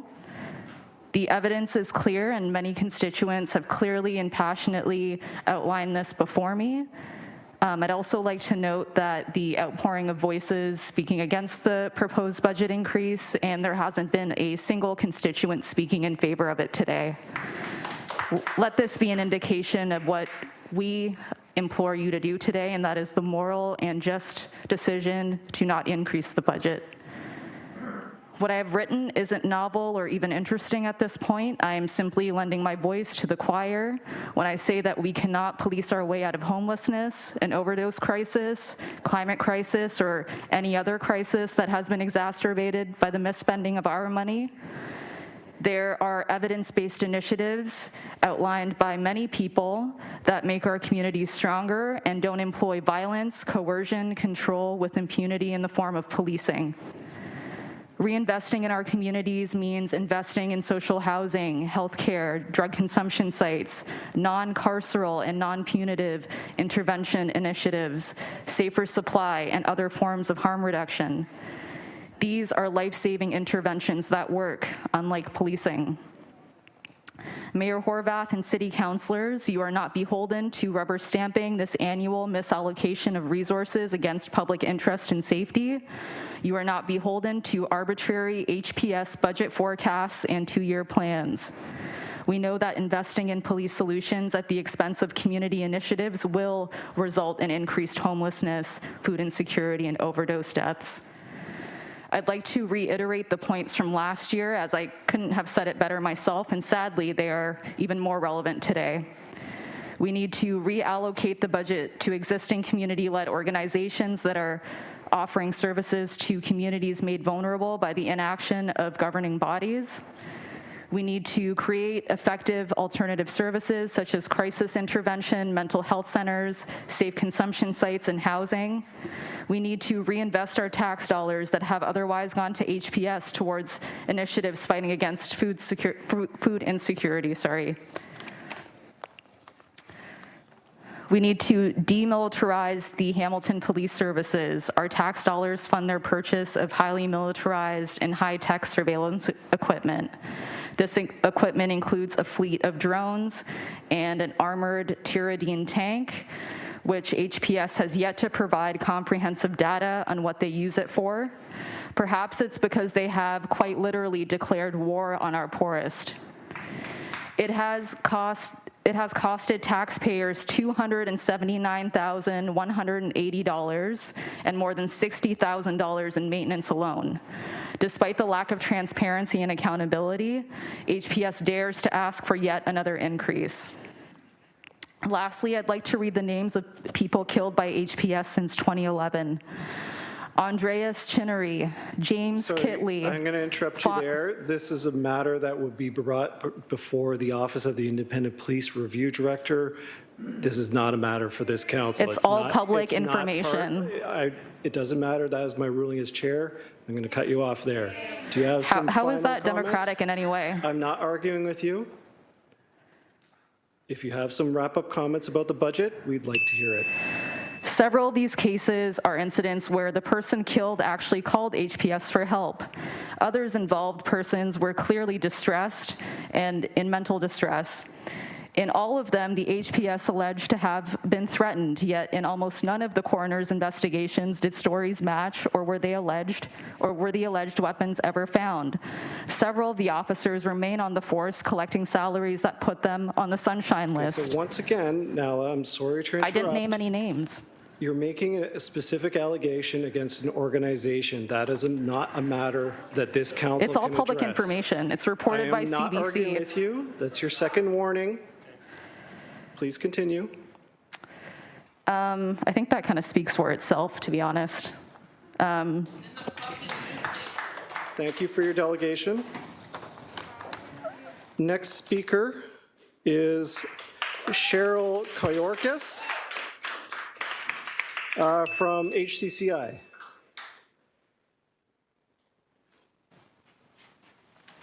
To be followed by Lyndon George as our final speaker. Through the chair, it's Shirley. I'm sorry, Shirley. Thank you for your question. Shlama lochon, especially shlama lochon, pshanati lochon, to my fellow community members. I'm honored to be here speaking, and I can't follow up all the brilliance that's already been said, but I will share what I have to say. My name is Shirley. I've lived in Ward 9 for almost 2 years, and before that, I lived in Ward 7 for 25 years. I'm sad to see that the councillor for Ward 7 is not here to hear this. I've resided in Hamilton with my family since immigrating here after being displaced from my home in Basra, now called Iraq. I'm Assyrian. I'm indigenous to places that were war-torn, colonized, and been stricken by imperialism. My father always talks about how much he loves Hamilton, a harbor city, because it reminds him of Basra, which is also a port and harbor city. If you've ever heard of the story of Sinbad the Sailor, he was from Basra. One of the things I love about Hamilton, what my dad and mom love about Hamilton, is how communities care for each other, show up for each other, and protect and keep each other safe, despite the alarming rates of violence, surveillance, and aggression by the Hamilton Police Services. I am flabbergasted to hear that the HPS is requesting a $13 to $20 million increase, and I ask for what? What could we be using this funding for that would actually benefit Hamiltonians, where we can see a tangible example of flourishing project that will make this city safer and affordable for all ages? We've already been presented with beautiful and well-thought-out possibilities from some of the delegates before me, most of them, and I would like to add another possibility of where we can increase or reinvest funding for our city: more accessible parks. I always joke that in Ward 9 we have a whole neighborhood named after a park. It's called Summit Park. When I was first doing research on the new neighborhood I had the privilege and ability to move to, I assumed it would be as grand as McQuestion Park in Ward 7. I mean, a whole neighborhood was named after a park. I was expecting all-use swing sets for people and youth with assistive devices, a safe rubber surface to move on, lots of water fountains, all genders washroom, ramped structures and accessible pathways, small child play structures, parking. transfer stations, music, and interactive elements. None of these were available at this so-called Summit Park. The saddening reality of parks in Hamilton is that we have over 80 in the city, probably more, and according to Accessible Playgrounds Ontario, only 7 of them are accessible, and none of them are in Ward 9. And I mentioned the grandness of McWeston Park earlier, one of the biggest parks and playgrounds in the city, also not accessible. Washrooms consistently closed to steer away encampment residents, lack of maintenance, not enough barrier-free play. With a population of over 600,000, Hamiltonians, young people, and anyone who finds joy in play deserves accessible and safer parks. And sadly, the current conversation about parks and public spaces villainizes and antagonizes our neighbors and encampments, and the conversations are distinctly disturbing for residents living on the mountain, specifically in my experiences in Ward 7 and 9, where the town hall on eviction disturbingly showed the lack of awareness of real issues in the city and having conversations on safety without the experiences and knowledge of encampment residents in attendance. My experiences as someone who has worked, volunteered, and been across the city and all its green and play spaces, both on the mountain and in the Hamilton Centre, is that the problem is not and will never be the existence of encampment residents who deserve to live in dignity and not be harassed and evicted by policing forces in the city.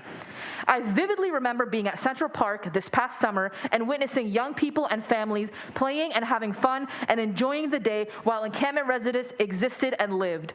There was no question of fear or why the encampments existed. Everyone coexisted. And I remember noticing that many of the families were racialized and newcomers, folks who have been displaced from their homes and Indigenous lands by policing and imperialist forces know that everyone deserves the right to a home, to live in dignity, and to be safe in community. And that was very obvious that day for me, and it was obvious that a safer Hamilton is possible. This does not happen by increasing the HPS budget year after year. It happens when we invest and fund communities, free places to play, meet people, learn, move, and exchange stories. This is all possible if we make free public spaces enjoyable for everyone, for all young people, and to make sure that folks of all abilities are welcomed and cared for in these physical spaces. Looking at the 2023 Hamilton tax dollar distribution, only $88 of our tax dollars, that's 1.8%, are going to recreation and parklands, compared to $717 for the HPS budget, that's 15%. How is this respectable in any city? Everything is expensive, it's stressful as hell to live, and parks and free public spaces deserve to be elevated so we can feel like Hamilton is home. I am asking for no more slogans, no more mottos, and fake representations. Year after year after year, we witness an ask and an increase to the HPS budget without any meaningful research that indicates that these increases lead to safer communities. Year after year after year, residents take time to plead and beg for you as elected public servants to invest in our communities. What will it take? How many times does community have to show up to these meetings and show you evidence of racism, brutality, and aggression from HPS, and even when they release their own findings and data that they are in fact racist, according to an article released by CBC News? Shirley, thank and you. updated You're this over past your June. time. If you just had some concluding comments, please. This data is coming from their own departments, and they don't in fact serve and protect communities, and you still consider an increase in their budget for what? Thank you, Shirley. Our final delegation, Lyndon George from the Hamilton Anti-Racism Resource Center. It is a virtual delegation. Lyndon, I can see you.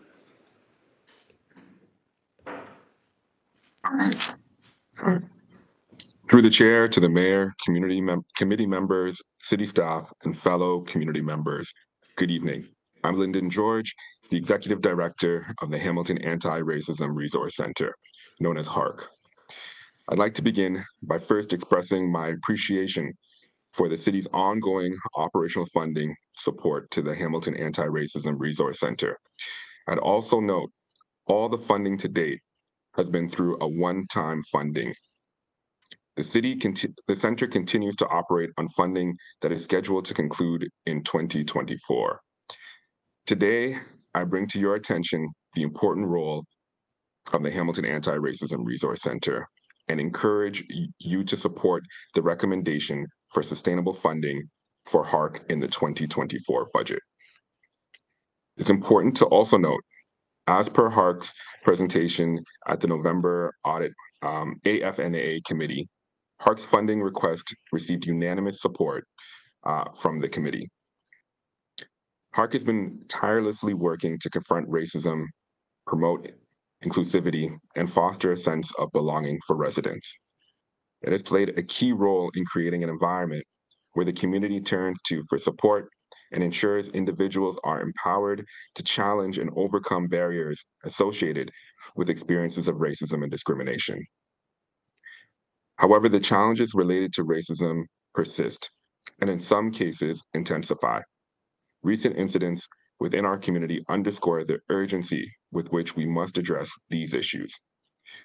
There was a 61% increase in hate incidents reported to the Hamilton Police Service last year, with Black, Jewish, and LGBTQ+ communities most frequently targeted.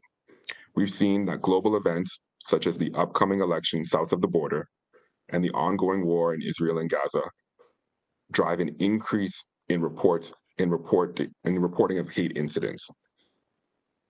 Islamophobia, anti-Semitism, anti-Black racism, and hate incidents impact individuals, their families, and extended cultural networks, and can leave individuals feeling vulnerable and traumatized. We know that hate incidents too often go underreported. Reporting an incident to HARC, no matter how small it may seem, is important.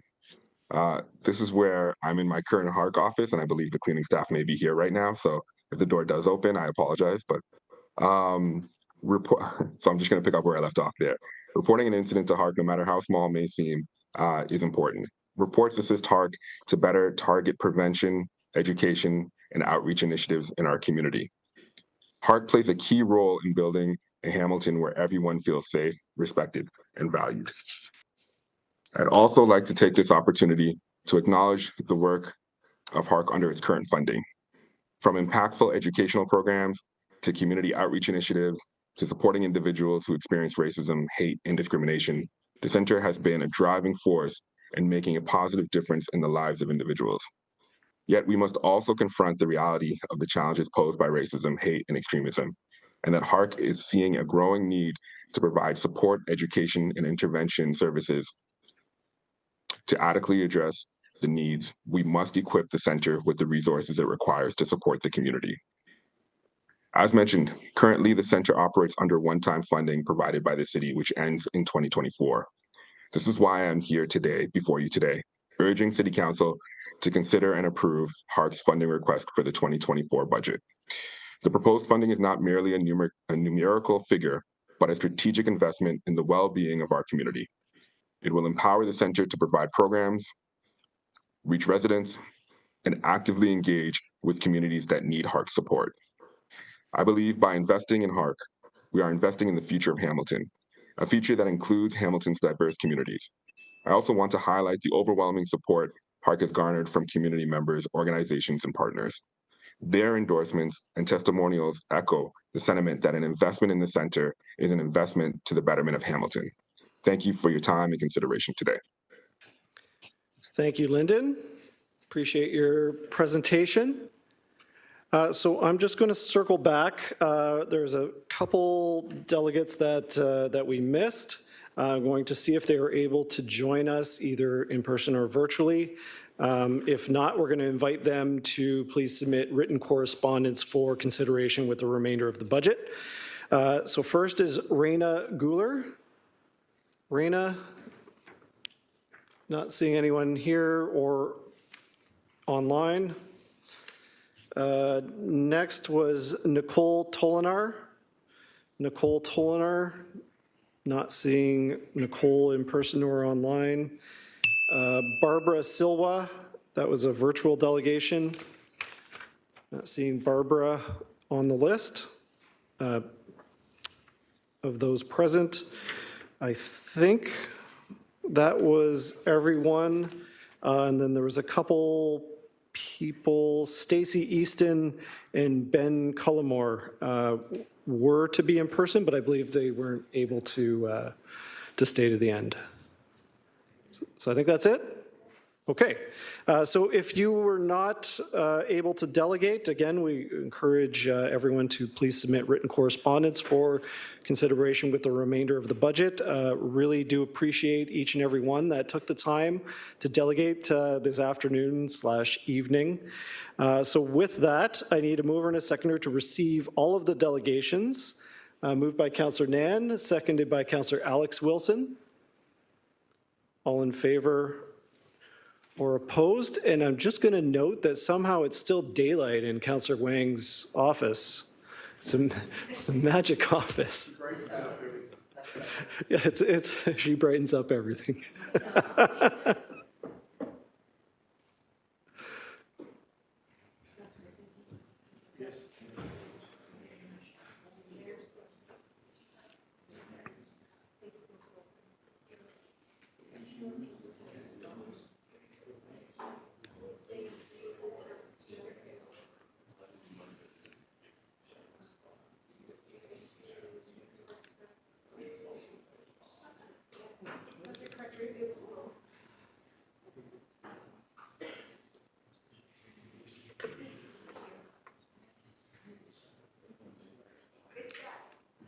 That carries unanimously. We have private and confidential, the closed session minutes from November 27th, 2023, from the General Issues Committee rate budget. I need a mover and a seconder to approve the closed session minutes. Moved by Councillor Tattison, seconded by Councillor Alex Wilson. I assume there's no discussion. All in favor or opposed? Thumbs up.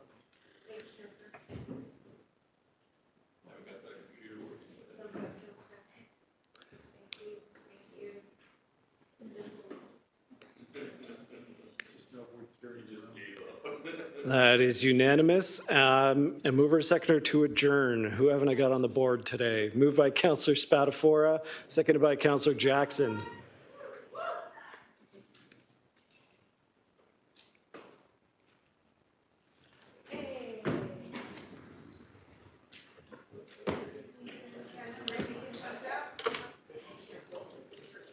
And somehow my computer did not crash once during this meeting. Just in case you wanted to know. That is unanimous. We're adjourned. Thank you.